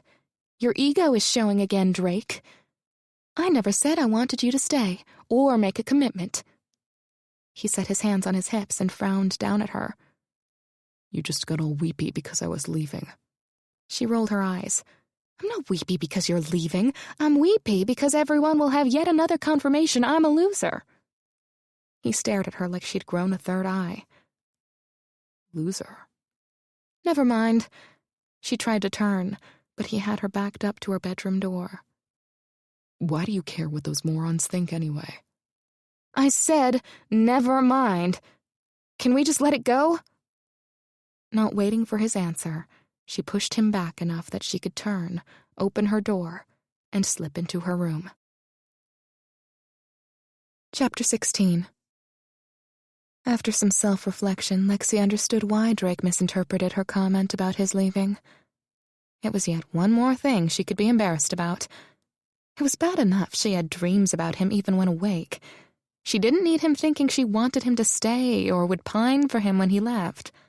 She'd gone into their one-night stand with eyes wide open. Still, it was difficult to look at him, even when he was scowling or annoyed with her, and not want more from him. That was one thing self-reflection didn't explain. How could she want a man who cared about business first and always looked at her like he didn't know what to do about her? Her answer was to avoid him as much as possible. She told him when Oliver was ready to meet with him, called him to supper, which she usually left early, and she stopped sitting out on the porch in the evening. He either didn't notice or didn't care, because he never said a word about any of it. Then again, maybe he was avoiding her, too. He never came in the kitchen for breakfast unless Claire was there. He left the room when she arrived to attend to Oliver, and on the few nights she sat on the porch, he never came out. At one point, Oliver asked her if Drake had said something to anger or hurt her. She was surprised he had sensed the difference, and wondered if he'd asked Drake about it too. For her part, she denied any problems and went back to work. 3 days later, Lexi set the last plate in the dishwasher. I think that's it, Claire. Should I run it? Yes, please. You've been a godsend tonight, Lexi. Hollis is bringing the kids over. I can't wait to see them. How old are your grandchildren now? Lexi put dishwasher soap in the dispenser, closed the door, and poked the start button. 2 and 4. Such fun ages. For a grandma, that is. Her eyes twinkled with joy. Well, you go have fun. Claire grabbed her purse to leave. Oh, great day. I almost forgot. I've got clean towels for Drake. I'll take them up. It was an automatic response, and she regretted it. Now she had a picture of him in only a towel that dropped away. Are you sure? I got the feeling you and he had a falling out. Lexi shook her head. There's no problem with Drake and me. I'll take the towels up. Claire's studious gaze nearly made Lexi squirm. If you're sure. I left them on the table by the stairs. I meant to carry them up earlier, but forgot. Go. I'll take care of it. All right, then. See you tomorrow. Lexi wiped down the counters and considered waiting until the dishwasher had run its cycle, but she was just putting off the inevitable. Annoyed she'd act like that, she left the kitchen, grabbed the towels, and headed upstairs to Drake's room. She took a deep breath to steel herself from irritation or lust, not sure which would overwhelm her at the sight of him, and knocked on his door. Drake yanked open the door and glared.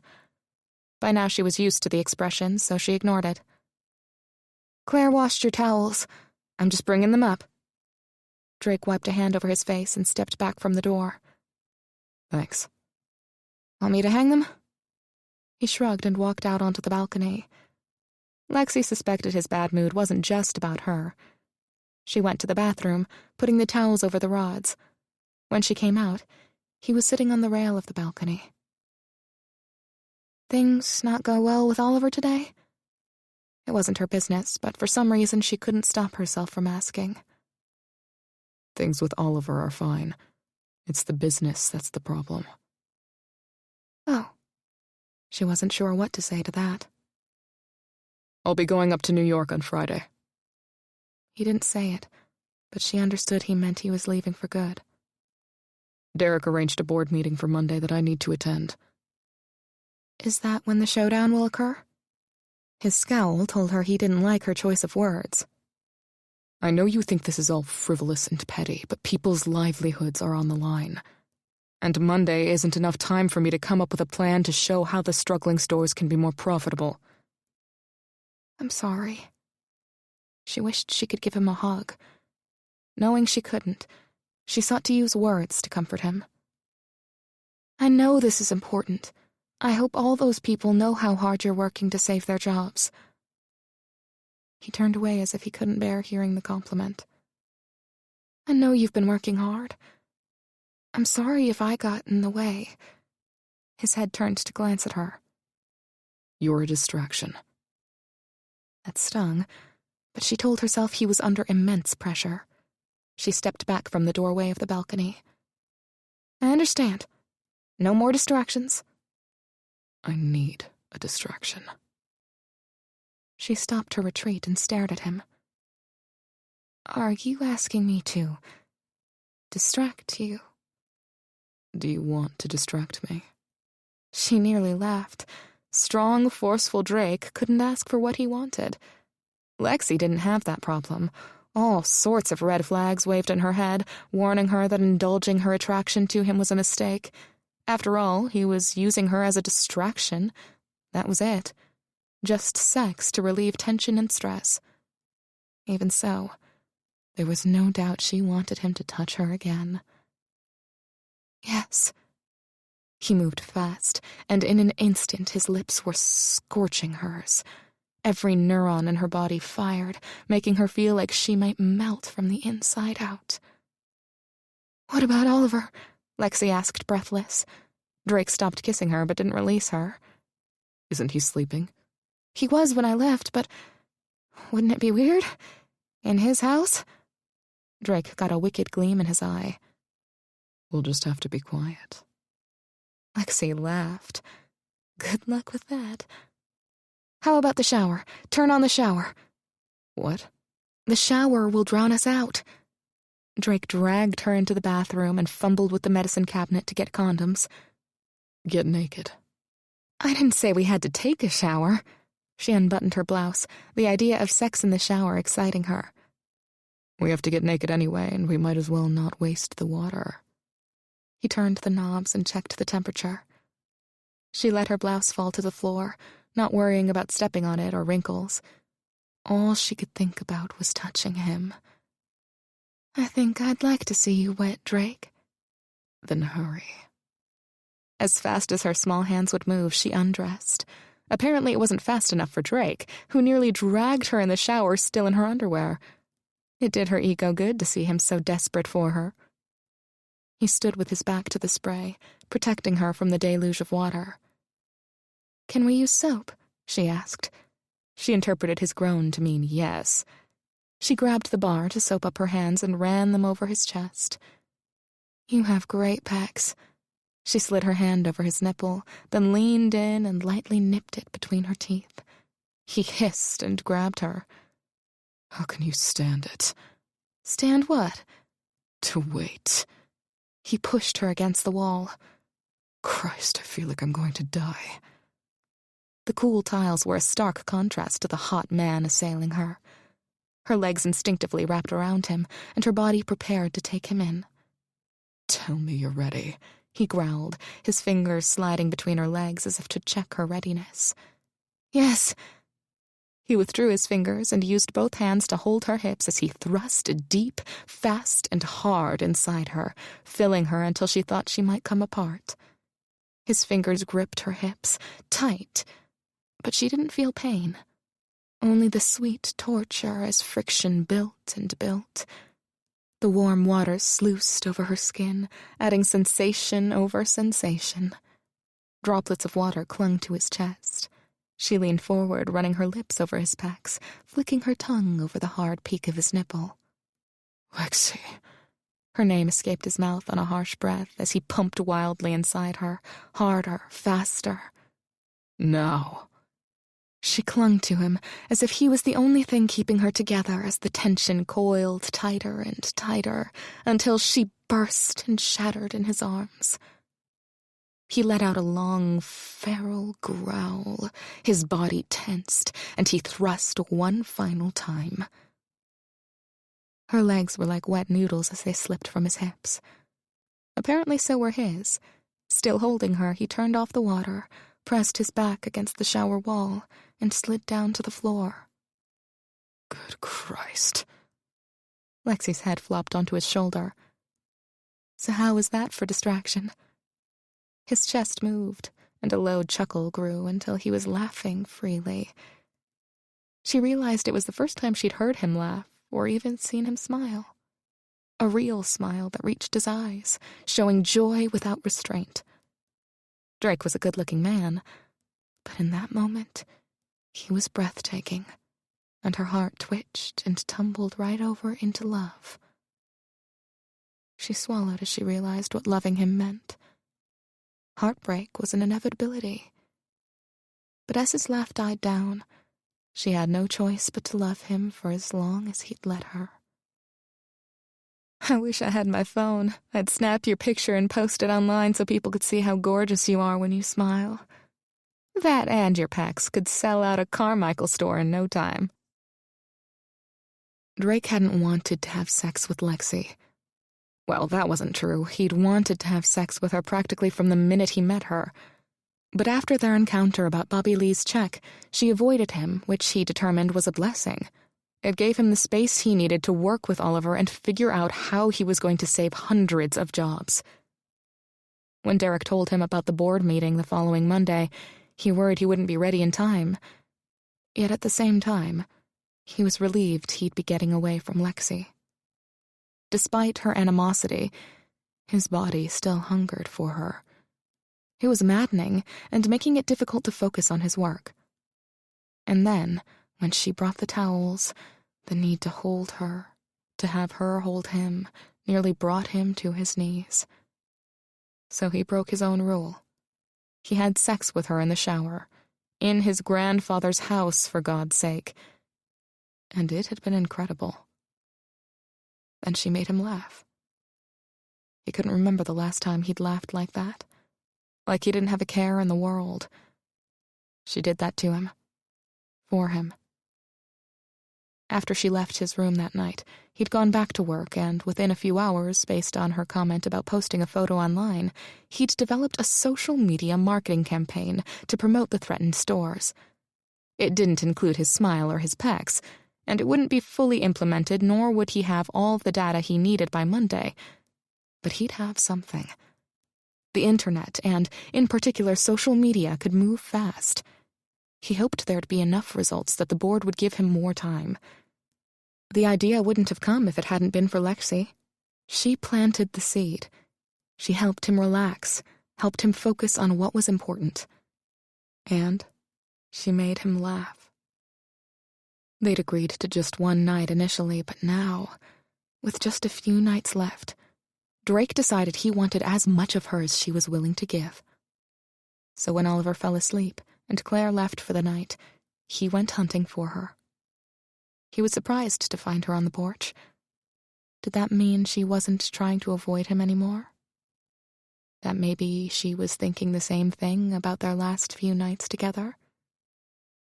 He leaned against the doorframe, watching her in the porch swing, staring off into the night. Oliver's asleep. Good. She smiled, and like always, it hit him hard in the chest. Do you have work to do? Always. He sat next to her. Are you going to steal my notebook again? Only if you don't climb in my lap on your own accord. When she didn't move fast enough, he reached for her notebook. She laughed and straddled his lap. To think I thought you were reserved and stuffy. He feigned an expression of shock. I thought I overwhelmed your senses with my manly air. She snorted. Hardly. But when you first came here, you weren't so enamored with me either. You accused me of having a poor bedside manner. Did I? All I remember is you standing on that stool, telling me what a louse I was, and I was hooked. Lexi grinned. I thought it was when we were on the swing like this. I nearly embarrassed myself. And, for the record, I have no complaints about your bedside manner. I'm in awe of how well you work with Oliver. Thank you. His hands slid over hips, pulling her more fully over his growing erection. But right now, Nurse Lexi, I'm the one that needs special treatment, and only you can cure me. Oh, dear. She placed her hand on his forehead. You do feel a little feverish. Tell me where it hurts. How about I show you? He grasped her hand and placed it between their bodies, over his already rock-hard erection. Oh, my. You're swollen. She unhooked his jeans. He groaned when one of her small, expert hands massaged him, her thumbs circling the rim. It doesn't seem to be working. The swelling isn't going down. It will eventually if you don't stop. It still baffled him how fast his need consumed him, simply from her smile, from her touch. But he was done questioning it. Now all he wanted was to enjoy it. No, I think I need to try something more aggressive. She slipped from his lap, moving beside him on her knees. She held his gaze as she bent forward over his lap. Perhaps I can kiss it to make it better. She wrapped her lips around him. Good Christ. Her clever mouth worked him, bringing exquisite pleasure and torture at the same time. The pressure built until he thought he might split in two. He was teetering on the edge and couldn't decide if he should stop her before he made a mess. I don't know, Drake. She stopped just when the decision was about to be made for him. Lexi, please, God, don't stop. His release sat on the edge, throbbing, painfully aching. He nearly took care of the deed himself. The need for release was so acute. I think we need more invasive measures. She unhooked her shorts and dropped them with her lace panties to the porch. Good thing we're in the country. Only the crickets can see us. She held out her hand, and he thanked God he thought to carry condoms when Lexi was in the vicinity. She straddled his lap, rolled on the condoms, and settled over him. Then she moved, and there was nothing but her. No Carmichael Corporation, no Oliver, no Derek. Only Lexi. She was so small, so tight, he felt every nuance of her body as it gripped and slid over him, even through double condoms. He grasped her hips and guided her so he could fill her deeper and deeper. They moved together in a perfect dance, their rhythm in perfect time, becoming faster, deeper, more forceful as the pleasure built. He worried, as always, with Lexi, he wouldn't be able to hold off his release until she came. But then she threw her head back, her body tightened around him like a vice, and she called his name. Pleasure speared sharp. He bucked and emptied. Chapter 17. Lexi knew the minute she entered Oliver's room it was going to be a rough day for him. He'd had such a great week prior, which she attributed to Drake. It warmed her heart Drake was willing to lose at cards or watch old movies with Oliver. They rarely talked, except about business, but they were together. Whether or not either of them admitted it, they enjoyed each other's company. But today, one look at Oliver and she knew it would be rough. He glowered at her as she entered the room, but winced when he turned away from her, a sure sign he was in pain. Good morning, Oliver. Ugh. Did the bedbugs get you last night? Has anyone told you you're too damn perky in the morning?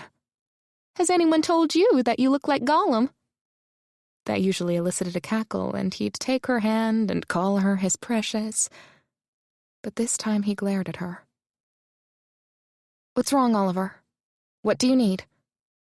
I need to die. Words like that struck terror in Lexi's heart. It wasn't that she'd never seen death. She'd been a nurse in the emergency room and had seen plenty of death. But she wasn't ready to face Oliver's death. It was inevitable, and yet she'd feel guilty because he was her responsibility. That will happen soon enough, What do you need now? Are you in pain? He didn't answer. Is this about Drake? About his leaving tomorrow? He rolled away from her again, groaning in pain as he did. She'd hit a nerve. Why not ask him to stay? I can't do that. His voice was flat, as if he'd been defeated. Why not? He glanced over his shoulder at her. Oliver, I'm going to give you a shot in your backside if you don't turn back and tell me what's going on. You're mean. With considerable effort, Oliver rolled onto his back. Yeah, well, it's only because I like you. So why can't you ask Drake to stay? He's got work to do. A big meeting on Monday. His entire career rides on it. So ask him to come back after the meeting. Oliver shook his head. If the meeting goes well, he'll be too busy to come back. If it doesn't go well, he'll resent me and won't want to come back. I think you underestimate him. I made him. I know exactly what he's capable of. Lexi wished she could shake sense into the old man. What if he wants to come back but doesn't think you want him here? Maybe he needs to hear that you want him to stay. He won't believe me. Believe what? Drake stood in the doorway. Lexi glanced at Drake and then back at her patient. Oliver is having a tough morning. You talk too much, Lexi. And you don't talk enough. She put away her supplies. I'll just leave you two alone. Wait. Drake took her arm and guided her to the corner of the room. Is he dying? He whispered. Yes, although not today. Lexi shook off her irritation at Oliver and held Drake's hands. But you're leaving tomorrow. This may be your last day with him. Make it count, Drake. He nodded and squeezed her hands. Lexi smiled encouragingly even as her heart broke. She knew Oliver wouldn't ask Drake to stay, and Drake wouldn't be back. It wasn't the way she wanted things to end, but they were both too pig-headed to do any different. Once Lexi left the room, Drake turned his attention to his grandfather's hard stare. What? You slept with her, didn't you? Drake hoped he masked the "how did you know" expression before Oliver noticed. He sat in the chair, extended his long legs, and rested his hands across his belly like he didn't have a care in the world. Did it fool Oliver? Probably not. What are you talking about? You slept with Lexi. I don't know when, but you did. It's the only way to explain it. Explain what? Last week, you two could barely be in the same room. Now you're both downright chatty. You're delirious. The way you look at her, Drake. I know that look. I may be old, but I remember what it was like to lust for a woman. Drake's mind raced to find an answer that wasn't lying, but still got him off the hook. She's good for you, Oliver said. Wait, did Oliver support his affair with Lexi? Still, he didn't want Oliver thinking he and Lexi were more than casual lovers. No, she isn't. We're complete opposites and have absolutely nothing in common. Opposites attract. No, they don't. Although in this case, it was a lie. He'd already suspected the fact that Lexi was his opposite was what attracted him to her. He liked that she said whatever the hell popped into her head and didn't try to manipulate people. With Lexi, what you saw was what you got. It was refreshing, even if it was irritating. You think she's unattractive? No, she's beautiful. She thinks she's sexually unappealing. How would you know what she thinks? Was he dreaming? Drake couldn't be talking about Lexi's sexual appeal with his grandfather. She told me. She told you she was sexually unappealing. Not in those words, but that's what she meant. She thinks because she's short and outspoken, men don't find her attractive. Is she right? No. But that's not our business. Drake ran his hands through his hair, not wanting to have this conversation. Oliver was his grandfather, for God's sake. Oliver smiled. Drake, If you were to meet someone you could love and who loved you back, would you walk away from the Carmichael Corporation? Drake froze. In that moment, his world fell. He believed he'd made gains in his relationship with Oliver, but with that one question, Drake realized it was all a test to see how committed he was to the company and to the family. The pain served to remind him not to get his hopes up about a good relationship with his grandfather. Everything Oliver had done to help him was to test him. Even worse, Oliver had enlisted Lexi's help. Was it their plan to make him fall for her, to see what he'd do? That thought tore at him, and reminded him once again that people couldn't be trusted. Annoyance and temper flared at his grandfather's scheme. He knew Oliver's fondness for Lexi and decided to hurt him for his betrayal. I did sleep with her, but it was nothing. Now it's over and done. I'm 100% dedicated to the business and the family. Nothing will distract me. Drake looked for the anger and disappointment he'd seen in his grandfather's face since he was a child. It surprised him when he saw pity. All his life, Drake wanted to have Oliver's acceptance.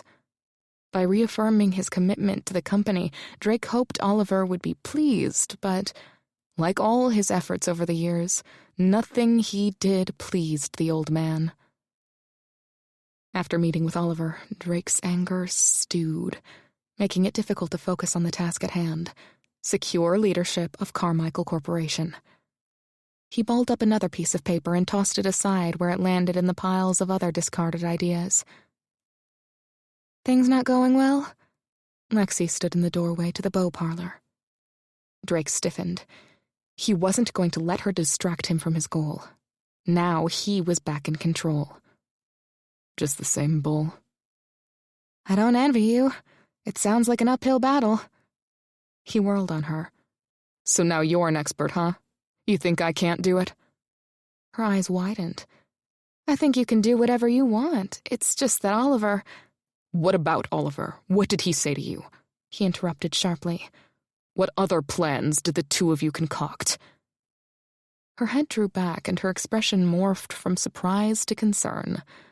But he wasn't buying it. "You think I should give in? Let all those people lose their jobs so I can secure my position? I won't do it, Lexi. I don't expect you of all people would understand that. I'm not being sentimental. Yes, the company owes a lot to these people, but I believe there's more profit if we manage it right. And if I pull this off, I'll prove—" "I think that's wonderful. I just thought—" "You thought wrong." He turned his back on her. "You don't know what I think." Drake was glad she was angry. It was easier to deal with anger on a woman.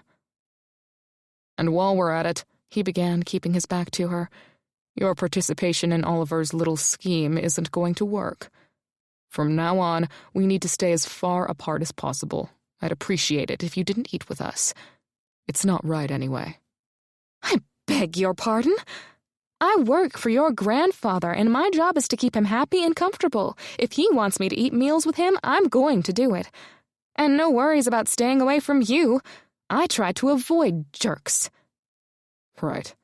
Like good old Bobby Lee and Danny Boy."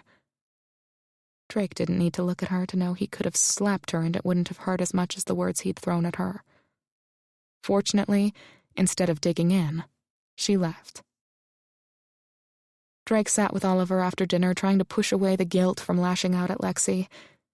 He was angry at her, but he'd gone over the top. All he should have done was calmly end things. Instead, he'd purposefully hurt her. "I'm leaving in the morning. It'll give me a few days in the office before the meeting on Monday."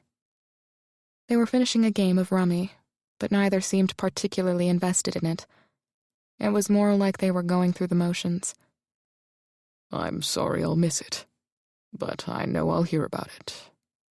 Oliver's voice was bland, as if he had no real interest in Drake or the business. Drake hoped for something more encouraging, and kicked himself again for wanting validation from his grandfather. "I don't know if I'll be able to come back anytime soon." Oliver sighed. "I understand. You need to do what you need to do." Drake ground his teeth. You set all this in motion. Yes. You're only doing what I raised you to do. If that was the case, why did Oliver seem so disappointed? Do you remember your father? Oliver asked suddenly. A little. Drake eyed Oliver with suspicion. I always thought he was a weak man. He liked people. He worried about them and his impact on them. It drove me crazy. Yes, I know. But he wasn't weak. Lying here, watching you weigh people's futures with your own, I realized your father was strong. He did the one thing you and Derek never dared to do. What was that? Defy me. Drake's mouth dropped. What? You said he made a pitiful attempt at the business and then gave up and ran with his tail between his legs. Oliver smiled sadly. History is always told by the winner, Drake. Remember that. The truth is, he made a good effort. He tried, just like you are, to balance the good of the company with the good of its people. But he couldn't work with me, so he quit. We had quite a fight. He chose your mother, who I didn't want for him. In the end, I think he had a good life. It was cut short, but I don't think he had any regrets. Not like I do. Drake stared at his grandfather in disbelief. Where are you going with all of this? I don't think you should go to New York. I think you should stay here, discover who you are, and find out what you can make with Lexi. Why do you keep throwing her at me? Drake tossed his cards on the table, stood and paced the room. I'm committed to the business. You don't need to keep testing me. Don't you get it, boy? I don't want you to live your life for the business. I don't want you to get to the end of your life and wish you'd married someone else, or played ball with your son, or spoiled your grandchildren. Drake stopped pacing to stand at the end of Oliver's bed. He regarded the sickly man laying before him who looked like his grandfather, but didn't sound like him. How can you expect me to be anything but what you raised me to be? I can't expect anything. But I can hope and pray you'll consider what I've been trying to tell you over the last 2 weeks. You have a heart, Drake. Find it. Find it before it's too late. Oliver, I can't do that. I've worked too hard to walk away. Too many people are counting on me to make this work. Drake was used to seeing disappointment on his grandfather's face. What he struggled with was Oliver's disappointed expression resulting from Drake doing exactly what his grandfather had instilled in him to do. Why was Oliver changing the rules now? Or was this still part of a test? Drake shook his head. It didn't matter. He was going to New York, saving the stores and beating Derek. If you're going to go, at least take Lexi with you. She's off for a few days, and I want to give her something fun. What? Why? I'm not coming back. You don't need to entertain her. Just escort her up and get her settled. I'll arrange for a car, money, and tickets to shows. Lexi needs to know she's a beautiful woman who deserves to be pampered and spoiled. She works hard and puts up with a lot from me. And you, I'm sure. She's helped me accept what's happening, so I can die in peace. I owe her this. But since I can't do it, I'm asking you to do it for me. Bad idea ran like a mantra through Drake's mind. When would this test end? Not until Monday. Or until he or Derek won. No, I'm not playing your game. Besides, she won't want to go with me. You'll take her as my dying wish. Just fly her up with you and arrange for her return. I'll take care of the rest. It had been a long time since he'd heard his grandfather talk with such authority. Just a ride. Nothing more. Chapter 18. Lexi didn't want to be sitting on a plane, even a luxurious private one, hurling through the air toward New York. Her lack of enthusiasm wasn't from the vertigo and feelings of nausea she experienced once the plane was airborne. No, she was managing the air sickness. It was Oliver's dumb idea to go to New York with Drake that had her in a bad mood. When Oliver told her how he wanted her to spend her weekend, she'd said, "No way." But he'd worked her, probably the same way he'd worked people in business, and eventually, to appease the dying man, she'd agreed. Her resistance had nothing to do with a free trip to New York. Actually, that sounded like fun. Her only experience with New York had been through all the TV shows centered there. No, her problem was the 2-hour plane ride from Charlotte Tavern, Virginia to New York. A plane ride she'd have to take with Drake, a man who, over the course of 2 weeks, had gone from distrusting her to lusting after her to loathing her, all for reasons she didn't understand. The only good thing about the trip so far was that because she was on a private plane, she didn't have to sit next to him. Even so, while most of her wanted to be done with him forever, another part of her had to know what turned Drake against her. She sipped from a bottle of cold water to settle her stomach. "I know you're busy with your conquest of Carmichael Corporation, but maybe you can tell me why you're upset with me?" I don't like being made for a fool. He didn't look up from his laptop. He sat on the other side of the plane at a table where he'd been typing away since the moment the plane had left the ground. What the heck was he talking about? A fool? Did I embarrass you? Let's just say your and Oliver's little plan won't work. You may have sidetracked me, but I won't be distracted from my goal. During his outburst, he'd said something about her and Oliver's plan. She wasn't any closer to knowing what he meant than when he first said it. "I'm missing something because I have no clue what you're talking about." Drake lifted his head, his eyes darker and colder than she'd ever seen. You're not one to play coy, Lexi. I know you and Oliver conspired to distract me from my work. He thought you could use some fun, and I agreed. I told you that. Whose idea was the sex? Lexi wasn't sure whether to laugh or scream. That was your idea. He didn't say anything. You seriously think I had sex with you because Oliver asked me to? Do you know how insulting that is? And sick. She didn't want to sound shrill, but it was hard when he'd been the one to suggest sleeping together, when he was the one wanting a distraction. Oliver has been testing me from the moment I arrived, and he's been using you to do it. You fooled me. You fooled him too, didn't you? You worked him so he'd think hiring you was his idea. What do you get out of all this, Nurse Lexi? How dare you? Her voice was low as she struggled to speak. Oliver may play games with your life, but he'd never do what you just suggested. Drake scoffed. He's done worse. But I wouldn't. The plane tilted slightly, enough to make her breakfast backtrack. She scrambled from her seat to the bathroom. She didn't even have time to lock the door before her breakfast forced its way from her body. Shaking, she sank to the floor. Did he really believe she manipulated Oliver into hiring her? Or worse, that she and Oliver conspired to keep Drake from his goal? That she'd sleep with him to test his dedication to the family business? He basically called her a whore.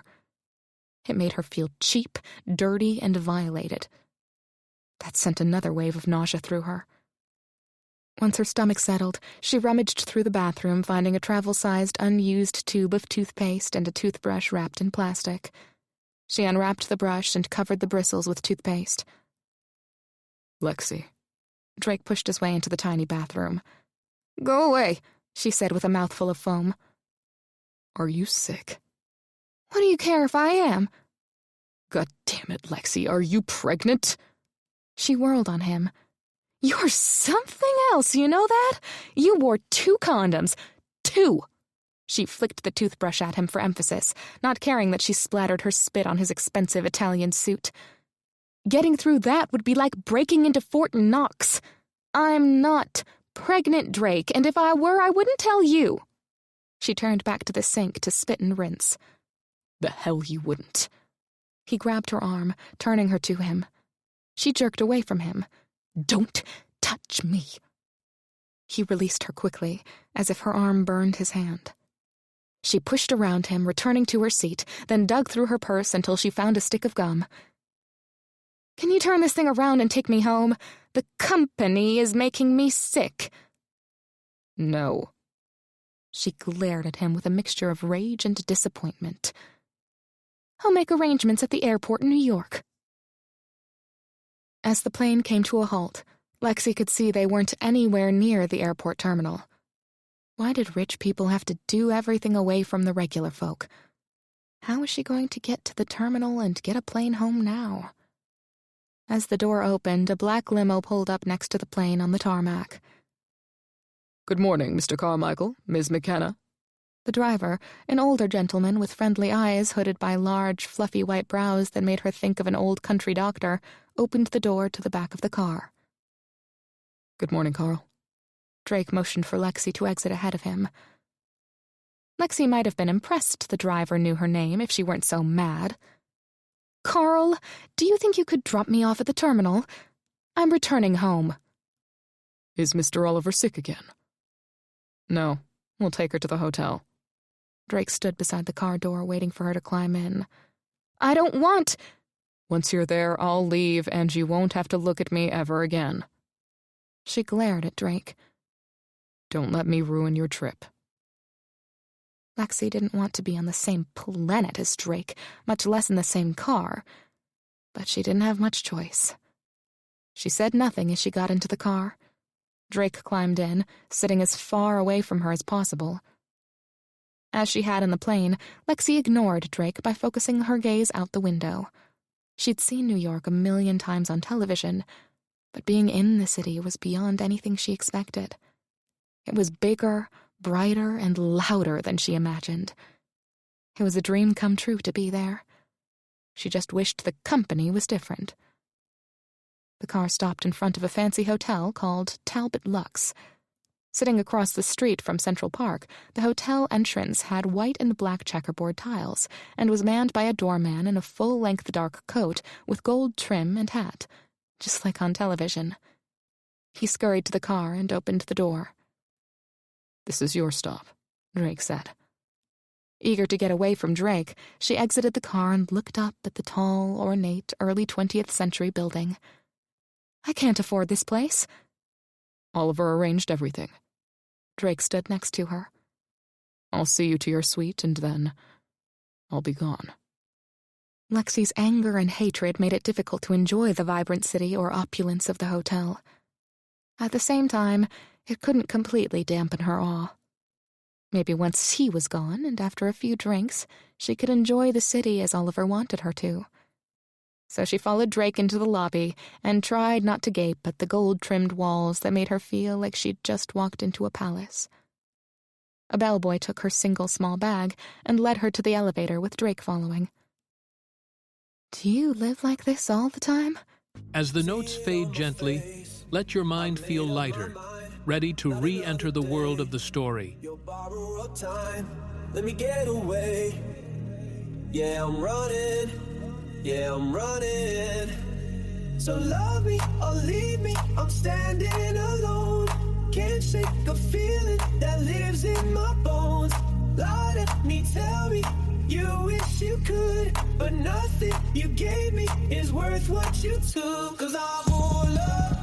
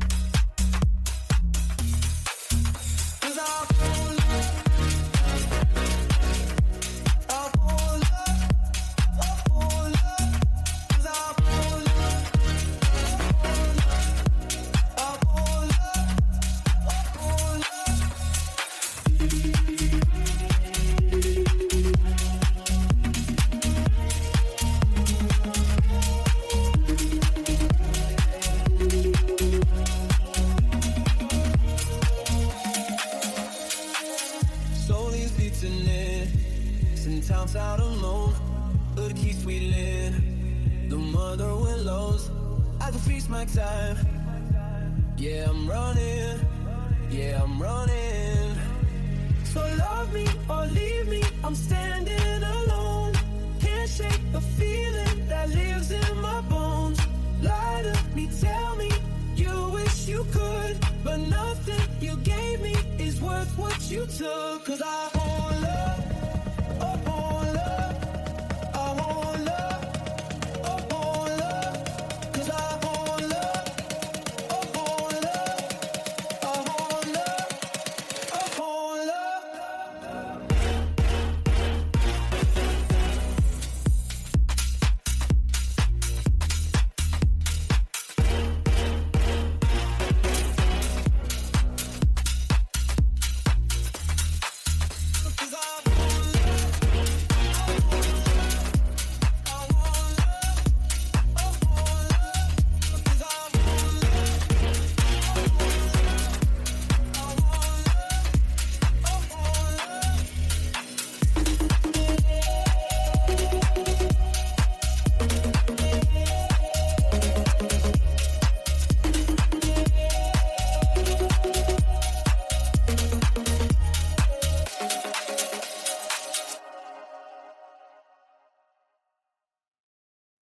She stood as far away from him in the elevator as she could and pushed away the memory of their last elevator ride involving foreplay. I have an apartment. Oliver's home, where Derek and Sharon live, is more like this. But the drivers and expensive things. I'm not ashamed to be rich, if that's what you're asking, he snapped. I didn't say that. Lexi had been immune to his dark moods, but this time his harsh tone made her eyes water. It was as if he was determined to hurt her. Not wanting him to know her pain, she swallowed the thread of tears and steadied her voice. It's like a different universe for me. They exited the elevator, and the bellboy opened the door to her room. Lexi gasped at the size and luxuriousness of the suite. High ceilings and several windows allowed for an abundance of natural light. The suite was decorated in ivory and taupe tones, accentuated with rich, dark woods. Texture brocade fabrics and rugs added color. And that was just the living area. She glanced through an arched doorway into a bedroom with a bed so large she could lay on it in any direction and still have a foot or two of empty space. This place isn't any nicer than your place. More expensive and fancier, maybe. But in the end, it's still just a place. His statement was a reminder of how different they were. You wouldn't understand. You're probably right. Let me add to your trip to another world. He reached into his pocket and pulled out a credit card. This is for you. Use it as you wish, and... I can't take that. You'll need money. New York is expensive. You accused me of selling myself and wonder why I won't take your money? She was glad she could access her anger, because there's no way she wanted to give him the satisfaction of seeing her cry. Did he flinch? Did he realize what a jerk he was being? Or was that just wishful thinking on her part? He didn't say anything as he set the card on the coffee table. Here are my cell and home numbers. I know you want nothing to do with me, but if you have an emergency, you can reach me. Lexi tried to ignore him by looking out the window over Central Park. This was a gift of a lifetime, given to her by Oliver. She'd need to try to enjoy it. The sooner Drake left, the easier it would be. Here's some cash, too, just in case. Lexi whirled on him. I'm not your whore, Drake. Take the money and get out. I know you're not a... You as much as called me one on the plane. All the sense of adventure vanished. Lexi pushed past Drake. I've got to get out of here. Where are you going? Home. I'll get a cab to the airport with my own money. She supposed she should thank Drake. With Bobby Lee's money, she had the means to get home. Lexi. This time he did touch her. He took her arm gently but firmly. I said don't touch. I know. And I'll let go. But you're upset and tired. You should stay here. I'll leave. He nodded and released her arm. Stay here for today. If you still want to go, I can arrange for you to fly home tomorrow. I don't need you to arrange anything. The tears were threatening again. I know you don't, but I'll still do it. I'm going now. Try to get some rest. There's a concierge that will make arrangements if you'd like to see a show or something. He waited for her to respond, but she couldn't without giving away how much he hurt her. Fortunately, he left without another word. Since she was stuck, she decided to tour the suite. She entered the bathroom where a large tub had her imagining a luxurious soak with Drake. She let out a curse. Why did he have to be such a jerk? What had she done to deserve the way he treated her? She decided to take a hot shower to wash away any remnants of him. Scrubbed free of Drake, she wrapped herself in one of the large hotel robes and climbed into bed. It was the middle of the day in the most exciting city in the world, and she was hiding under the covers, letting him win. She'd endured betrayal and embarrassment before, but never the type of hurt Drake heaped on her. Knowing she wouldn't be able to sleep off the pain, she got out of bed, found her phone, and called Chelsea. "Hey, how's New York?" "I want to come home." Lexi sounded like a kid stuck at camp, but didn't care. "Why? What happened?" Lexi made herself comfortable on the couch and described Drake's outburst the day before and his accusations on the plane. "Really? He said that? No joke, Chels. I've never felt so dirty." "I'm sure he didn't mean it. Why are you sticking up for him? Did I tell you he accused me of being pregnant, too? The guy wears 2 condoms. 2? Chelsea snickered. "Seriously?" "Yes, seriously. The guy has some real issues about having a kid." "Did he think you wanted to get married or something?" "I have no idea what's going on in his thick skull. To be honest, I'm not sure he knows either. I mean, one minute he's like Joe Cool and he'll do something really sweet, and the next minute he's raging at me." "I think he likes you." "Did you hear what I just said?" Had Chelsea read too many romance novels? She believed in fairy tales, despite the fact her track record was as bad as Lexi's. "Yes. But think about it, Lex. A guy like Drake wouldn't care what you thought or did. He'd get his kicks and move on. But he got mad. Like you hurt him. Like he thought you betrayed him by working in cahoots with Oliver. I wasn't working. I'm not saying you were. I'm saying he thought you were.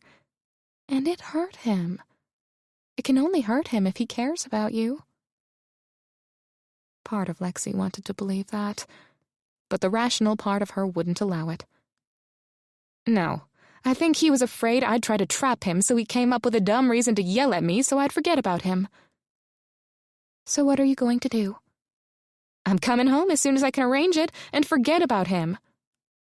Lexi knew she could return home, but she wasn't confident in her ability to forget him.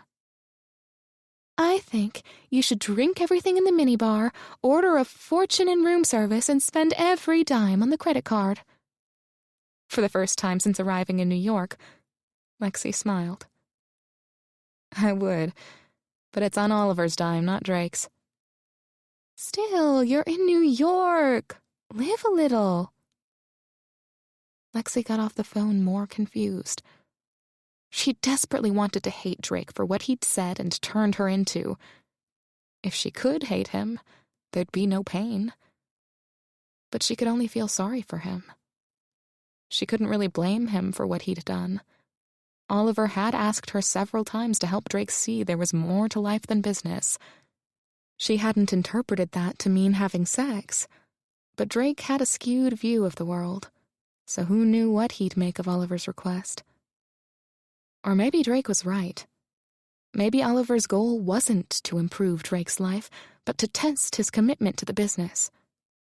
For a guy working his butt off all his life to impress his grandfather, it had to be difficult to never get a pat on the back. And for a woman who still loved him, it was hard to hate him for that. Chapter 19. Drake managed to put in several hours at the office before heading home, happy for the distraction the office created. His team was re-energized with his return, and he had confidence in what they achieved. He entered his penthouse apartment, hoping for respite. The glow of the city diffused across his living space, allowing him to keep the lights off. He'd already loosened his tie and released the top 2 buttons of his shirt. He tossed his coat and briefcase onto the couch on his way to the bar, and then poured 2 fingers of whiskey, downing it in one gulp, waiting for it to burn away the fatigue and guilt. It didn't work. He poured another glass, this one larger, and carried it out onto the terrace. By himself, there was nothing to keep the thoughts of Lexi and the things he'd said to her from dominating his mind. He had a nagging feeling he was wrong about her, but he brushed it aside. He couldn't afford to let her steal any more time and energy from his goal. 2 weeks ago, he stood in this same place and determined he'd get Oliver's help. That seemed like a lifetime ago. Now that he was home, he expected the feelings of unrest to vanish, but they lingered like little gnats he couldn't swipe away. It was all Lexi's fault.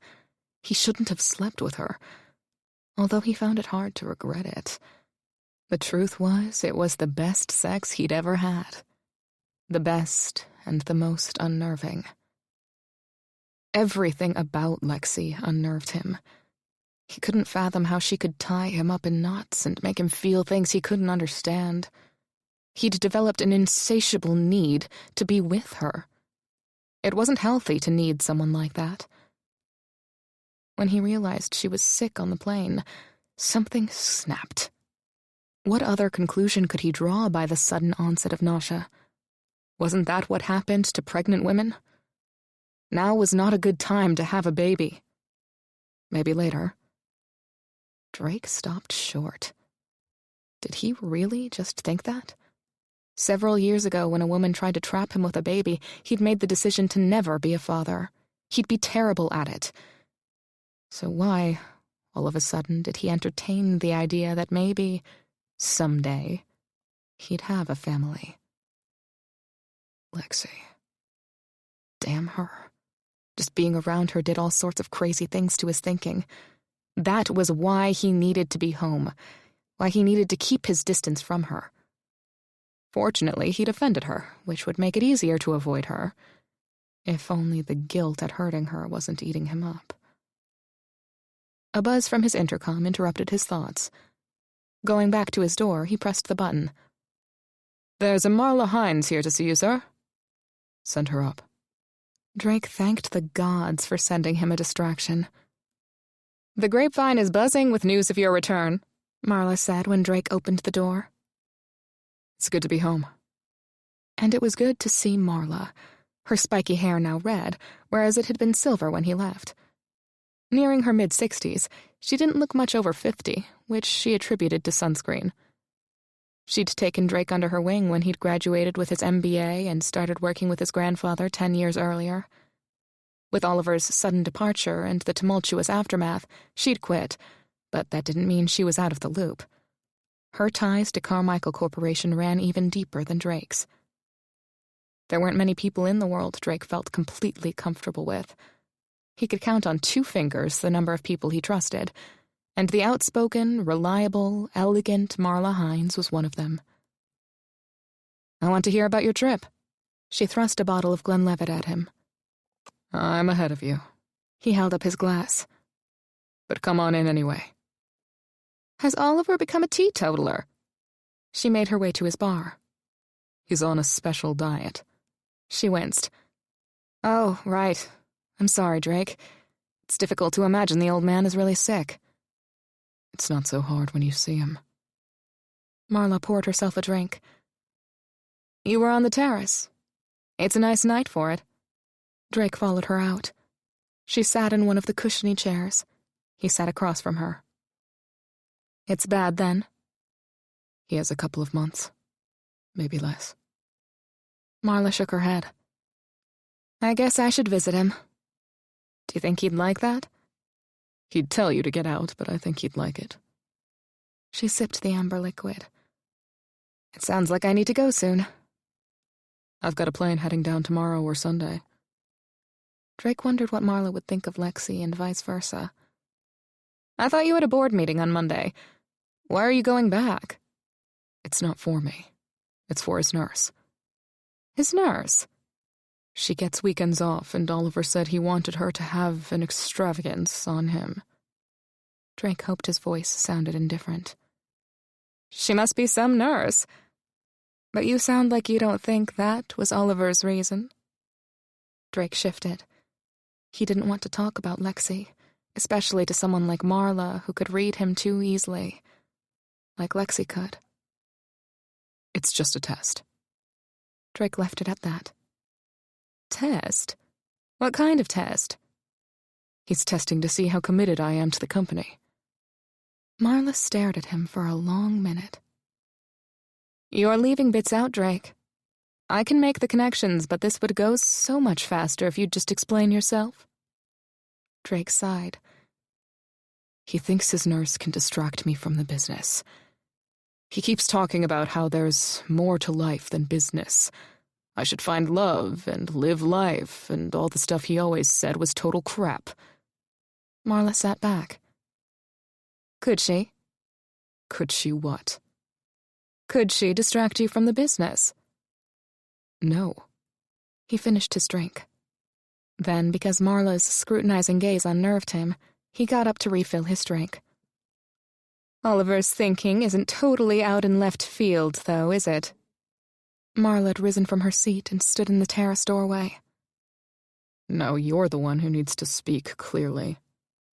He stood at the bar, trying to decide if he should switch to water or just keep drinking. There's something between you and this nurse. No. He could feel Marla studying him, even though he wasn't facing her. He hated he couldn't face her. He poured another drink. A knowing smile curved on her lips. You slept with her? I don't want to talk about my sex life with you, Marla. He drained his glass and poured more, despite knowing it would be one too many. Marla approached him. You're in love with her? No. Drake scoffed and cursed as he spilled his drink. Okay, maybe not in love. But you have feelings. She reached out and touched his arm. Have you been talking to Oliver? I've already settled this with him and Lexi. Lexi? Is that her name? Drake pushed past Marla to the terrace. He returned to his seat and wished for the night to end. Can you tell me about her? She's like a spark plug. That's not very romantic. It's not meant to be, damn it. He drew in a calming breath. She's tiny, but full of energy. She says exactly what's on her mind and isn't easily intimidated by Oliver or me. Oh, I like her already. Marla had too much delight in her voice. If she were paid by the amount of patience she has, Lexi would be the richest woman in the world. You should see how she deals with Oliver. So what's the problem? Problem? Why is it wrong for you to love her? I don't love her. Good God, how long is this going to go on? Drake pinched the bridge of his nose. It wouldn't matter anyway. She knows exactly what kind of man I am. Marla frowned. You mean kind, caring, loyal, and attractive? No. What did you do? Marla, really? Why are you harping on this? Because, test or no test, Oliver is on to something. There is more to life than business, Drake. And if this Lexi can make you happy, you'd be a fool to let her get away. I don't want her. Liar. Drake swore and walked to the edge of the terrace. Why wouldn't it matter? I accused her of conspiring against me, and... Drake couldn't bring himself to tell Marla all that he'd done to Lexi. And? She was sick on the plane, and I thought it was morning sickness. Ah, Marla said in the way that suggested all the pieces of the puzzle had fallen into place. Like Sharon all over again. She's nothing like Sharon. Drake turned toward Marla. She's not naive or delicate, but she's not experienced in the way the Carmichaels live.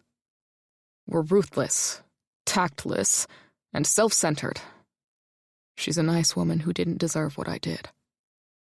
So fix it. That's how it was with Marla. If something is broken, just fix it. But Drake could still picture the revulsion and hurt in Lexi's green eyes. He couldn't imagine any type of apology could make up for the things he said to her. He shook his head. No. It's better for everyone, especially Lexi, if we never see each other again. Marla went to him. Drake, I'm not saying you have to marry this girl. You do have to apologize, or this guilt will eat you alive. You might be ruthless, tactless, and self-centered, but you've got what your grandfather and brother don't have. A conscience. Drake groaned. It's not a bad thing, Marla laughed. I know Oliver raised you to believe caring and compassion are weaknesses, but they're not. While they aren't valued in business, don't think for one moment your team at Carmichael Corporation or the employees at the stores Derek wants to close aren't appreciative of what you do. Appreciation won't save their jobs. No. But I believe in karma. You'll be rewarded for your good heart, Drake. Maybe you already have. The last time Lexi spent all day and night in bed was when Bobby Lee told her Kelly was pregnant and he was going to marry her instead. It didn't matter he'd cried when he told her, and that he wished he could take back the night he slept with Kelly. She was pregnant, and he needed to do the right thing by her. Lexi believed him, but it didn't change what he'd done. He'd betrayed her. The pain manifested deep in her soul. She was normally a strong woman, able to bounce back, but something like what Bobby Lee did, what Drake did, stole the wind from her sails. She'd rebound, eventually. She woke up on the couch where she'd finally fallen asleep after a good cry. She was considering getting in the shower when there was a knock at the door. She peeked through the peephole. Drake, the last person in the world she wanted to see. I know you're in there, Lexi. I need to talk to you. He said I wouldn't have to see you ever again after yesterday. Just the sound of his voice tore at her. Why couldn't he just leave her alone like he promised? She was vulnerable to him and hated him for making her that way. I have something to say, and then if you still want me gone, I'll go. Lexi opened the door but left the chain lock on, as if the scrap of metal would protect her heart. Have you arranged my trip home? Can I come in? He leaned his head on the hand he placed on the doorframe, peeking through the gap of the door. He looked like she felt, emotionally wrought. Good. But she'd had enough. All she wanted was for him to leave her alone. No. Come on, Lexi. I don't want to hurt you, I just need to talk to you. Too late. She shut the door, almost catching his hand in it as she did. He banged on the door, raising his voice as he spoke to her. Lexi! It's taking every bit of nerve I have to do this. The least you can do is let me in so I can speak to you face to face. She stood for a moment, but apparently her resolve was weak where it concerned him. Reluctantly, she unhooked the chain and opened the door, but walked back to the couch, annoyed he'd see her so bedraggled. Not that she wanted to impress him, but she didn't need him to know just how much he'd hurt her. You didn't go out yesterday. Concern laced his voice. I didn't feel like it. She narrowed her gaze. Were you spying on me? No, I asked the concierge and front desk. You didn't order room service for lunch or dinner, or breakfast this morning. What are you, the meal police? She was pouting, but what did he care anyway? Unless he was going to accuse her of being pregnant again. He sat on the coffee table in front of her. His eyes were soft and remorseful. I'm sorry. She hoped her face remained impassive, because the hurt grew and tears welled again. I'm sorry I said those things on the plane. I know you wouldn't have slept with me because Oliver wanted to test me. He took her hands in his. Her instinct was to pull away, and yet she couldn't. I know, Lexi, you'd never do that. Oliver could see how affected I was by you, and he started challenging me. I knew he'd ask you to get me out of the house, and I carried my assumptions too far. No kidding. Why do you even care? What do you mean? I have no illusions, Drake. I know winning Carmichael Corporation is the most important thing in the world to you. What does it matter what I do? He released her hands and stood to pace the room. Lexi could only watch, curious of his strange behavior. Finally, he whirled around. Because when I'm with you, I can't think of the business or my plans. Huh. I've always had a laser focus on my goals, and then I met you, and my life is... God, I can't even explain it. It was the first time he'd ever looked vulnerable, and Lexi could feel her heart soften. I said those things because I was angry at myself for letting you distract me. I didn't do anything. You don't get it. You don't have to do anything. I just look at you. Hell, even when I think of you, everything else is forgotten. Oh. Jesus. He sat in a chair opposite her and raked his hands through his hair. Was this the first time he'd ever shared vulnerable feelings with anyone? He lifted his head. I hurt you. And I'm very, very sorry. The truth of his words shone in his eyes. She wanted to forgive him, but couldn't quite manage it. It wasn't just the heinous accusations he'd made on the plane that made it hard to forgive. She knew that once she gave in to him, she'd be vulnerable again. In the few weeks they'd been together, Drake's temper had been unfairly directed at her several times, enough to know it would only be a matter of time before it happened again, unless she ended it now. It must be exhausting to always go against your nature. Or maybe you've been doing it so long you don't know who you are anymore. There was the look again, the one suggesting he had no idea what to make of her. I just apologized to you, and that's what you have to say? Yeah. I'm not sure which is really you. I want to believe you're this nice Drake, and your attempt to be a ruthless businessman makes you mean. But maybe it's the opposite. Maybe you're just mean. I have no reason to be nice if I'm just mean. It must give you whiplash to have to go back and forth between hard ass and good guy. He let out a long sigh. I am what I am, Lexi. Was it hard for you to come here this morning? Yes, but not because I have trouble apologizing. It was hard because I knew it would hurt you to see me. And because I know the things I said are beyond forgivable. But you need to know how much I regret those words. I'm ashamed. You have been nothing but patient, kind, and generous. Oliver is right. You deserve to have something special in your life because you give and give with very little thought of yourself.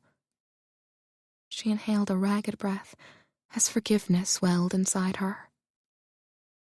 Thank you. I appreciate that, and I forgive you. He let out a breath. I know I don't deserve it, so thank you. She nodded and hoped he'd leave now he'd told her what he'd come to say. She could forgive him, but she couldn't allow herself to get caught up in him again. I know you want to go home, but maybe you'd let me take you to breakfast first. That wasn't a good idea. Now was the time to cut her losses, say goodbye to him forever, and go home. As if he knew what she was thinking, he said, It's just breakfast. You need to eat. Just breakfast. She inwardly cursed herself at her inability to maintain her resolve around him. Yes. Consider it my penance. He reached out, curled his index finger with hers, and gave a small shake. That would take more than one breakfast, but okay. He smiled one of those rare, wonderful smiles. Good. Get dressed. I have a surprise. Chapter 20. Because Drake planned a surprise, Lexi wasn't sure what to wear. He was in jeans and a blue striped button shirt with a white t-shirt underneath. She supposed it was casual, but nothing on Drake looked casual. Even when he was naked, he wasn't casual. She opted for a light green, sleeveless summer dress and hoped wherever they were going wasn't too formal. Drake was quiet during the car ride, but that was all right with Lexi. She was overwhelmed by everything. She wished her visit had started out differently so she could enjoy all the sights and sounds of New York, visit all the crowded tourist spots, and find the local haunts off the beaten track. Maybe another time. She was pretty sure, though, this would be her only trip. She had a modest life and no job once her work with Oliver was done, so chances were slim she'd ever return. But she couldn't complain about the circumstances of her life. Drake had the city at his feet and seemed miserable. She might not have money and fancy shops, but she had family and friends who were always there for her. This is our stop. Drake stepped out of the car and helped her onto the sidewalk. This way. His hand lightly held her elbow as he guided her up a pier. Mr. Carmichael? A man stepped down from a sailboat. Are we going sailing? Lexi asked. Yes. Drake helped her up the steps. Lexi had been on fishing boats and ski boats, but she'd never seen anything like this. It was like a sleek yacht with sails. Is that a hot tub? Jacuzzi, yes. You're welcome to try it. There are extra swimsuits on board. We're having breakfast here? I hope that's all right. His brows pulled together in concern. Do you get seasick? I haven't in the past, but I've never been on a boat like this. There are 2 bathrooms, or you can be sick over the side. She laughed. I'll keep that in mind. Drake gave the crew instructions and then guided Lexi to a sitting area. The sun is hot today, so we'll sit in the covered section. Drake guided her toward the back of the boat. There was a cushioned couch and chairs sitting in the sun, but he guided her to a covered area with an 8-person dining table and 2 long teak couches with white cushions. It was like a living room and patio, only on a boat. If you sit on this side, you can see the city. Lexi felt a little dazed as she sat. The whole situation was surreal. She knew there were people who lived like Drake, but she never thought she'd be able to experience it up front and personal. The boat was gorgeous, and probably had more living space than the house she grew up in. The city sparkled in the morning sun. The blue sky felt like it had been painted just for her. The crewman brought them orange juice. Drake took both glasses, handing one to Lexi. We'll take a tour of the city by boat, cruise by the Statue of Liberty, and have some breakfast. She tried to stay mad, or at least indifferent, but it was hard. She'd never been one to hide her feelings, and Drake had made a real effort to give her a special treat. He could have ordered room service or taken her to a New York diner for breakfast, but he'd gone above and beyond by arranging a sail around the New York harbor. Even in the covered area, she could feel the wind on her cheeks and see the New York skyline in a way she'd only seen on TV. Great day, Drake. This is so beautiful. She wouldn't have been able to stop her grin even if she wanted to. Yes, it is beautiful. His eyes pierced hers as they gazed at her over the rim of his orange juice. I'm glad I let you talk me into this. His hand twitched, and for a minute, she thought he was going to touch her. I wasn't sure you'd come. Remember that movie, Jerry Maguire? Are you going to tell me I had you at hello? She laughed. Not quite. You had me at I'm sorry. Really? But you made me grovel. Fortunately, he didn't look annoyed about it. I wanted to hear what you had to say. And, as wonderful as this is, I have to be honest, Drake. You make me nervous. You're a Jekyll and Hyde. I know. I'm sorry. Mr. Carmichael, we're ready to serve breakfast. How's your stomach? Drake asked. Starving. She hadn't eaten since the morning before.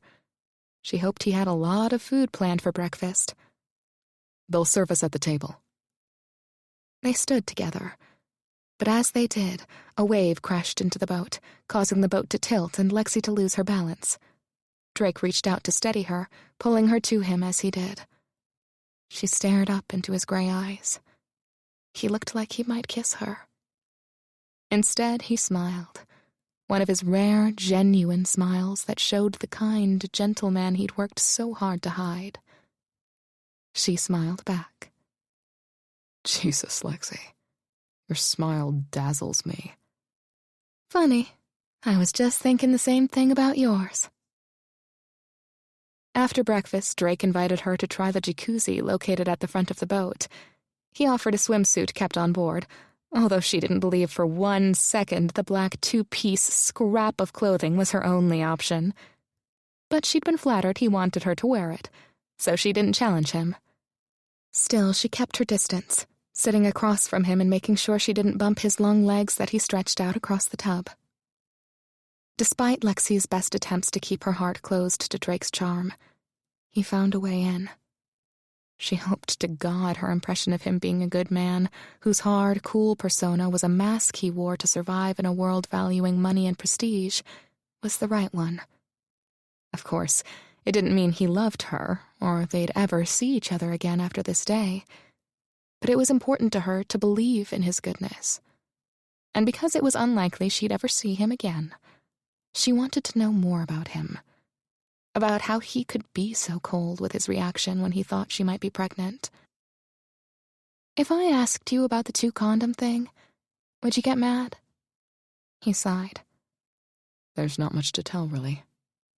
A condom broke. Did she get pregnant? Yes. Inwardly, Drake cursed.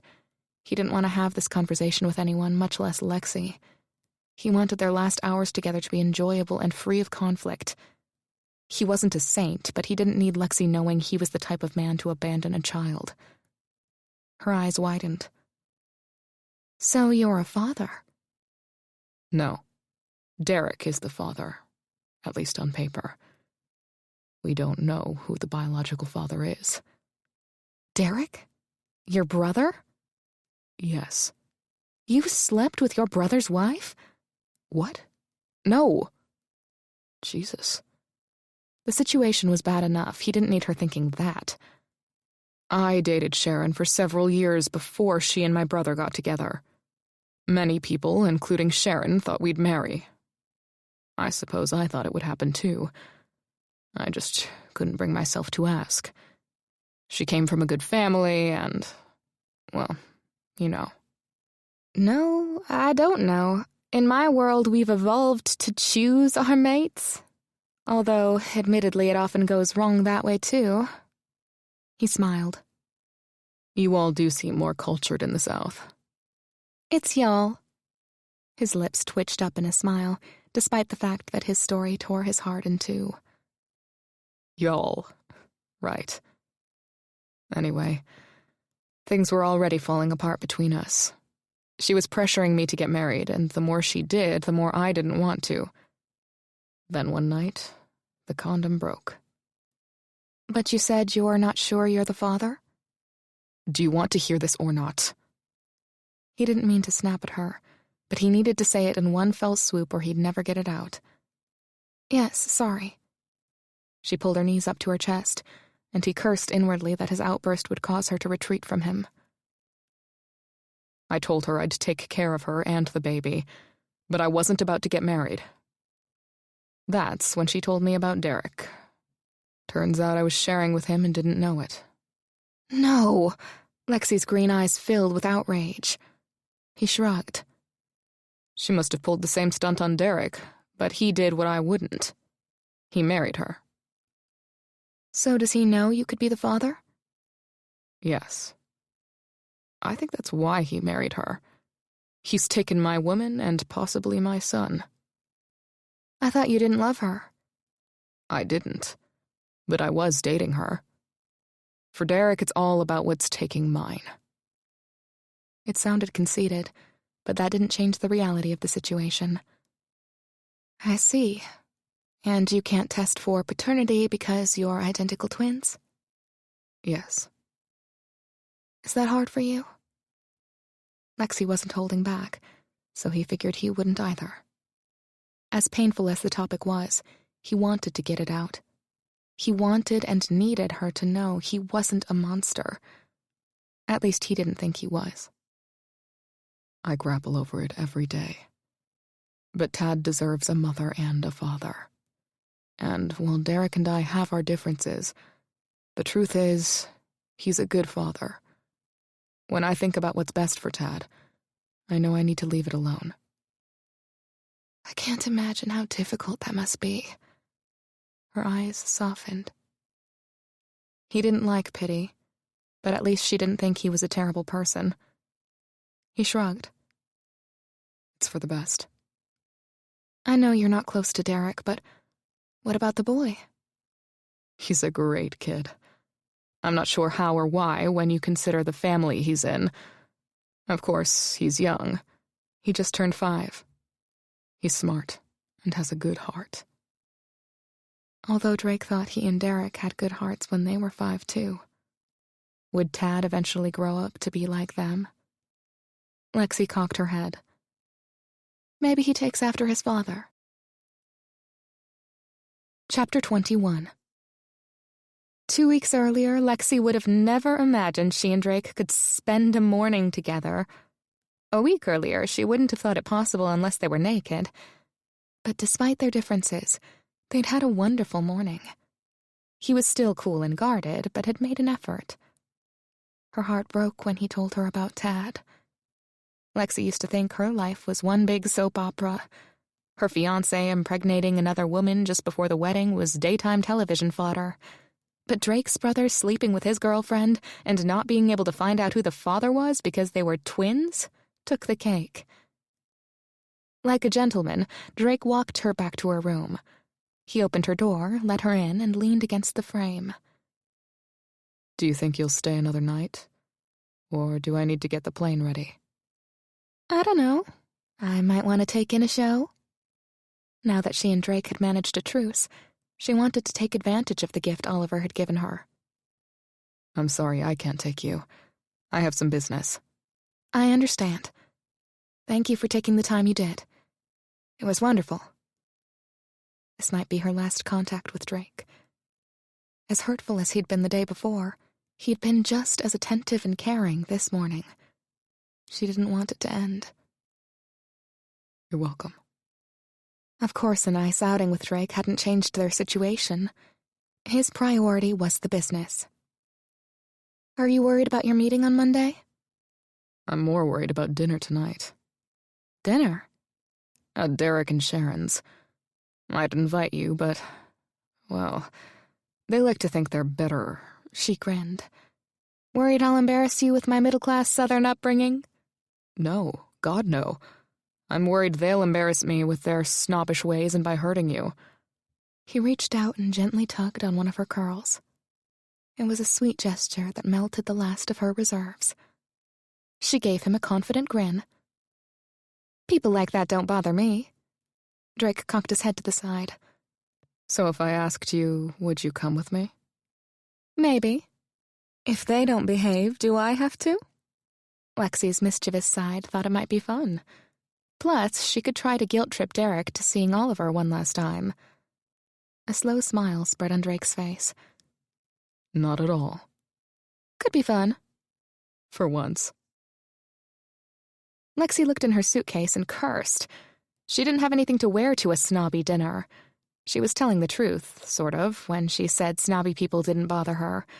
She'd never had a problem speaking her mind to anyone she thought needed to be spoken to. On the other hand, it couldn't hurt to minimize the targets they had to use against her. She couldn't change her accent or the fact she was from a working-class family, but she could at least try to look fancy. She was contemplating using the credit card Drake left for her when there was a knock at the door. She looked through the peephole. On the other side, an older woman with red, spiky hair and a sophisticated suit peered back. "Ms. McKenna, I'm Marla Hines. I'm a friend of Drake's." Lexi opened the door. The woman smiled as she held out her hand. "So glad to meet the woman who isn't afraid of the Carmichaels." Lexi grinned. "They're all bark. They've been known to bite, too, but they're taken with you." Lexi let her in. "If you're looking for Drake, he's working." "I know. He told me he plans to take you to dinner at the house. A woman that can handle Oliver can probably handle Derek and Sharon, but I thought I'd stop by to see what I can do to help you prepare." "Your timing is good, because I don't think I have anything appropriate to wear." Marla looked at the credit card on the table. "Is that the card Oliver gave you?" Lexi glanced at the card, sitting right where Drake had left it the night before. "Yes." Marla's eyes lit with delight. "Lexi, let's go shopping." Lexi had always enjoyed shopping for clothes, but she didn't know what shopping was all about until Marla dragged her from shop to shop trying on dresses, shoes, and accessories. By the time they'd bought everything and sat in a coffee house, Lexi was exhausted. "Great day, I feel like I just ran a marathon." She was happy to give her feet a rest. They'd need it, too, if she was going to make it through the night in the skyscraper-high shoes Marla made her buy. "Shopping is a sport. At least it is here in New York." Marla's grin faded, and her tone dipped. "Drake says Oliver is bad." Lexi nodded, taking a sip of her iced coffee drink. "I worked for him, you know. Over 30 years. Marla sighed, as if she was thinking of every one of those years. "Oliver was good to me, mostly, which is why I stuck around. But I had to quit when he ran off. I don't know what he was thinking leaving like that. Those boys shouldn't have to fight to the death for the business." Lexi nodded in agreement. "Oliver seems to have his own way of doing things." "I'll say. I was hoping with Drake going to Virginia, Oliver would do something. Although I was afraid he'd punish Drake." "Drake thinks he is. Or testing him." Should she be saying so much? Marla might be a friend, but attitudes about friendships and relationships seemed different for people like Drake. In the South, at least in Charlotte Tavern, there were no secrets. Everyone knew everyone's business. But Drake was guarded. Neither he nor Oliver talked about their feelings. She hoped she hadn't broken Drake's confidence. A strange smirk crossed Marla's face. Ah, the test.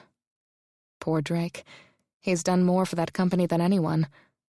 Did you know he hasn't taken a raise or a bonus in over 3 years? By now, Lexi wasn't surprised at Drake's behavior. He worked hard to maintain a facade of cool indifference, but deep down he cared about commitment and loyalty, especially to the company. Drake doesn't like to share much about himself. Well, he shouldn't share that because it might be seen as weakness. Disgust came through in Marla's voice. I never did understand Oliver's way when it came to life. Derek seems to have drunk the punch, but I still hold out hope for Drake. Hope? That he'll find love and life beyond the business. Marla's pointed stare made Lexi uncomfortable, so she turned away. So, do you work for hospice or something? Relieved at the change of subject, Lexi turned back. No, I met Oliver when I worked in the emergency room. For some reason, he decided to hire me. So, what happens when he... Well, Lexi set her coffee on the table, not wanting to think about her next step. I'll have to find a new job. Marla's smile was reminiscent of a Cheshire cat. We've got lots of nursing jobs in New York. Lexi was surprisingly nervous when the knock on the door announced Drake's arrival. She wasn't worried about Derek or Sharon, but she didn't want to embarrass Drake or have him regret bringing her. Would this fancy getup make her fit in and be accepted in Drake's world? She shook her head. Don't go there, Lexi. Wow. That's some dress. Lexi swore she could feel Drake's gaze rake over her as he took in her attire. You like it? Turn around. Lexi did a slow spin, trying to work it as a model might. So? His gaze lifted to hers, and for a moment she noticed a predatory gleam. Then he shook his head, and the gleam vanished. Gorgeous. The desire was still there, but that was all. Probably just as well. Really, it isn't too much. Not enough? I think it's perfect. Sharon will likely think it's too much or not enough. Derek will think like me, but he better keep his mouth shut about it if he values his life. Lexi grinned. When they pulled up to the house, Lexi's excitement at seeing where Oliver lived before he went to Charlotte Tavern wavered as she realized she was about to meet more people like him. Worse, if Drake's opinion was to be trusted. Drake's hand on her lower back helped steel her against whatever his brother and sister-in-law might bring. They stepped into the foyer, and a butler, clad in a dark suit and a grim, stony face, led them to his sitting room. Sharon entered, and she looked just like Lexi thought she might. Tall, blonde, and regal. When you said you were bringing a guest, I thought you meant Allison. I ran into her last week at Bergdorf's, and she said what a lovely time she had with you at the Coleman's party. Drake flinched. Lexi couldn't deny she was curious about who Allison was. Lexi was a woman, after all. But she knew enough about Drake to know Allison wasn't a girlfriend. He wasn't the kind of man to cheat, which he would have been doing by sleeping with Lexi. Nor was he a man to be involved in a long-term relationship. Sharon probably cured him of that. So, most likely, Allison was the friend with benefits. Lexi didn't want to imagine Drake going back to his old life, his old lovers. No. This is Lexi McKenna, Oliver's nurse. Lexi, this is Sharon Carmichael, my brother's wife. Nice to meet you, Mrs. Carmichael. Lexi shook Sharon's hand. While her grip was limp, her eyes were hard. You too, Lexi. In the South, proper manners would have Sharon referring to Lexi as Ms. McKenna, but Lexi couldn't be sure the same rule applied in Sharon's world, so wasn't sure if Sharon was purposefully being rude. Let me get us some drinks. Whiskey, Drake? Want some wine? He asked Lexi. She nodded. We'll each take a glass of wine. Sharon's gaze scrutinized Lexi as she made her way to the bar. Lexi looked around the room. Like Sharon, it was what she'd expected.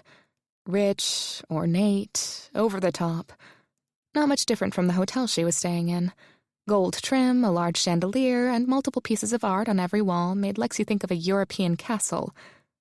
The furniture looked antique and unused. While it didn't look like a home, it was definitely grand. Great day, Drake. What an incredible home. She's darling, Drake. A real Southern belle. Sharon smirked from behind the bar. Drake's eyes narrowed in warning. So you're the one that takes care of Oliver. Sharon poured wine into the glasses. Yes, ma'am? Sharon's head jerked up. Ma'am? Drake laughed. What's so funny? She's just respecting her elders, Sharon. He turned to Lexi. You can call her Sharon. I prefer that to ma'am. Goodness, I can't possibly be old enough to be a ma'am. She handed wine glasses to Lexi and Drake. Using ma'am and sir is a sign of respect in the South. Sort of like how the French use the plural you in formal conversation, Lexi explained. French? Parlez-vous français? Sharon asked. Not really. Just a few years in high school. They teach French in school down there? Lexi's eyes narrowed. Yes, ma'am. Sharon, they do. plus reading, writing, and arithmetic. Drake snorted. Drake! A young boy ran into the room. Hey, Tad. Drake grabbed the boy as he barreled into him and lifted him up toward the ceiling before settling him in his arms. What's up? Oh, Drake, don't talk to him like that, Sharon chastised. What's up? Tad giggled. Did you get me something on your trip? Tad, Sharon hissed. Don't be... I sure did. You don't think I'd forget. Drake set him down and then reached for his wallet. Here. He handed Tad a bill of money. Money? There was no doubt the boy was a Carmichael, with the same dark hair and gray eyes. Lexi's heart went out to Drake that he'd never know the truth about whether or not Tad was his. She also had a sudden urge to dump her wine on Sharon for putting him in that position. Not just any money. It's a $2 bill, see? That's President Jefferson. He's from Virginia, near where your great-grandfather's living now. So he's not coming back. Another voice echoed as Derek entered the sitting room. Derek? Drake shook his brother's hand. No. He intends to stay there until the end. Lexi noticed the immediate tension in Drake's face and shoulders. She couldn't imagine having to be on guard with family. It made her appreciate the great brother she had in Mitch. He's really sick, then? Sharon asked. Yes. Drake set Tad down. I'm going to put this in my bank. Drake ruffled Tad's hair just as the boy ran off. If Oliver is so sick, why are you here? Sharon turned to Lexi. Sharon, Drake scolded. Well, she's supposed to be taking care of him. Since when do you care what happens to him? Drake stepped closer to Lexi. She supposed to offer support. But she didn't feel she needed it. While she didn't have a lot of experience with rich people, Charlotte Tavern had its share of snooty ones. Oliver has another nurse right now, Lexi said. She's caring for him until I get back. Do you often travel with your boss's grandsons? Derek had gone to the bar and poured a glass of something clear but potent, Lexi was sure. Down, Derek. Drake's voice was low but menacing. This is Oliver's treat. He's taken with Lexi. Be grateful he didn't ask her to marry him and will everything to her. Oh, God! Don't even tease about something like that. Sharon pressed her hand over her heart. Lexi thought Sharon might swoon. She sipped her wine to hide her chuckle. Looks like you should be grateful, too, Derek said with a raised brow. Oliver never did like to share. The two men glared at each other. Lexi now understood why Oliver hadn't wanted his family to visit him. The tension was thick. Oh, I don't have to marry Oliver to get his money. He's terrible at gin rummy. I think he owes me half his fortune. Derek and Sharon gaped, but Drake let out a hearty laugh. He leaned over, his lips brushing her ear. Score one for Lexi. Chapter 22. Drake had questioned whether he should have invited Lexi to his family dinner not because he worried about Lexi, but because he felt certain Derek and Sharon would be rude to her. Drake had done enough to hurt Lexi. She didn't need his brother and sister-in-law adding to her troubles. Her trip to New York was supposed to be fun, a gift from Oliver. At the same time, Drake discovered he wanted her there. For reasons he couldn't understand, he needed her to meet them and see the home Oliver had built for them, to experience his world. She'd been impressed with things money could buy, but not in a way that suggested she saw an opportunity to get some for herself. To her, it was like visiting a different country. His worry about Derek and Sharon's treatment of Lexi dissipated as it became clear she was more amused by them than offended. Once she got the lay of the Carmichael land, she settled in, ignoring some barbs and responding to others.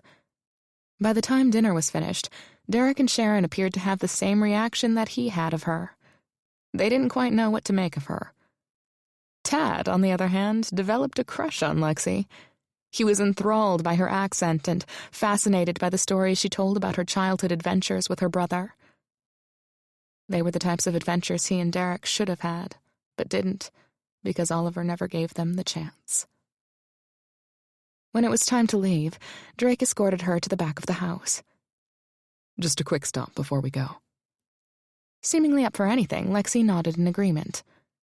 He pushed open the door to the kitchen, motioning for Lexi to precede him. Then he followed her in. "Mr. Carmichael!" Mrs. Monceau. The portly woman who'd cooked for his family ever since he could remember moved quickly toward him, pulling him into an embrace. Drake leaned over and kissed her on the cheek, the scent of cookies around her reminding him of all the times he spent with her as a child. Lexi, this is Mrs. Monceau. Mrs. Monceau, this is Lexi McKenna. "Oh, how wonderful to meet you." Lexi's eyes shone as she shook Mrs. Monceau's hand. "You too," Mrs. Monceau said, although it was clear she didn't know who Lexi was or why Drake had brought her back to the kitchen. "I'm so glad you stopped in to say hello. I heard you had a guest, so I didn't think you would," she said to Drake. Drake paused. She was right. Whenever he had guests, he didn't stop by to visit her. To do so would have been inappropriate. The type of guest he usually brought would be offended at being dragged to the kitchen and accuse him of being too sentimental or soft toward the help. But he hadn't thought twice about bringing Lexi back. In fact, now that he thought about it, it had been important to him that she meet Mrs. Monceau. He studied Lexi, who didn't realize or care how unusual the situation was. Lexi is Oliver's nurse. She's done such a good job, he treated her to a trip to New York. Mrs. Monceau's brows lifted in surprise. "It's not easy to please your grandfather. I'm sorry to hear how ill he is." "There is no hope?" Drake shook his head.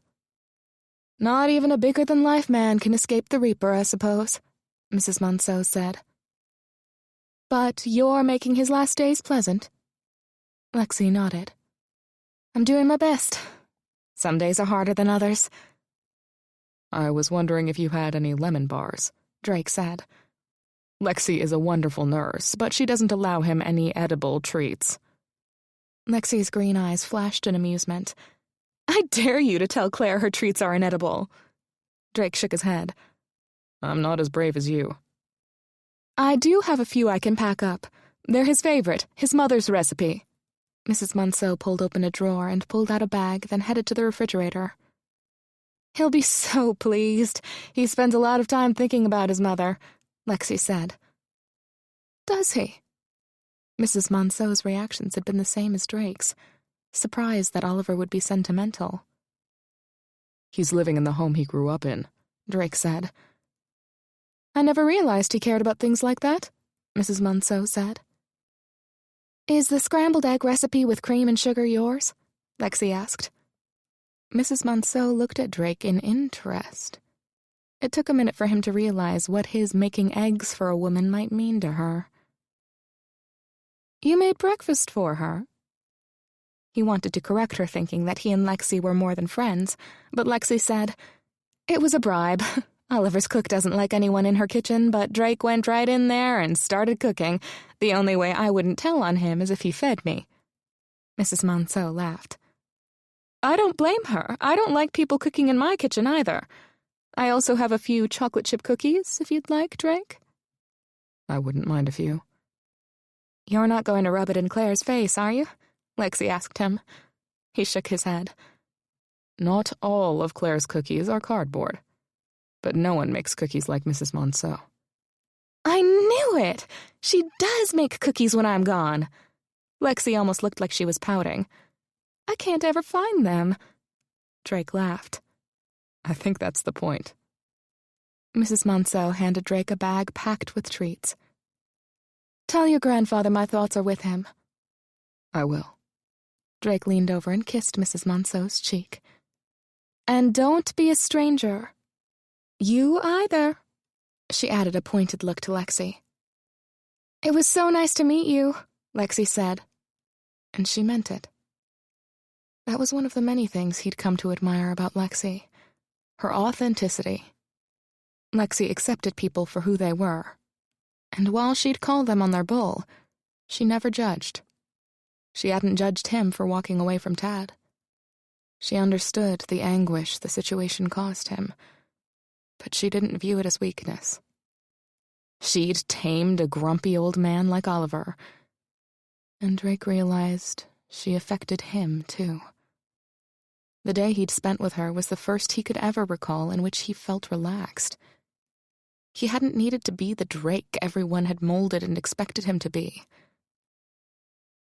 That was another one of her talents, to be simply who she was. She didn't try to fit in or change herself to stay in the lane society wanted her to drive in. Drake knew personally the pressure to live up to someone else's plans and ideals. Lexi had the same pressure to conform as he did. The difference was, Drake had the resources to do what he wanted, and yet chose to bend to his family's social status wishes. Lexi, on the other hand, didn't have the resources, but she still chose to walk her own path. Lexi was striving to live a full life, even if that meant leaving a secure job or having an affair with a man she'd never see again. At the moment, he wanted to do something that would allow her to continue to live fully, because he knew there would come a time when the pressure to conform would win, and she'd settle. What a waste that would be. He might not be able to offer her a commitment, but he could ensure she had whatever she needed to find her passion and pursue her dreams. Drake took Lexi's elbow to lead her back out of the kitchen. "I'm so glad I got to meet her," Lexi said as they walked up the front walk toward the waiting town car. "I'm glad you did too." He helped her into the car and then climbed in beside her. "How about a nighttime tour of New York?" Her eyes lit up. It was amazing how she could get excited by such little things. "I'd love it." "Too bad we just ate, or I'd take you for pizza. No place has pizza like New York. But there are other sites." Drake leaned forward toward the driver. "Take us to 33rd and 5th by way of Broadway." The car left the curb, making its way through the city. Drake watched as Lexi took in the sights and sounds. She turned toward him, her eyes studying him as if she'd known he was watching her. "Taking me to see Mrs. Monceau was unusual, wasn't it? Because normally you wouldn't take someone to meet the help?" He nodded, wondering what she thought about it. It dawned on him that she might think it was because technically she was hired help, but that hadn't been it at all. "She's important to me." Lexi tilted her head to the side, her brows pulling together as if she didn't understand what he was telling her. "I wanted to say hello to her, and knew you wouldn't mind if I took you with me. It wasn't because—" "Drake," Lexi interrupted. "I didn't think anything of it except honored, because I know she's important to you." He smiled and forced himself to resist the urge to kiss her. She must have sensed it, because she turned to look out the window, drawn to the lights of Times Square. "We always hear how Northerners are so progressive, not so bound by tradition. But that's not true. At least not for rich Northerners." "It's not tradition that dictates our behavior. It's social snobbery." Finally finding a word he thought fit. Lexi laughed, looking back at him. "Caste system. I'm glad you didn't feel the need to adhere to it tonight." "Me too." She grinned, and it took his breath away. He wished he knew how she did that, how she was able to reach inside him and make him feel things he hadn't ever felt. He was resigned that he might never understand it. Just as well. After tonight, she'd be returning to Oliver, and Drake would be focused on business. They pulled up to the curb, and Drake helped Lexi from the car. From the front, the building looked like most other tall, gray skyscrapers in New York. The difference with this one was that it was famous, and frequently the building was lit in different colors. Today, it was red, white, and blue in preparation for the upcoming 4th of July. "Look up." She tilted her head. "Great day, Drake! Is that the Empire State Building?" "Yes. How would you like to see New York from up high?" Lexi stood at the top of the Empire State Building and felt awe. Not so much at the view, which was spectacular, but at the man standing next to her. She had discovered early on in Drake's visit to Charlotte Tavern that she'd misjudged him. It was easy to do because he worked so hard to hide who he really was, how he really felt. But tonight, she felt like she was getting the real Drake. He was relaxed and less on guard. He appeared to get a kick out of her interactions with Derek and Sharon. What she loved most about the evening was seeing Drake with Tad. At first, Lexi couldn't figure out why Drake was having dinner with his brother and sister-in-law. They were adversaries, locked in a battle over the future of the business.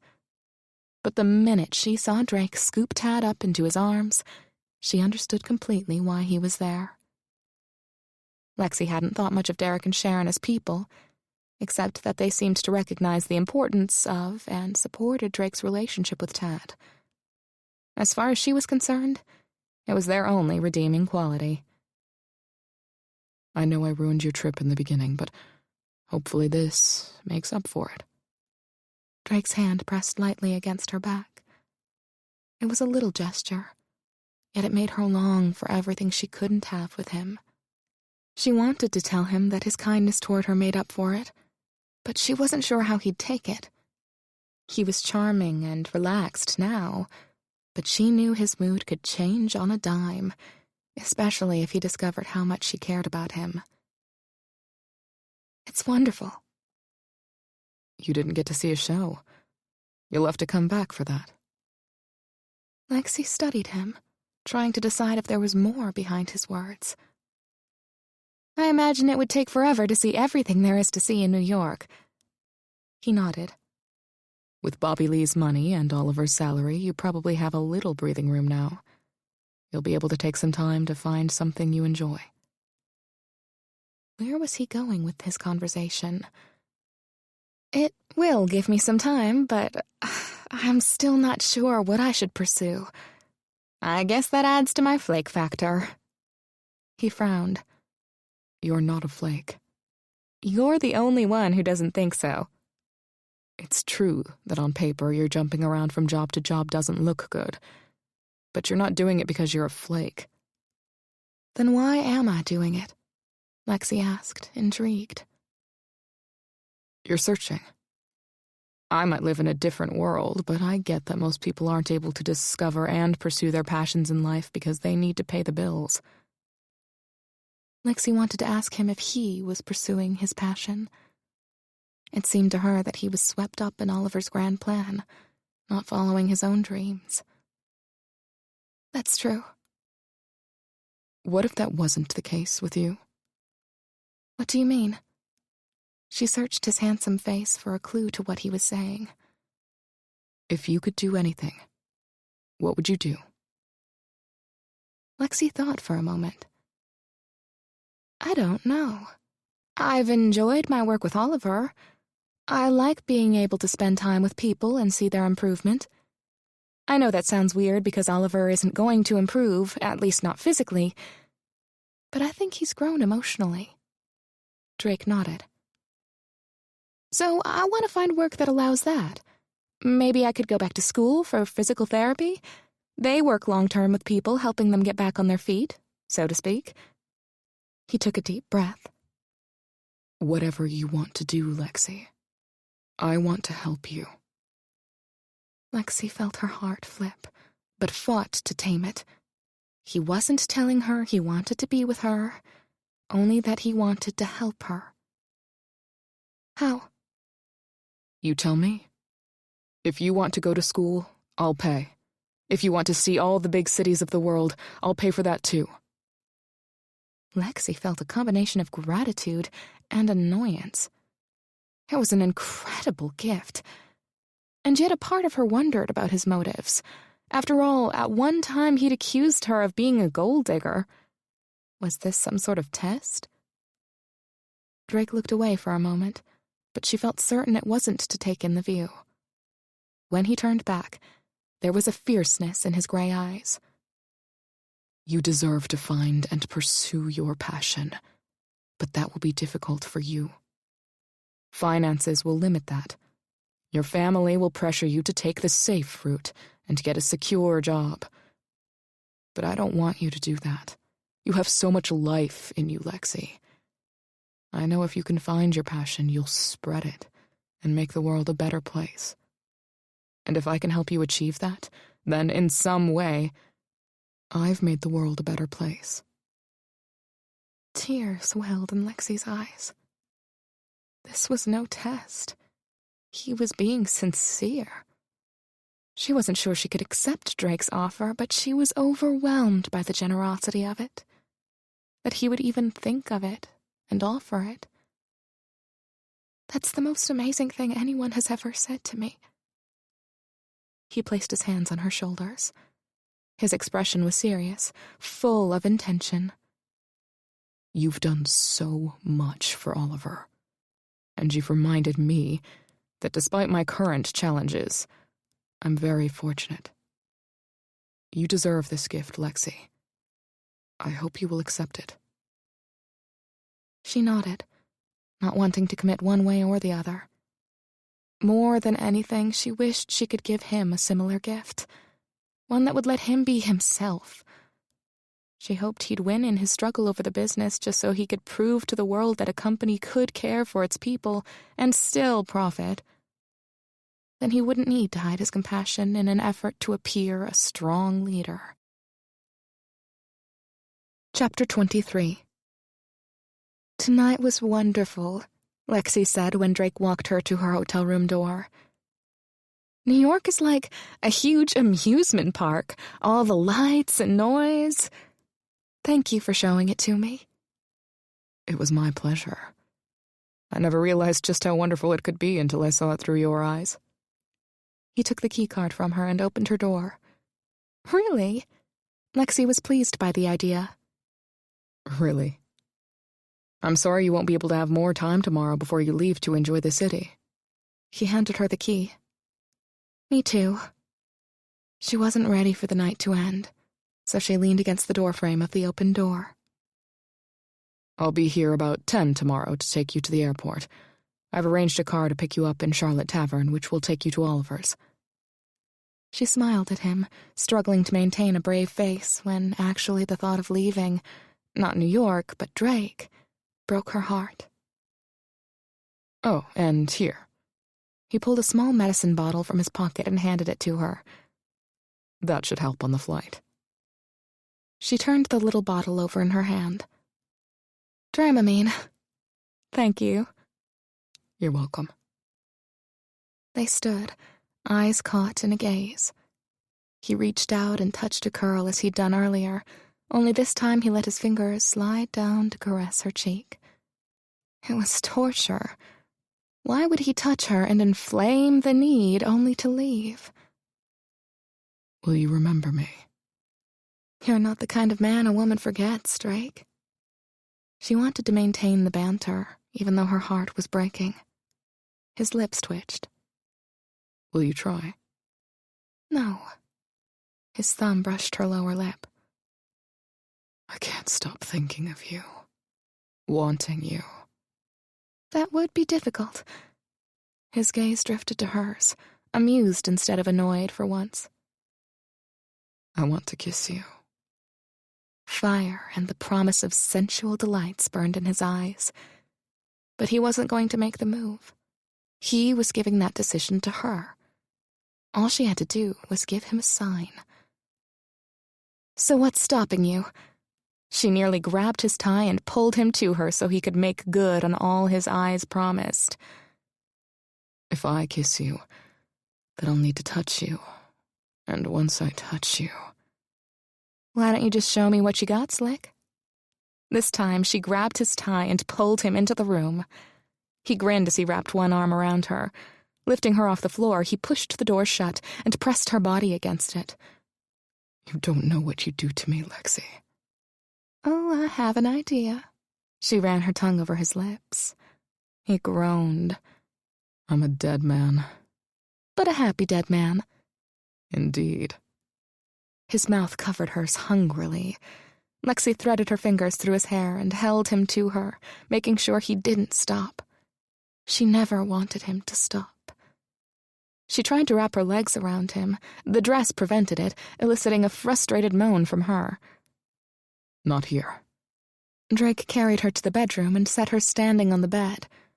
From that standpoint, she could look down on him, and he had perfect access to her breasts, which he took advantage of by capturing one in his mouth through the fabric. He sucked the tender nipple, gently nipping and tugging it with his teeth. Lexi moaned. He moved to her other breast before fondling both with his hands. Tell me what you like, Lexi. I like you, she said on a breathless sigh. I like everything you do. Tell me. His fingers undid the zipper of her dress as his lips trailed across her collarbone. That's good. Maybe down a little bit? Over here. His lips ventured over newly exposed skin. Up a little. Here. His lips slid between her breasts as his hands pulled the dress down over her hips. She didn't wear a bra, so her breasts were exposed for him. Only him. Over a little. Right or left? She started to lift her hands to guide his head, but Drake grabbed her arms, trapping them at her side. She moaned. Tell me. My breast! Take it, for God's sake, take it! That's right. He rewarded her by running his tongue over her left nipple. He blew gently, her pink flesh straining for more. Like that? More. More what? Tell me, Lexi. But he didn't wait before laving her nipple again. You're... Oh, God. Evil. Her skin felt feverish. Desire throbbed torturously through her body. Drake had always been quick to get to the good stuff in sex, but this time he was taking his time. The change-up was maddening and thrilling. Perhaps you could reward my effort with a kiss. She bent to him and poured herself into the kiss. Her tongue traced his lips and dipped into his mouth, re-exploring his taste and texture. When he moaned, it was her turn to feel pleased. Her fingers worked eagerly on his shirt. Finally, his chest was bare, and she ran her hands over the hard lines. Her lips left to taste his neck and nibble on his ear. Oh, Lexi, what do you do to me? His fingers threaded through her hair and held her to him. She stopped and grinned at him. Tell me. Get naked, and I'll show you. She kicked away the dress that had pooled around her ankles and removed her panties. Tell me, Drake. He clambered out of his pants. You make me want like I've never wanted before. Want what? You. To touch you, to taste you. He grasped her hips and looked at her. Everywhere. He pressed a kiss to her abdomen. Here? Peaches and cream. He moved lower, letting his tongue explore her belly button ring. And here. Even better. His hands moved down her thighs and nudged them wider. How about here? Can I taste you here, Lexi? He didn't wait for an answer as his tongue snaked into her heat. Oh, God! She grabbed his shoulders to brace herself. Let me taste you, Lexi. Yes. She tried to give him better access, but her legs quivered. In one smooth, quick move, he picked her up and sat her on the edge of the bed, pushing her legs apart and settling between them. She started to lean back. No, don't lie down. Watch me, Lexi. Watch me taste you. A long moan escaped her lips as his tongue ran the full length of the folds between her legs. To watch him was deliciously naughty. You like that, don't you? His thumb brushed against that one perfect, sensitive spot. Yes. Oh. Open for me. Yes, that's it. Lexi's world spun hard and fast as his clever tongue laved and flicked and his lips sucked. Her eyes rolled back. Watch, Lexi. She tried to watch, but each caress and flick of his tongue sent her reeling. His hands held her hips, his forearms opened her thighs. His tongue explored each fold, lingering on the swollen nub just long enough to make her body tighten before moving down to her entrance.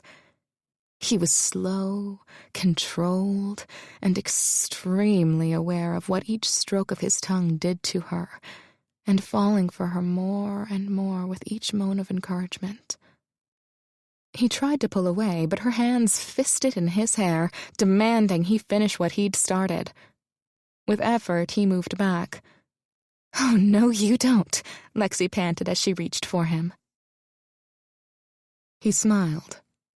"I promise the end is near." He was on his knees, looking at her flushed face covered in a sheen of perspiration. "So far, so good, right?" "Yes, please." He watched with a need for something more, something he didn't understand. Acceptance, approval, commitment. He'd given himself over to his family business and lived his life trying to make Oliver Carmichael proud. But with Lexi sitting open and wanting in front of him, everything else meant nothing. He knew he was in deep with her, her spirit, her energy, her honesty. The intensity of his emotion would have brought him to his knees if he weren't already on them. "God, what do you need, Drake, a report card?" She reached for him. "You're killing me." He smiled. "Sorry. Kiss me, Lexi. Kiss me, and I'll make it all better." She groaned but kissed him. He could taste her desire, her need. "Watch, Lexi. Watch me take you over." He trailed kisses over her breasts, across her belly, and between her legs. He took one long, slow caress with a wide, soft tongue. She moaned her approval, her hands gripping his as they held her legs open. He freed one of his hands. "Now, sweetheart, come for me." He pushed his tongue into her and used his thumb to press against that one exquisite spot. She cried out as her orgasm slammed into her.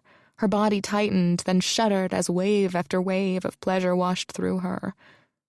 Drake stayed with her, drawing out her release as long as possible before bringing her down. When her body went limp, he wrapped an arm around her, lifted her, and laid her farther back on the bed, covering her with his body. Despite the desire to fill her now, what he wanted more was to hold her, to experience love-making beyond the physical. He waited for her to catch her breath, until finally her eyelids opened. She looked so beautiful, and his heart flipped in his chest. Lexi reached a hand up to touch his face. It was perfect. She kissed him with a tenderness he'd never experienced. Was this love? Her hand ran down over his hip and thigh and reached for his hardness. She cupped his weight in the palm of her hand, gently rolling him between her thumb and forefinger. He moaned with raw desire. She wrapped her hand around his length, running her thumb over the damp tip. He growled and pulled her hand away. "I can't wait, I'm sorry." He pushed her back. "You can still let me." "I want to be in you now." The ferocious need to mate ate at him, as if his life depended on it. "You can. Just lay back. Let me do this for you." She pushed him back and swung her leg over him.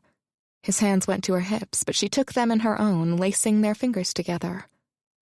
"Watch me, Drake. Watch as you fill me." Christ, he was dead. But she'd fulfilled her promise. He watched in near delirium as her body swallowed his hard length, painfully, slowly. It seemed as if his sighs should rip her apart, but she took him deep, deeper. She moaned, her head falling back as she let her weight do the work. "God, you're magnificent." Her voice turned feral. "It's you." He sat up, reclaiming her lips. His kiss was desperate, frantic. "You're perfect." His voice was distant as pleasure drove him toward madness. She lifted her hips, then let her weight drop over him again. Oh, Christ. He fell back, and his hips bucked upward. Watch me. Watch me ride you, Drake. It was all he could do to open his eyes, but he did as she asked. She looked glorious, her body rosy and damp, her eyes not quite focused as she took pleasure in moving over him, even as she enjoyed watching her effect on him. She rode him, moving up, down, forward, and back. He'd hoped he could hold out for her, but he was fast approaching the end and couldn't hold back. He didn't want to hold back. Come with me, he panted, extricating his hands from hers and grabbing her hips. Yes. She rode harder and faster until her body tightened around him as she sank hard and deep on him. His release tore through him like a storm. He cried her name. His hands gripped her hips as his body bucked again and again underneath her. He pulsed and throbbed inside her, his release going on and on as her body milked him until she collapsed on his chest, unable to support herself. God! Drake would have agreed if he could speak. God, what she could do to him. He constantly felt poleaxed by her. How could a man need so much? And no matter how much he took, it was never enough. Was this how addicted people felt? Their need for a hit more important than anything else? The unsettled feeling of being out of control and a slave to the drug. Even now, when he should be completely sated and empty, every little move she made had him responding. You okay? She asked. In one move, he rolled, positioning her under him, and slid in, slow and deep. Surprise, followed by delight, crossed her face. Her hands reached up and pulled him down to kiss her, her legs wound around his hips. This time, he went slow, wanting to make the moment last. Drug or no drug, he'd be going cold turkey after this night, so he intended to binge. When her body arced and tightened around him, he let himself go with her. Chapter 24. Lexi savored the feel of Drake as his heat surrounded her. She wanted to take everything in, his scent, his warmth, and his touch, because she knew this would be the last time she'd experience it. She expected him to jump up any moment to take care of... Uh-oh. Drake, she whispered in his ear. Give me one more minute. I have no feeling in my arms yet. She laughed. You're fine where you are. She squeezed his backside to prove it. But I think now is a good time to tell you I'm on the pill. At first, she thought he might have fallen asleep. He remained completely still. Then, in a sudden move, he was up and off of her. Oh, Christ, Lexi, I'm sorry. It's okay, you don't have to worry. She reached for him, hating the panic on his face. He swung his legs out and sat on the edge of the bed. He rested his elbows on his knees as he raked his hands through his hair. He turned his head to her. Did I hurt you? Hurt? No. It was wonderful, perfect. She wrapped her arms around as much of him as she could, which wasn't much considering how short her arms were and how broad his shoulders were. I'm clean. I have always used a condom, always. Well, until now, but that's never happened before. Well, okay, there was that time with Sharon. Drake, Lexi smiled. I'm not worried about that, and you don't have to worry about being trapped with a baby. He cradled her cheek with the palm of his hand. You wouldn't do that. Not on purpose. But if you're pregnant, I'll take care of you, Lexi, I promise. Lexi climbed on his lap, wrapping her legs around his waist. I know you will. But you don't have to worry. It would be an act of God if I got pregnant. Drake let out a nervous breath, then slid his arms around her. You're amazing. Because I use birth control, she laughed. No, because you're you. Her face warmed.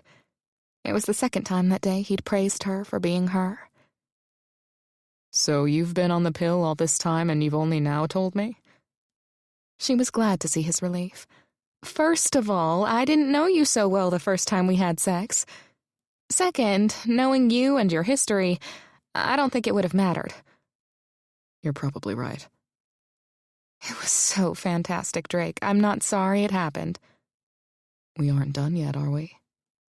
She pressed her naked body against his. Not even close. But next time, you can use a condom if you want to be sure. He seemed to think about it a minute. Then he grinned. I can't go back now.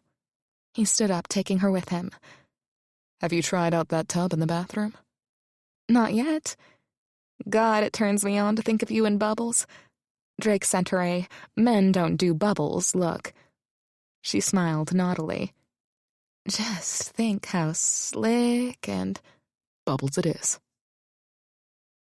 Lexi lay quietly in bed.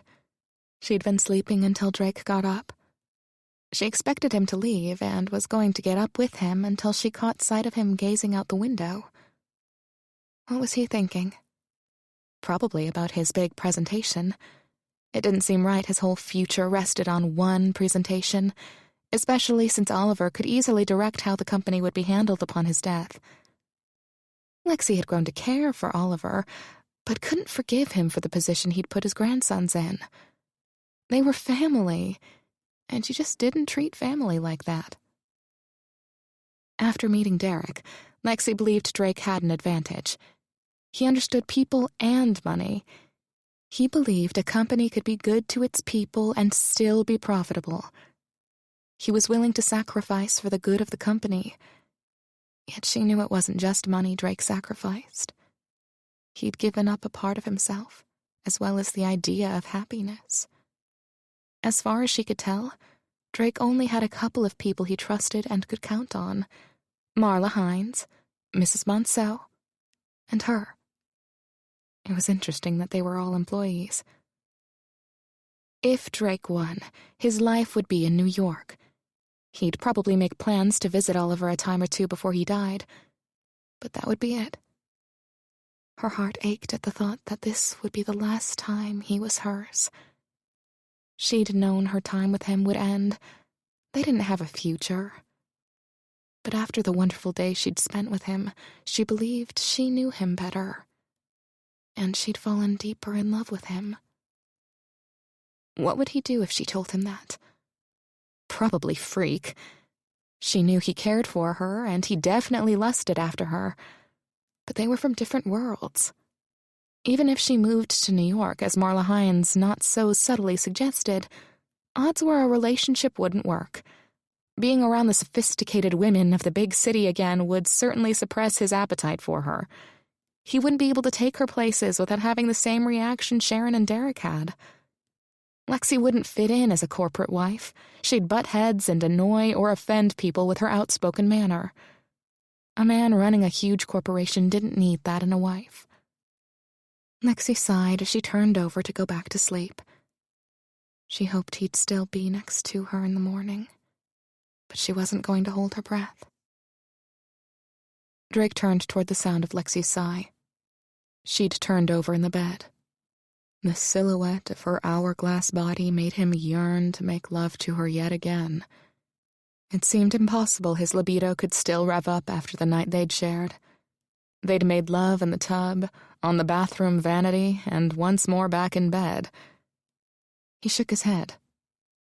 It was a record for him. He'd never made love 5 times in a week, much less in one night. And here he was, still wanting, no needing, to touch her and be joined with her.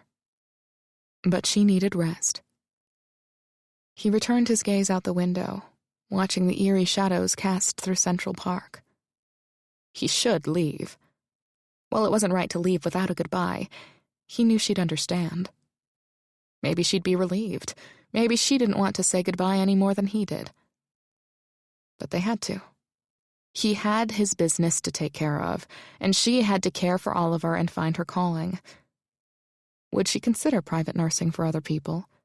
She'd done a tremendous job with Oliver, who'd almost grown a conscience. And Oliver clearly cared for Lexi. which was more than he'd been able to do for his family.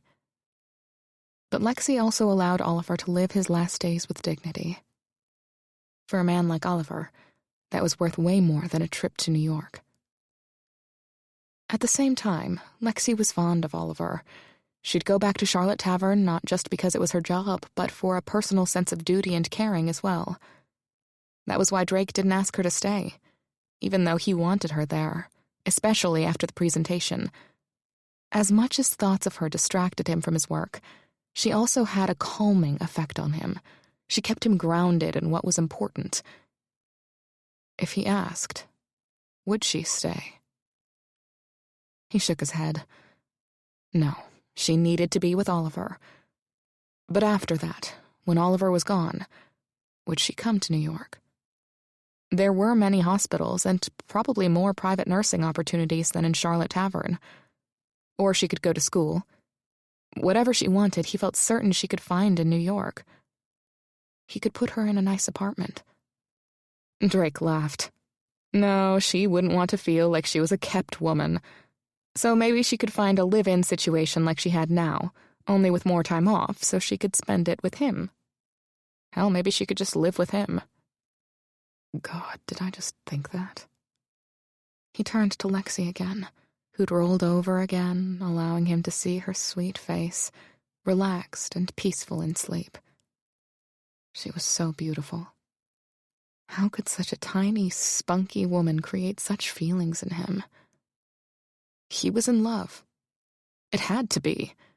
If it wasn't, it had to be close because he'd never experienced such awe and joy in being with anyone. Hell, he'd been nearly disappointed he hadn't impregnated her. Forget the living together. I should marry her. Taking a deep breath, he exhaled, allowing the idea to sink in. No panic. No crazy need to bolt. He wanted to wake her, to tell her he loved her and wanted to be with her always. But timing was likely as important in personal pursuits as in business. She needed to be with Oliver during his last days, and Drake wanted her with Oliver. But after the meeting, he'd fly back to Charlotte Tavern and propose to her. Maybe Oliver would be around for the wedding. For the first time Drake could ever remember, he was happy. He'd take control of the company and have Lexi, a feat Oliver didn't think could be done. He returned to bed and was pleased when Lexi nestled next to him, throwing one of her legs over his thigh and resting her hand over his heart. Yep. He closed his eyes. I'm about to have it all. He wasn't asleep long when Lexi reached over him. Good God, woman, I'm not sure I can go another round, he mumbled even as he slid a hand over her breast. No, the phone is ringing. Drake, stop. She grabbed the phone. Hello? Drake lay with his arm over his face as Lexi sprawled over his body, talking on the phone. The change in her voice as she spoke had him squinting through the darkness to see her face. What is it? He asked as she hung up the phone. It's Oliver. He's back in the hospital. Lexi leapt out of bed, found her suitcase, and started throwing her clothes in. She turned to Drake. Can we get a flight out tonight? Yes, I'll call the pilot to get the plane ready. Go take a shower. I'll finish your packing. Drake made the call and finished putting her things in her bag, hoping she didn't mind he didn't know how to fold. He decided to forgo a shower, knowing Lexi would be eager to get to the airport. He dressed and called for a car. Lexi came out of the bathroom, worry etched on her brow. It'll be all right. He didn't know if it was true. I'll go with you to the airport. There'll be a car waiting for you at Charlotte Tavern to take you to the hospital. Her big, green eyes shone with surprise. You aren't coming with me? I have the meeting. I have to be there, Lexi. Disappointment crossed her face. The future of the company is at stake. The company will be there Monday and Tuesday and the rest of the week, Drake. Your grandfather may not. He ran a hand through his hair. How did he manage to disappoint everyone he ever allowed himself to care for? I understand, but he'd want me to be here. He'd see it as letting him down if I let Derek take over without a fight. I can't believe you just said that. Business is never more important than family. One of the things he'd loved about her was she accepted him for him. But now judgment shone in her green eyes. It is in the Carmichael family. If you haven't seen that by now... But it's not you. You aren't like them. I am them. What the hell had he been thinking that he could have a life that included love and business? I was raised to fight for the business, or for what I want, even if it's against my brother. Even when a family member is ill. Nothing trumps business, Lexi. Nothing. He remembered how life went on when his parents died. It was like they never existed. That's what this is really about, isn't it? It's about not letting Derek beat you. This is about how he took Sharon. This is your payback. He didn't take Sharon from me. Lexi's gaze pierced his. But the result is he's raising Tad, a child that could be your son. He took that from you. She could have stabbed him straight through the heart and not hurt him more. I can't believe you said that. The guilt on her face told him she couldn't believe she'd said it either. But it didn't remove the hurt she'd driven in him.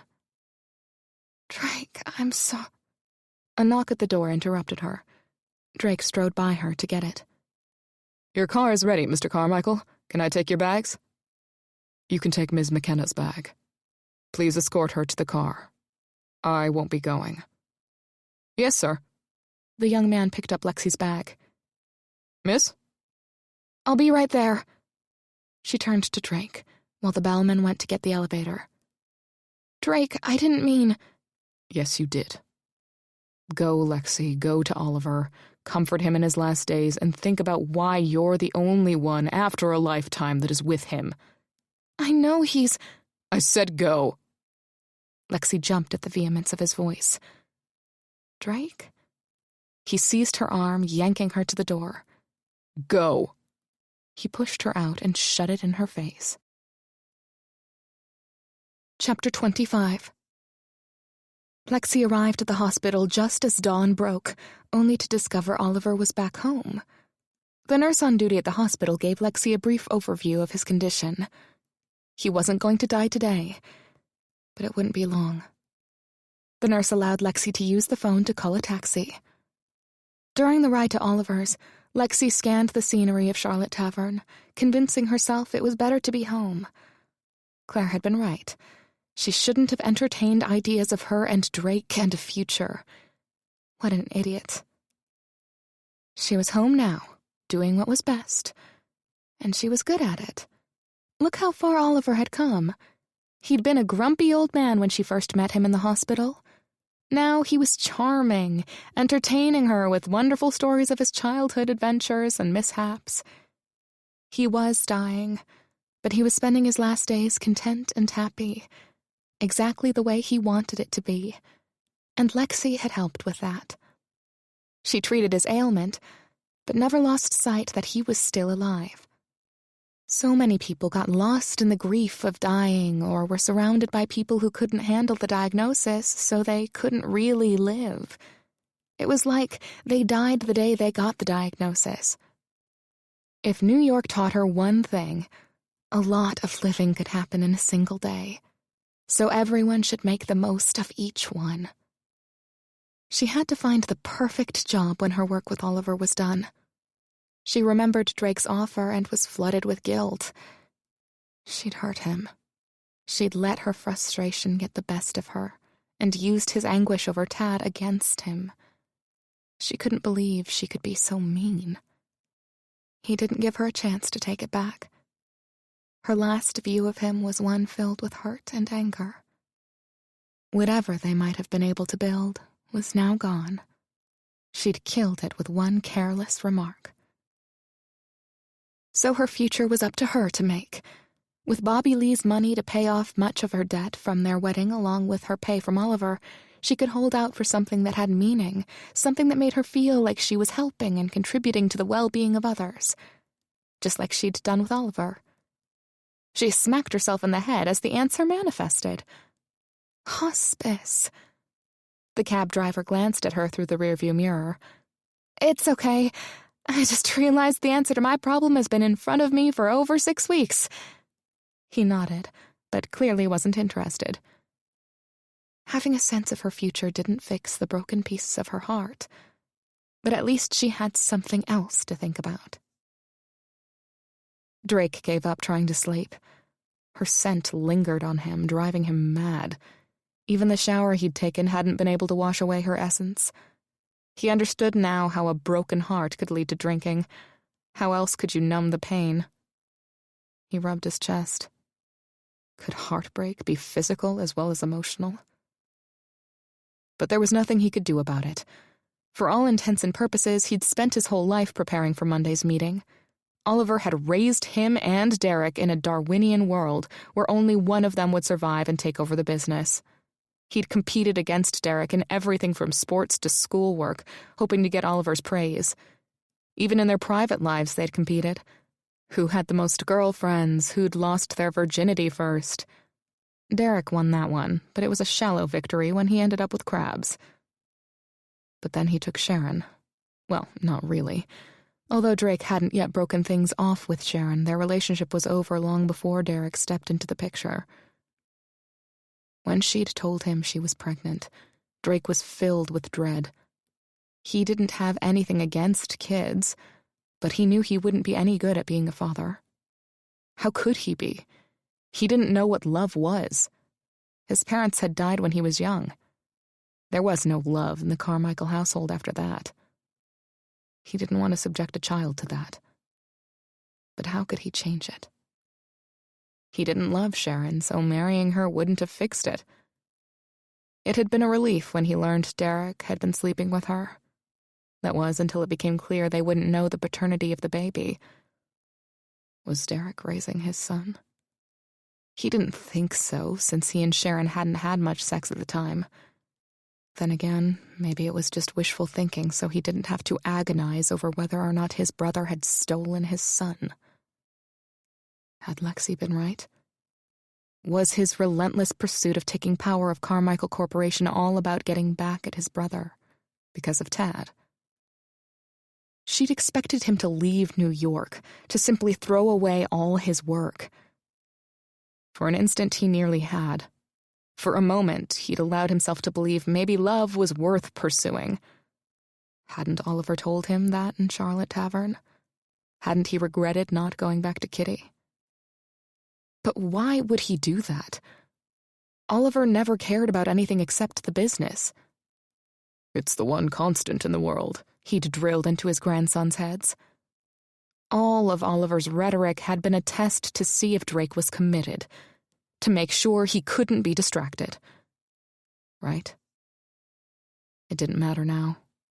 He'd kicked Lexi and any chance of love out of his life. They'd both be better off for it. She deserved a man who could focus his energy on her. He'd only disappoint her. Oliver had been right. The business was the only thing that mattered. It certainly didn't break your heart. Chapter 26. Lexi quietly sat next to Oliver's bed. As she watched him sleep, feelings of pity tinged her heart. She and Claire would be the only ones at his bedside. He'd forsaken love and happiness to build wealth and prestige. He'd raised his grandsons to do the same.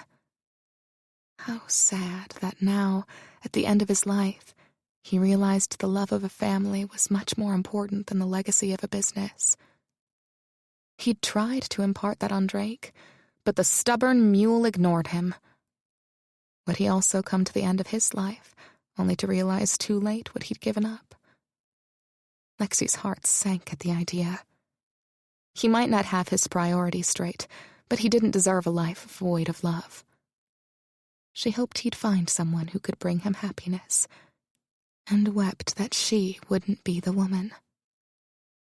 Lexi. Hey, old man.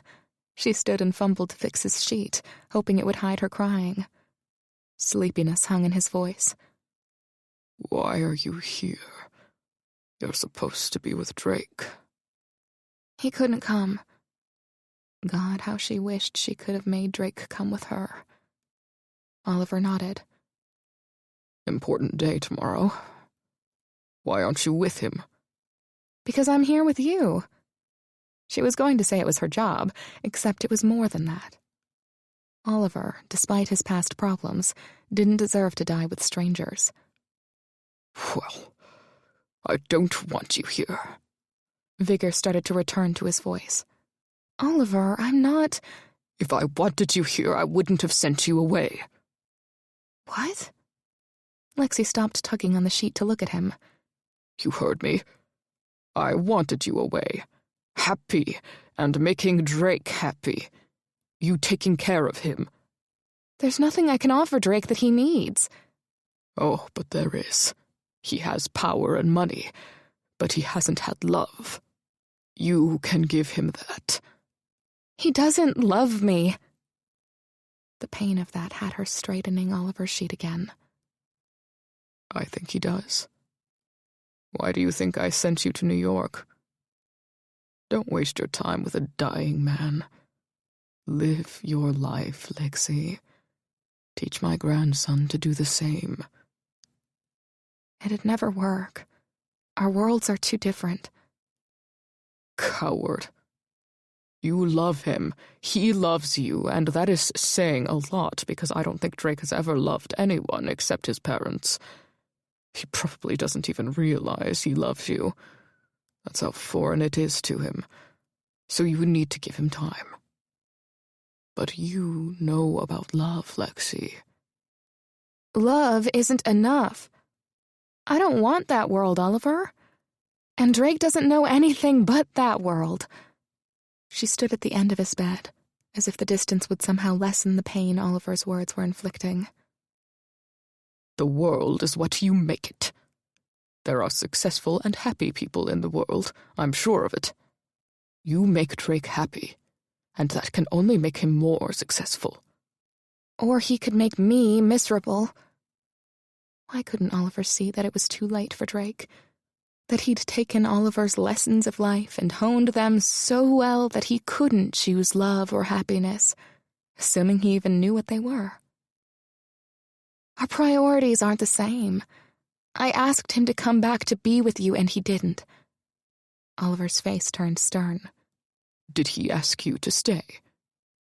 No. Because he knew it was important to you that you come back. He understood your priorities. He respected and supported them. Was Oliver right? She thought Drake's not asking her to stay showed his lack of attachment to her. Instead, could it be he cared enough to let her go? And what did she do? She told him he was petty and insensitive. Drake was always thinking about people when he should have been thinking about what's best for the business. I was hard on him for that. So he put it away to please an old man who'd never be pleased. He made his choice, Oliver. It's not me. Oliver scowled and wagged a bony finger at her.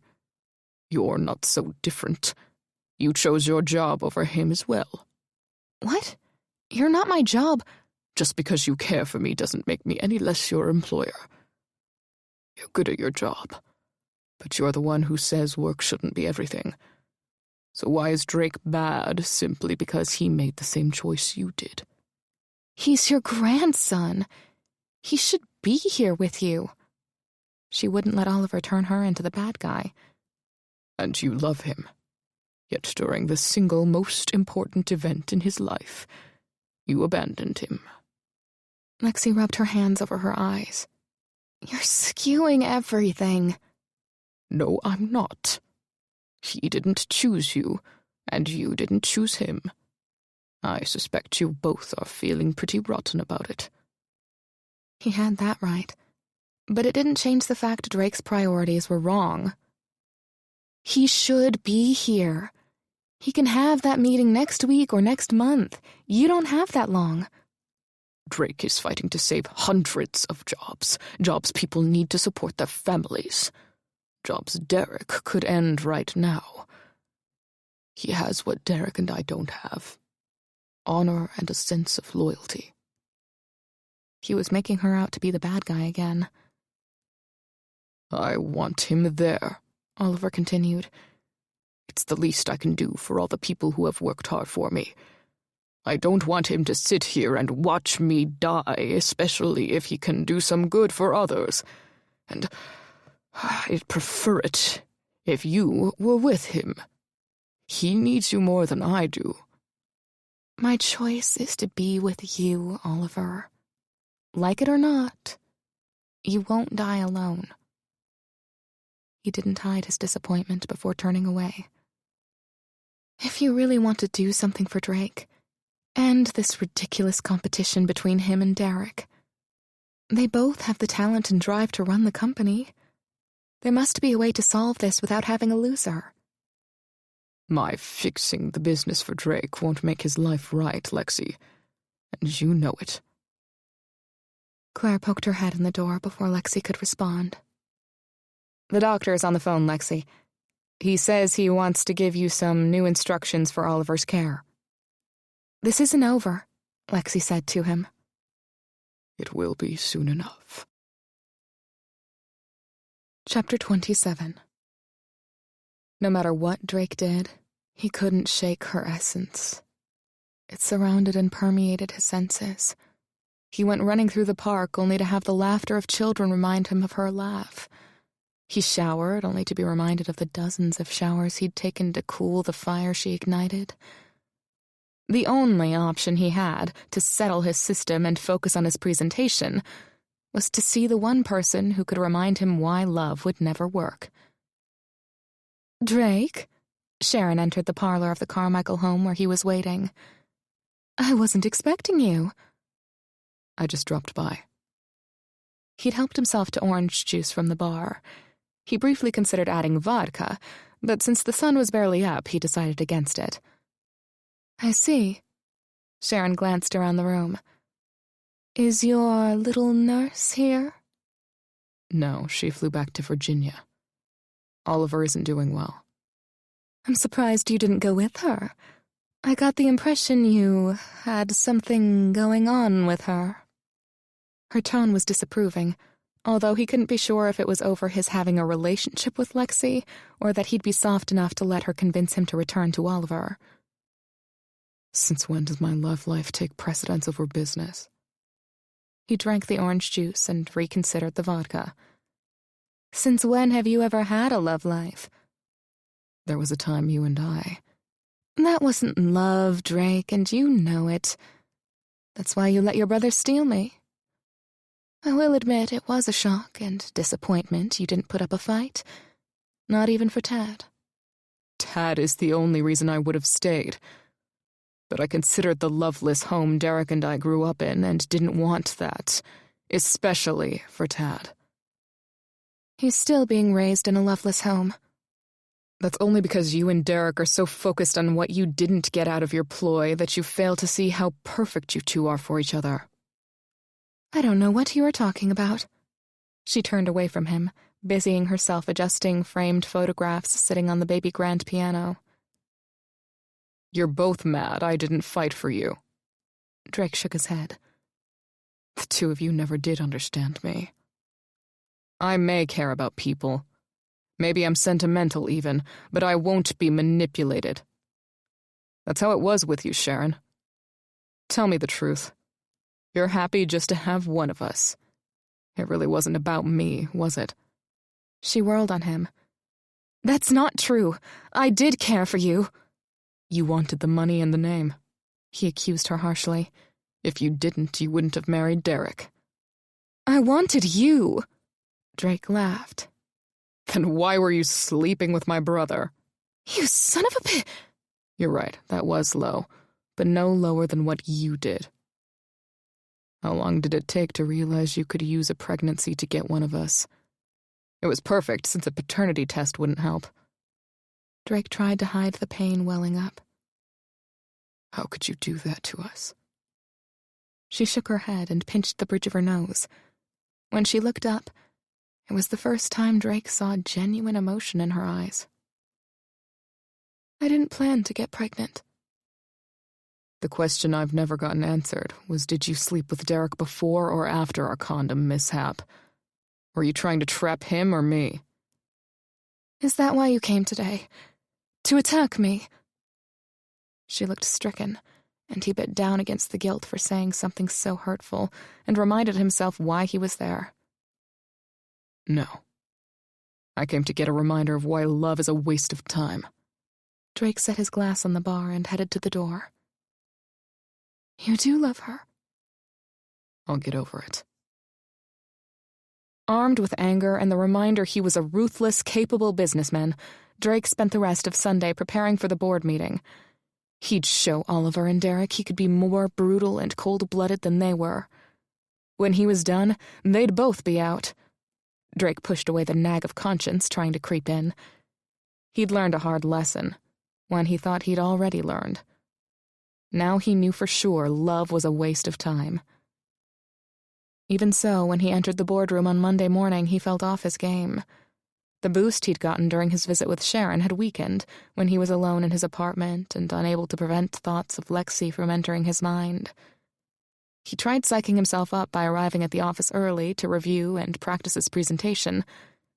But as he prepared to go head-to-head with Derek, he didn't feel the kick of adrenaline he normally experienced. He talked himself into thinking it was a lack of sleep, and all he needed was coffee. Extra strong coffee. His assistant brought him a cup of dark brew and left documents for his signature. Rifling through them, he absently signed, waiting for the coffee to take effect. Drake. Derek's voice, so like his, yet void of affect, greeted him. Derek. Derek assumed a position at the opposite end of the table, an adversarial position. Shall we flip to see who goes first? Derek emptied his briefcase of folders and portfolios. No. Derek's eyes blazed, his body stiffened in preparation for the first battle. You go first.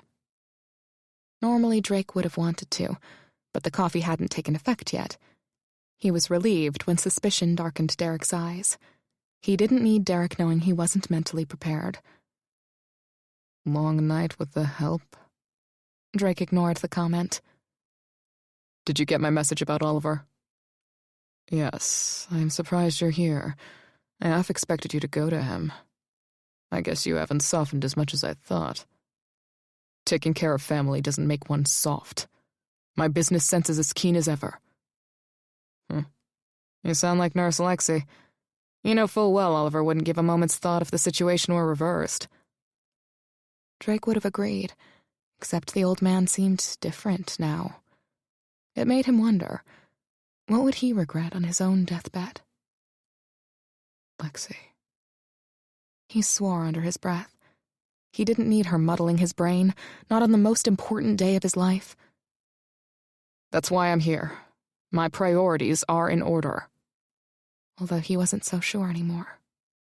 The doors opened and members of the board filed in, wearing their dark power suits with red ties and stern faces. They looked like they'd never seen a happy day in their lives. All that mattered was money and power. And even though they all had that, none of them looked nearly content enough. In a move about power and control, Derek stood and brought the meeting to order. As he went through the agenda, some of the members who supported Drake glanced over at him as if they wanted him to jump up and wrangle control from Derek. Drake sent them a brief nod to let them know he knew what he was doing. And he did know, except he wasn't sure why anymore.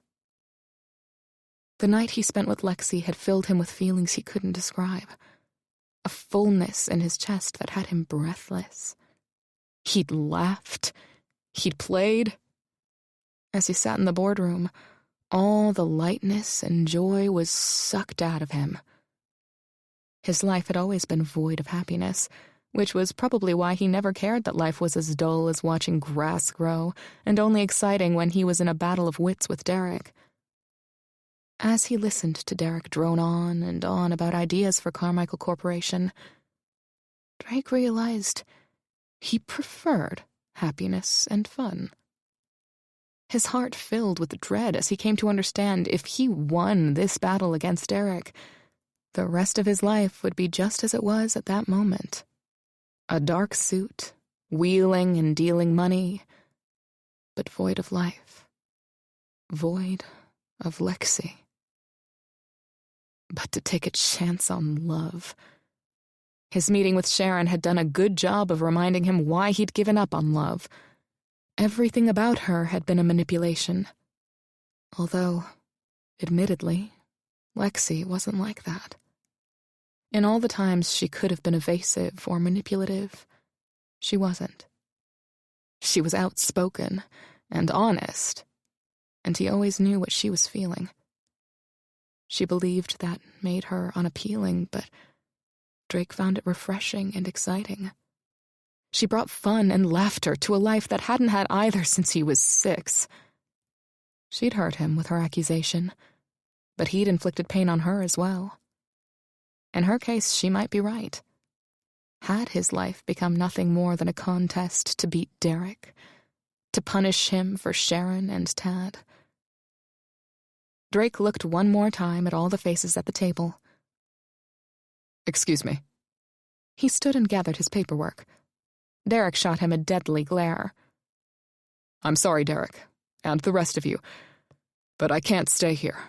I received word that Oliver is failing, and, well, his time is short. The board members looked at each other in surprise. I'm sure Oliver would prefer you take care of business, one said. You're probably right, but he's dying, and even someone like Oliver doesn't deserve to die alone. He handed copies of his proposal to all members. I'd be grateful if you at least consider this proposal, as it will boost profits in the stores in question and thereby preserve the jobs of many loyal Carmichael Corporation employees. A test run on social media marketing is showing very good results, but I'll defer to whatever decision you make. He turned to Derek. Congratulations. It's all yours. Derek's face darkened, surprising Drake with its hatred. But Drake couldn't be bothered. He pulled his cell phone from his pocket as he headed out of the boardroom. George, get a plane ready to go to Charlotte Tavern, Virginia, right away. I'll meet you at the airfield. Lexi wasn't sure how she survived the next day. Guilt at what she'd said to Drake about Tad wouldn't leave her alone. She'd lashed out in anger, and it wasn't fair. Yes, Drake had his priorities mixed up, but his intentions were good. He hadn't known or believed in love, but he cared about and was loyal to the people who worked for him. To Lexi's way of thinking, that made him a better man than his brother or even Oliver. But despite Oliver's attempt to make Drake rethink his priorities, old habits died hard. Oliver survived the night without incident, but he looked frail and tired, even more so than when she first came to him. She knew, as she suspected he did, he didn't have much time left. I have to run some errands to pick up things your doctor ordered that I couldn't get yesterday. Will you be all right for an hour or so? I'm not going anywhere. You'll call me if you need anything. Or have Claire call. Yes. But before you go, just in case I check out, I need you to promise me something. Lexi wasn't sure she wanted to hear it, but she agreed. Oliver took her hand, clasping it in both of his. Promise me you'll contact Drake. Don't give up on him. I don't know what you expect, Oliver. There's no future with Drake and me. No, goddammit, Lexi. Don't play dumb. He nearly growled with frustration. His eyes pleaded for her to listen to him. Stay in touch with him, even if it's to be his friend. Don't let his spirit die. Don't let it be me who killed his spirit. Oliver's plea tugged at her heart. Okay. I'll be his friend. She wasn't sure how she'd manage it, but she'd try. Promise. I promise. She pulled his covers up and kissed him on the forehead. Now you need to rest. He nodded as his eyes closed. Lexi watched him for a moment. There was a lesson in Oliver's dying. To grab life. To do whatever you could to make the most of what you had. Deep down, she'd always known it, which was why she'd flitted from job to job. She knew she could be more, do more, that she could have success and happiness. No one got that about her. No one except Drake. She'd settled on the idea that she and Drake had no future. But if she'd truly learned the lesson Oliver was teaching, she couldn't go on without seeing Drake again and spilling her heart to him. At least she needed to apologize. He'd probably tell her to forget him. Lexi rubbed a hand over her heart, anticipating the pain she'd feel when he did. But she had to risk it. How's Oliver? Drake asked as Claire let him in the door. He's resting in the back. Her voice wasn't as terse as usual, and yet she still regarded him with critical eyes. I was worried when he wasn't at the hospital. He was insistent about dying at home. Drake shuddered. Is it imminent? I don't think so, but he does look worse. He had time. He wasn't sure what he could accomplish with Oliver or Lexi in the time he had, but he was determined to fix all that was wrong in his life. Is Lexi with him? She had to run out to pick up some supplies. Drake swallowed. He'd been terrified to walk in the door and face her. Now it looked like he had time to regroup. He quietly entered Oliver's room and, pulling a chair close to the bed, he held Oliver's hand. At one time, his grandfather seemed larger than life. Looking at the frail, wrinkled hand in his, Drake wished he had more time to make things right between them. Oliver's eyes opened. I'm sorry I woke you. The joy in Oliver's eyes was quickly replaced with a hard, disapproving stare. Drake sighed. I know you think I've made a bad choice. Business first. But I couldn't, Oliver. I couldn't sit in that meeting and pretend all there is in life is money and power. Derek will. No, he won't. I conceded. What? I'm sorry. I can't live that life. Not anymore. I don't want to come to the end of my life and... Oliver eyed him knowingly. And end up like me. Drake dropped his head. I know I've disappointed you. I've tried my whole life to meet your expectations, and the truth is, Oliver, I can't.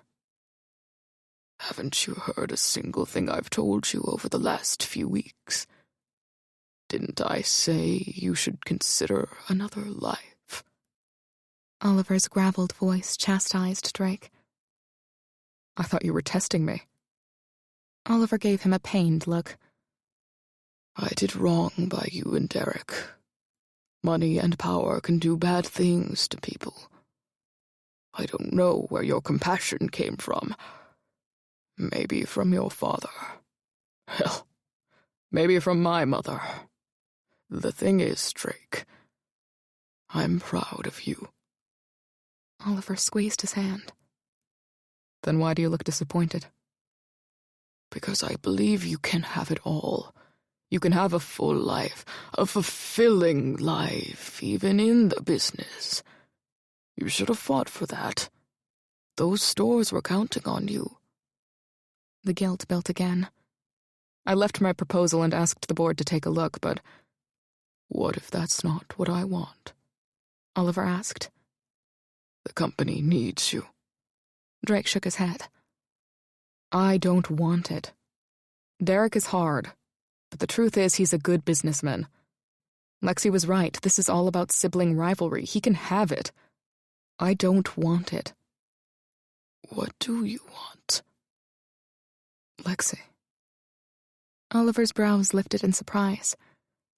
Drake understood his reaction. They'd never talked about relationships or love before. I'm sorry, but... Drake held firm. No, you can't control me or my life anymore, Oliver. I came here to... Wait a minute, boy. I'm not trying to control your life. I wanted to say, I can give you a lot, but not that. I know. What are you going to do? Drake shook his head. I don't know. Beg? Oliver laughed. It was the first time he'd ever seen his grandfather laugh. At least like that, free and light. She's not here now, so how about a game of cards while we wait to see what my future holds? Drake suggested. Oliver's eyes glittered with happiness, something else Drake had never seen. It's your money. When Drake first started spending time with Oliver, it was odd. But now, the two of them playing cards, discussing nothing of importance, felt natural. He would have missed this if not for Lexi. He once believed spending time with Oliver wasn't important. But deep down, he'd known it was a lie he told himself so he could focus on business. But family, even a difficult family like his, was important. What the hell is going on? Drake jumped in surprise as Derek and Sharon walked into the room. Rummy. Oliver laid down his cards. Drake frowned. I hope you're leaving me a good inheritance because I'm broke now. Oliver cackled, then started to cough. Although he didn't feel as steady as Lexi looked when tending to Oliver, Drake tried to be calm as he got Oliver's water and helped him sip from the straw. "Drake," Sharon said, "how can you even talk like that?" Never mind that, Derek cut in. Even 1,000 miles away and dying, you still have the power to screw up a good business deal. Shut up, Derek. Drake put Oliver's water on the table. What are you doing here? I was summoned. Derek glared at Oliver. What are you talking about? I walked away. I still don't understand that, but it doesn't matter. Just after you left, Mr. Chase showed up, saying the board could only vote on your proposal because Oliver had just redone his plans for the company. Then I was to come immediately to Nowheresville, Virginia. I don't know what you two are up to, but I've worked too damn hard. Stop your whining, Derek. We've all worked hard, Oliver said. I don't understand. Drake turned to Oliver. I decided it was wrong of me to make you two compete for the company. You're both good businessmen in your own way. I'd be a fool to not have you both. I already said I don't want it. Drake wasn't going to be pulled in anymore. He'd made his choice and was ready to move on. What the hell is wrong with you anyway? Derek then turned to Oliver. And if he doesn't want it, why not let him walk away? It's what he does best anyway. Drake would have asked what he meant, but Oliver spoke. He's only walking away because he doesn't think he can have Lexi and the business. He thinks he has to choose between them, when he doesn't. Lexi? Derek looked at Drake. You really did fall for the help. Sharon said you two had something going on, but I didn't believe it. Jesus, Drake, what's happened to you? Love has happened to him, boy. Something you don't know about. Sharon scoffed and slipped her arm through Derek's. You're wrong. But Drake could see the uncertainty in her eyes. So let me get this straight. You've fallen in love with the nurse and are going to walk away without a fight. Derek scoffed. That's right. Don't you fight for anything? I'll fight for Lexi. Really? Like you fought for Sharon? Derek, don't do this, Sharon said. Why not? Maybe your nurse should know about you. Have you told her that when the competition is too rough, you bail? He did it at the meeting this morning. He did it to Sharon. Does she know you could be Tad's father, but you didn't lift one finger to win Sharon back or fight for a child that could be your son? That's out of line, Oliver said. Is that why you got so mad at the meeting? Drake ignored Oliver's attempt to avoid the subject. Because I walked out and didn't give you the chance to beat me. Drake studied his brother as new understanding dawned.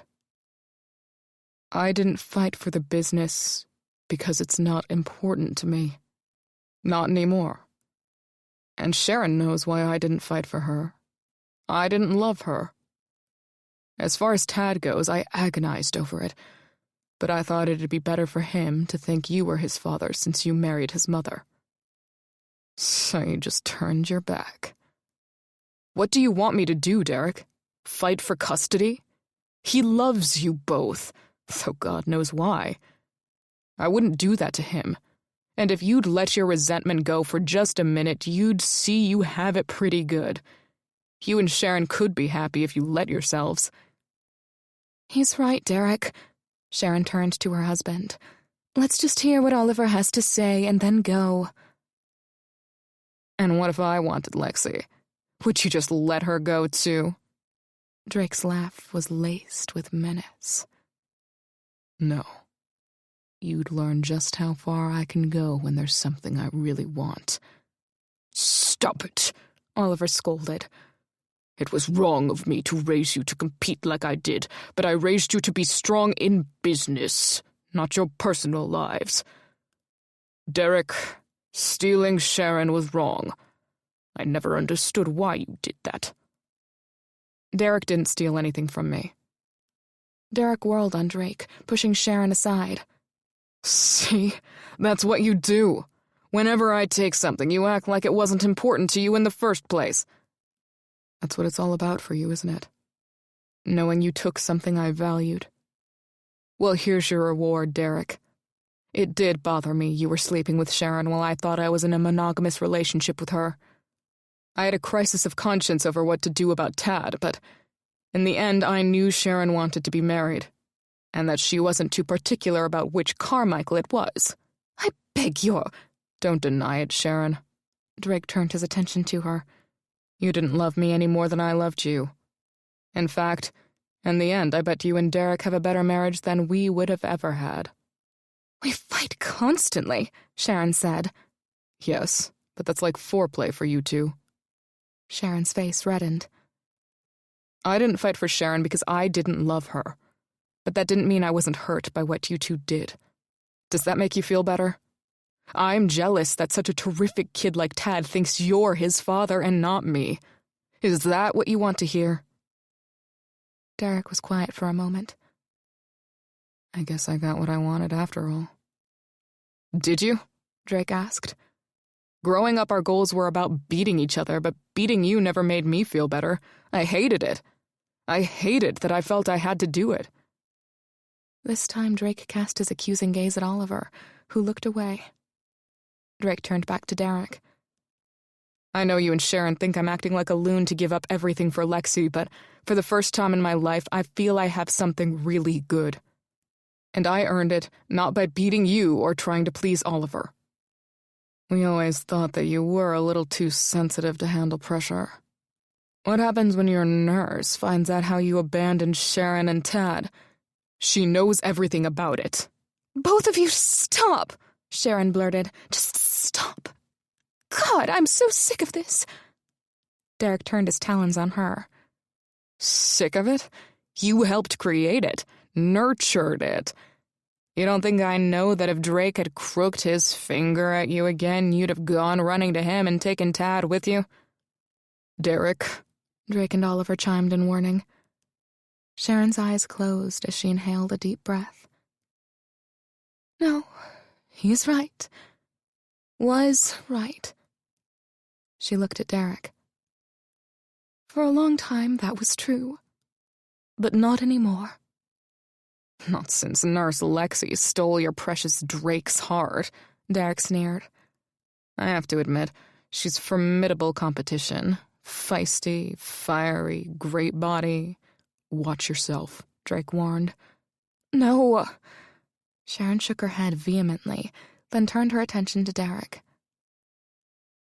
Ever since you stayed with Tad at the hospital when he nearly drowned, my feelings for Drake changed. I've never seen you show any affection, true affection toward anyone. And then it was there for Tad. So raw and pure, and I fell in love with you. I wanted to tell you then, but you pushed me away. Tell me what? Drake wanted to know, and yet feared the answer at the same time. Derek, you're Tad's father. The silence in the room was deafening. Drake was torn between relief and grief. He wanted to throttle Sharon, but believed Derek was more entitled. How long have you known? Derek finally asked. Always. And you never said anything? Derek stepped toward her, violent rage heating his face. Drake moved to intervene, just in case Derek struck out. Not that he'd ever known Derek to be violent, but Drake understood the rage because he was feeling it too. I'm sorry. It was wrong. I wanted to tell you, but face it, Derek. You liked thinking you'd stolen Drake's child. You lured him and me over Drake. I'm not sure you really love us. Our value is in how we can be used to hurt your brother. The rage in Derek's eyes quieted. The room was still, waiting with anticipation. That's not true.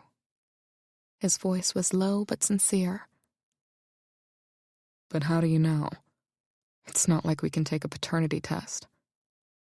Drake waited eagerly for the answer to the question ripe in his mind. Tad was a month premature. The only man I'd been with was you, Derek. Derek only stared at his wife. Damn it, Derek. Just give her a hug and kiss like you want to. No one, not even me, will think less of you for it, Oliver said. Derek grabbed Sharon, and Drake wondered if he was going to hug her or shake her. You deserve it if I left because of your lies and manipulation. I know. She grabbed onto him as if she wanted to make sure he didn't leave. But I'm hanging around. Good. Sharon let out a breath of relief. Finally. Can we now get to business? Oliver seemed to have hit his saccharine threshold. This doesn't change my plans. In fact, it makes it easier. Drake headed to the door. We're not done here, Oliver said. I am. I need to find Lexi. She's not even here. Let's get this done first, and then you can decide. I've already decided. You don't have to choose. Hear me out. Drake's eyes closed. He didn't want to listen. But if he left the business, he'd be unemployed. He had a sizable savings and many skills, but he had no idea what he'd do to make a living. His whole life had been Carmichael Corporation. Maybe Oliver was right. Maybe he could have both. If he planned to have a future with Lexi, he needed to at least find out if Oliver was right. Chapter 28. Lexi walked into the kitchen, setting her stash of medical supplies and pharmaceuticals on the table. Drake's here. Claire set a glass of iced tea in front of Lexi. What? Lexi nearly dropped the box of syringes. Drake's here. He and Oliver were playing cards until the brother and sister-in-law showed up. Lexi's brows rose. Derek and Sharon are here? Because of Oliver's condition? I don't think so. They didn't look too happy about being here, like they were annoyed at having to come. Had Oliver done something to fix the situation? Had he brought both Drake and Derek down to discuss his plans? Derek wouldn't like it. Drake probably wouldn't either, but he'd live with it. Would it sweeten the deal for Drake if she told him she was willing to go to New York? Would he be pleased or annoyed? At the very least, she needed to apologize for accusing him of operating out of spite toward his brother. Drake was guided by integrity, and it was wrong of her to suggest otherwise. Excuse me. Sharon entered the kitchen, looking regal and overdressed for rural Virginia in a cream-colored silk suit. Oh, hi, Lexi. Sharon? I was wondering if you could tell me a good hotel in the area. Claire glanced at Lexi, who shrugged and made the offer good Southern hospitality required she make. There's more than enough room for you to stay here. Oh, no, we couldn't impose on you. Not up to your standards, eh? Claire muttered as she turned back to preparing lunch. Not at all. It's just, well, Derek and I have a lot to talk about. There's a nice hotel downtown. I'll get the number if you'd like to make reservations. Lexi was relieved. She didn't like the idea of the type of angst Derek and Sharon would bring to Oliver. I'd appreciate that. Lexi grabbed the phone book. I'm glad Jill came down. Oliver may not say it, but he's pleased to have his family with him. None of us would be here if it weren't for you. I think I owe you a thank you and probably an apology. Am I in the Twilight Zone? Was Sharon being polite? Nice, even. Lexi jotted down the hotel's number and handed the slip of paper to Sharon. You can use the phone in here, or there's one in the hall. Sharon smiled.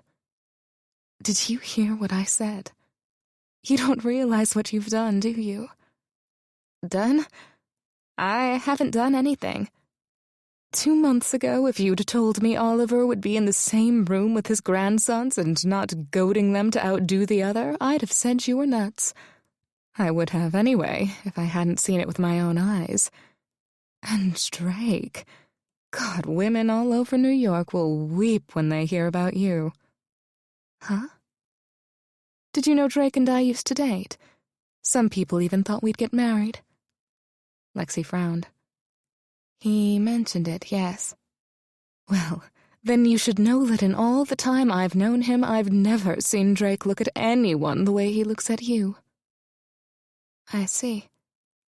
Lexi couldn't sort out what Sharon was saying to her. And even me, Lexi. God, I confessed my greatest secret and it felt good. Don't tell anyone, though. I have a reputation to uphold. Your secret is safe with me. Not me, Claire said. Sharon regarded the older woman. I'll take my chances. Claire snorted. You're all right for a Yankee. What does she think of Drake? Sharon nodded toward Claire. She wouldn't forgive him for criticizing her cookies, especially since he was right. Traitor, Claire grumbled. Sharon laughed. Well, let me make this call. She pulled her cell phone from her purse and headed out to the hall. Why do you think she said that? Lexi stood next to Claire and spoke low to avoid being overheard. Oh, I don't know. Maybe she's jealous. Or maybe she wants you to know how much he cares for you. He does love you, you know. No, I hurt him. I mean, really hurt him. Any feelings he had, which I'm sure weren't love, are gone. The guilt about that would eat her alive. I wouldn't be so sure. We are so different. If you love him too, then that's all that matters, Lexi. The rest is just details. Lexi sat on the porch swing in the afternoon heat. It was too hot and humid to be outside, but she couldn't breathe in the house. With Drake just a room away, her heart had lodged itself in her throat and stayed. It was unbearable. She hoped Oliver, Drake, and Derek were working out a solution that would allow her to be with Drake, even if it meant a move to New York, assuming he would forgive her. Her feminist side chastised her, but her soul told her it was the only way she'd find happiness. The door opened, and Claire came out, with Derek and Sharon following her. Great day, it's hot out. It's a wonder you haven't melted, Lexi. Claire fanned herself with her hand. I needed a little air. I'm off to run some errands. Mr. Carmichael and his wife are heading to the hotel. Sharon and I need some time. Derek had his arm around Sharon, who smiled up at him. Lexi searched his face. There was something different. Still wary, but softer, less guarded. If you need anything, please call. He stared at her as if he wanted to say something. Instead, he strode down the steps to his rental car. Thank you, Lexi, for everything, Sharon called back.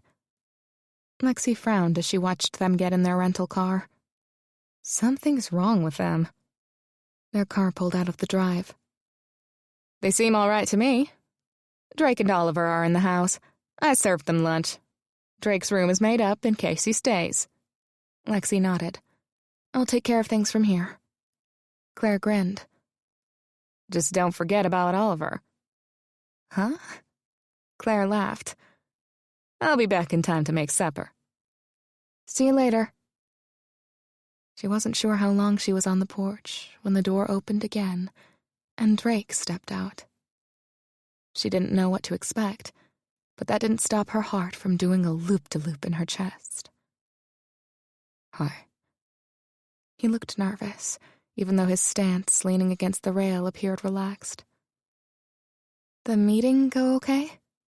She stared up at him and wished more than anything she could run into his arms. At the very least, she needed to apologize for hurting him. He shrugged.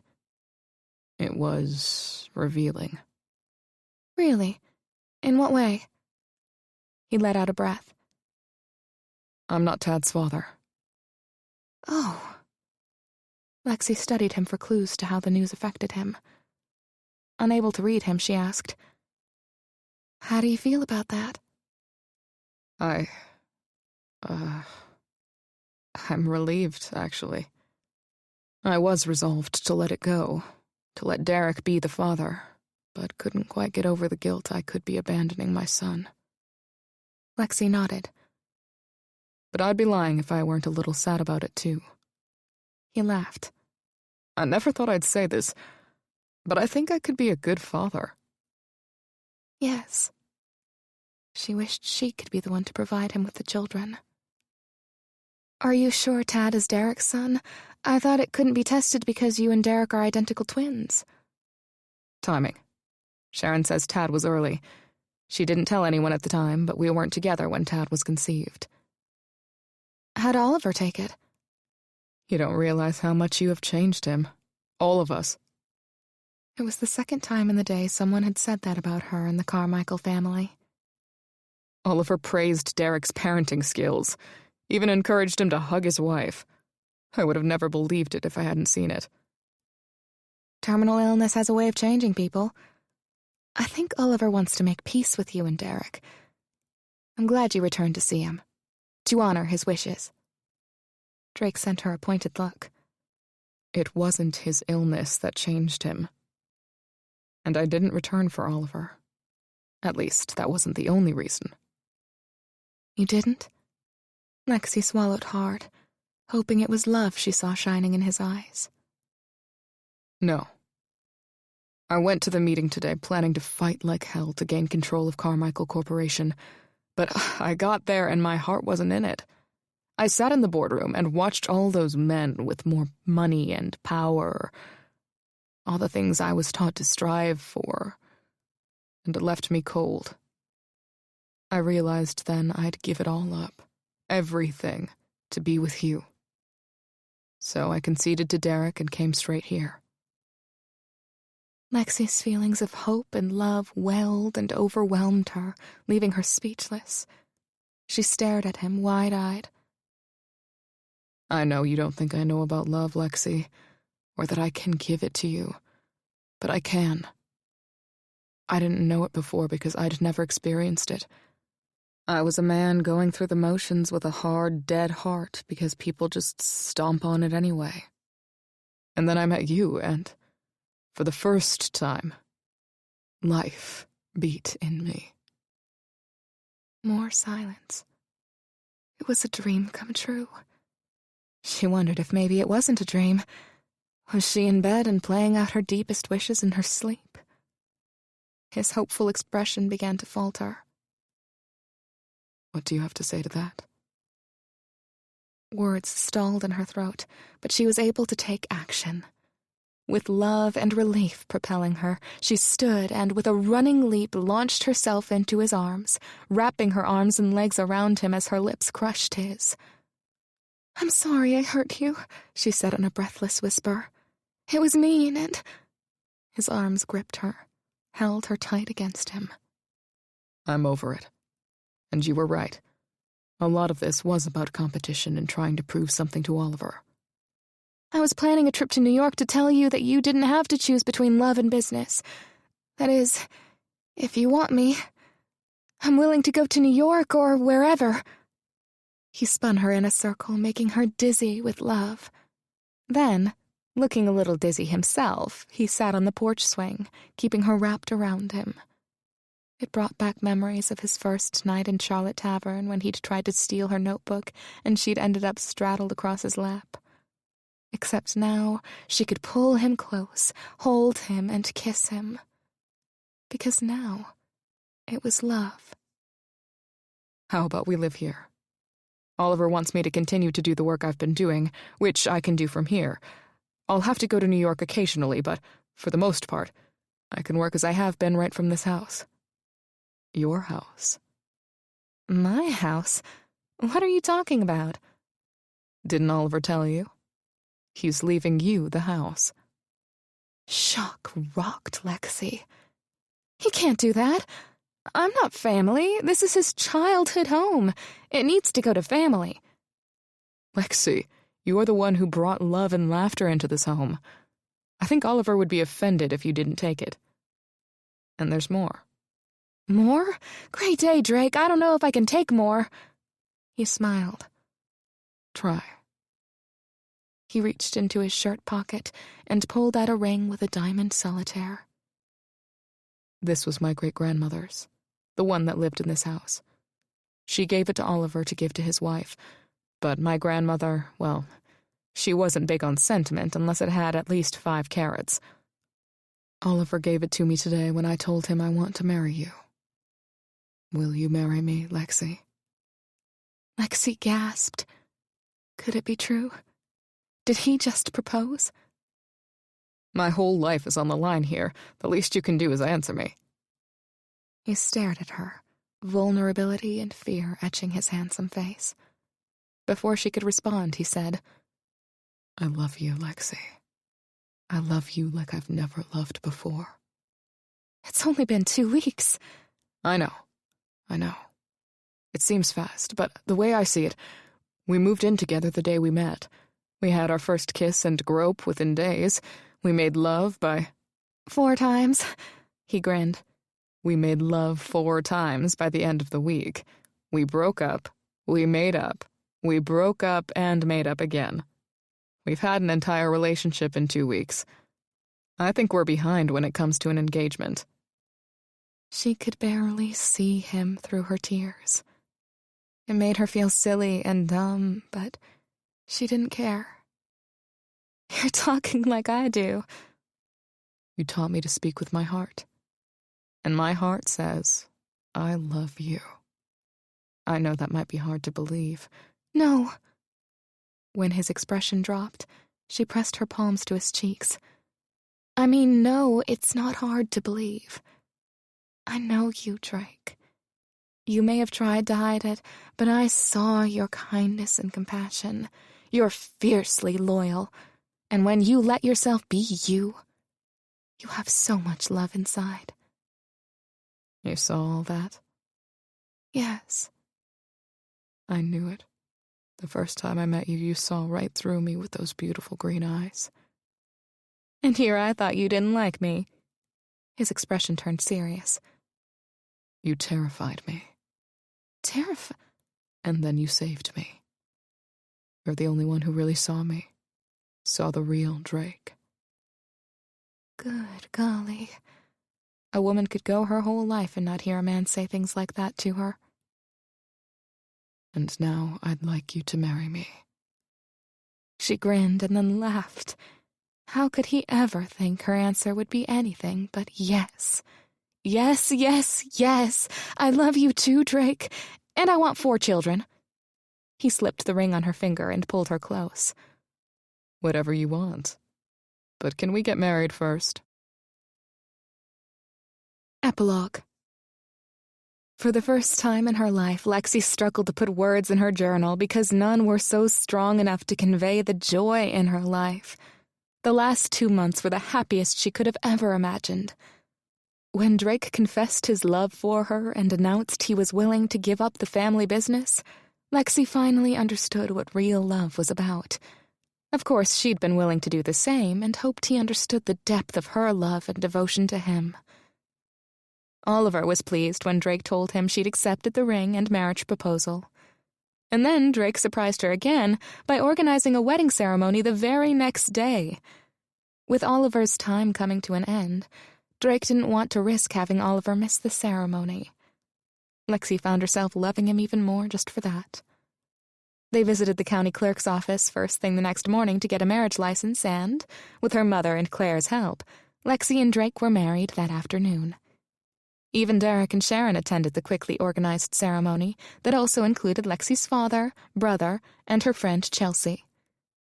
Drake and Lexi postponed their honeymoon and instead focused on spending time with Oliver. 3 weeks later, Oliver was gone. Lexi thought they should take time to grieve, but Drake insisted they needed to have their honeymoon and enjoy married life. Oliver wouldn't want us to hold off. He'd want us to live, to celebrate life and our love. She knew he was right, so they left for 2 weeks at a private estate in the Caribbean.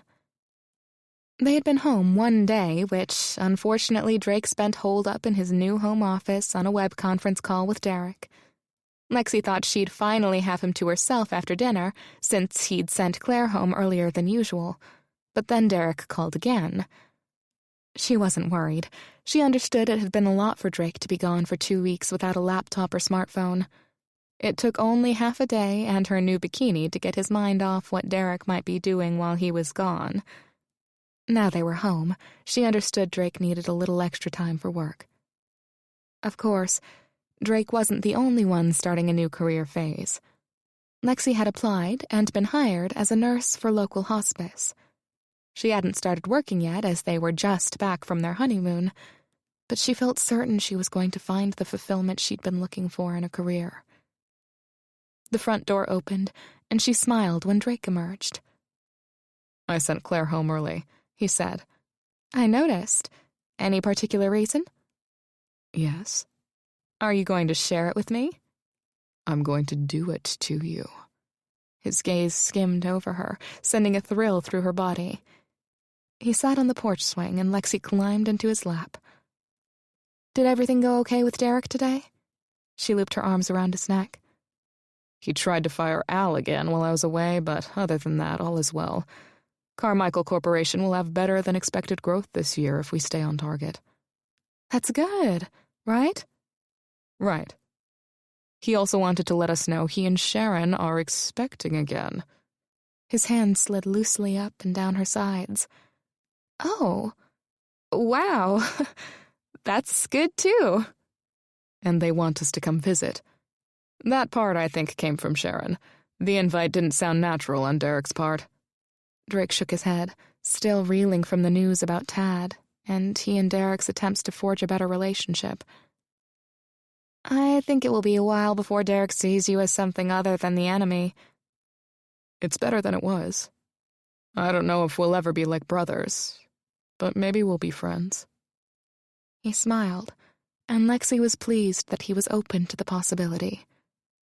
"I bet Oliver would like that you and Derek are doing so well.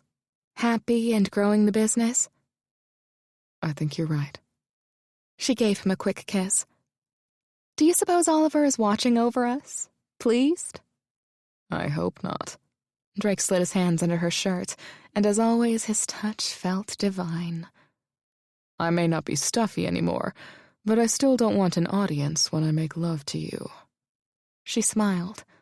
"I guess you're right. He's probably busy with Kitty anyway." "So now maybe you'll let me get busy with you." His thumbs brushed over her already aching nipples. She sighed. "Promises, promises." One dark brow lifted. He banded his arms around her, stood with her still wrapped around him, and headed back into the house. "Where are we going?" "Upstairs."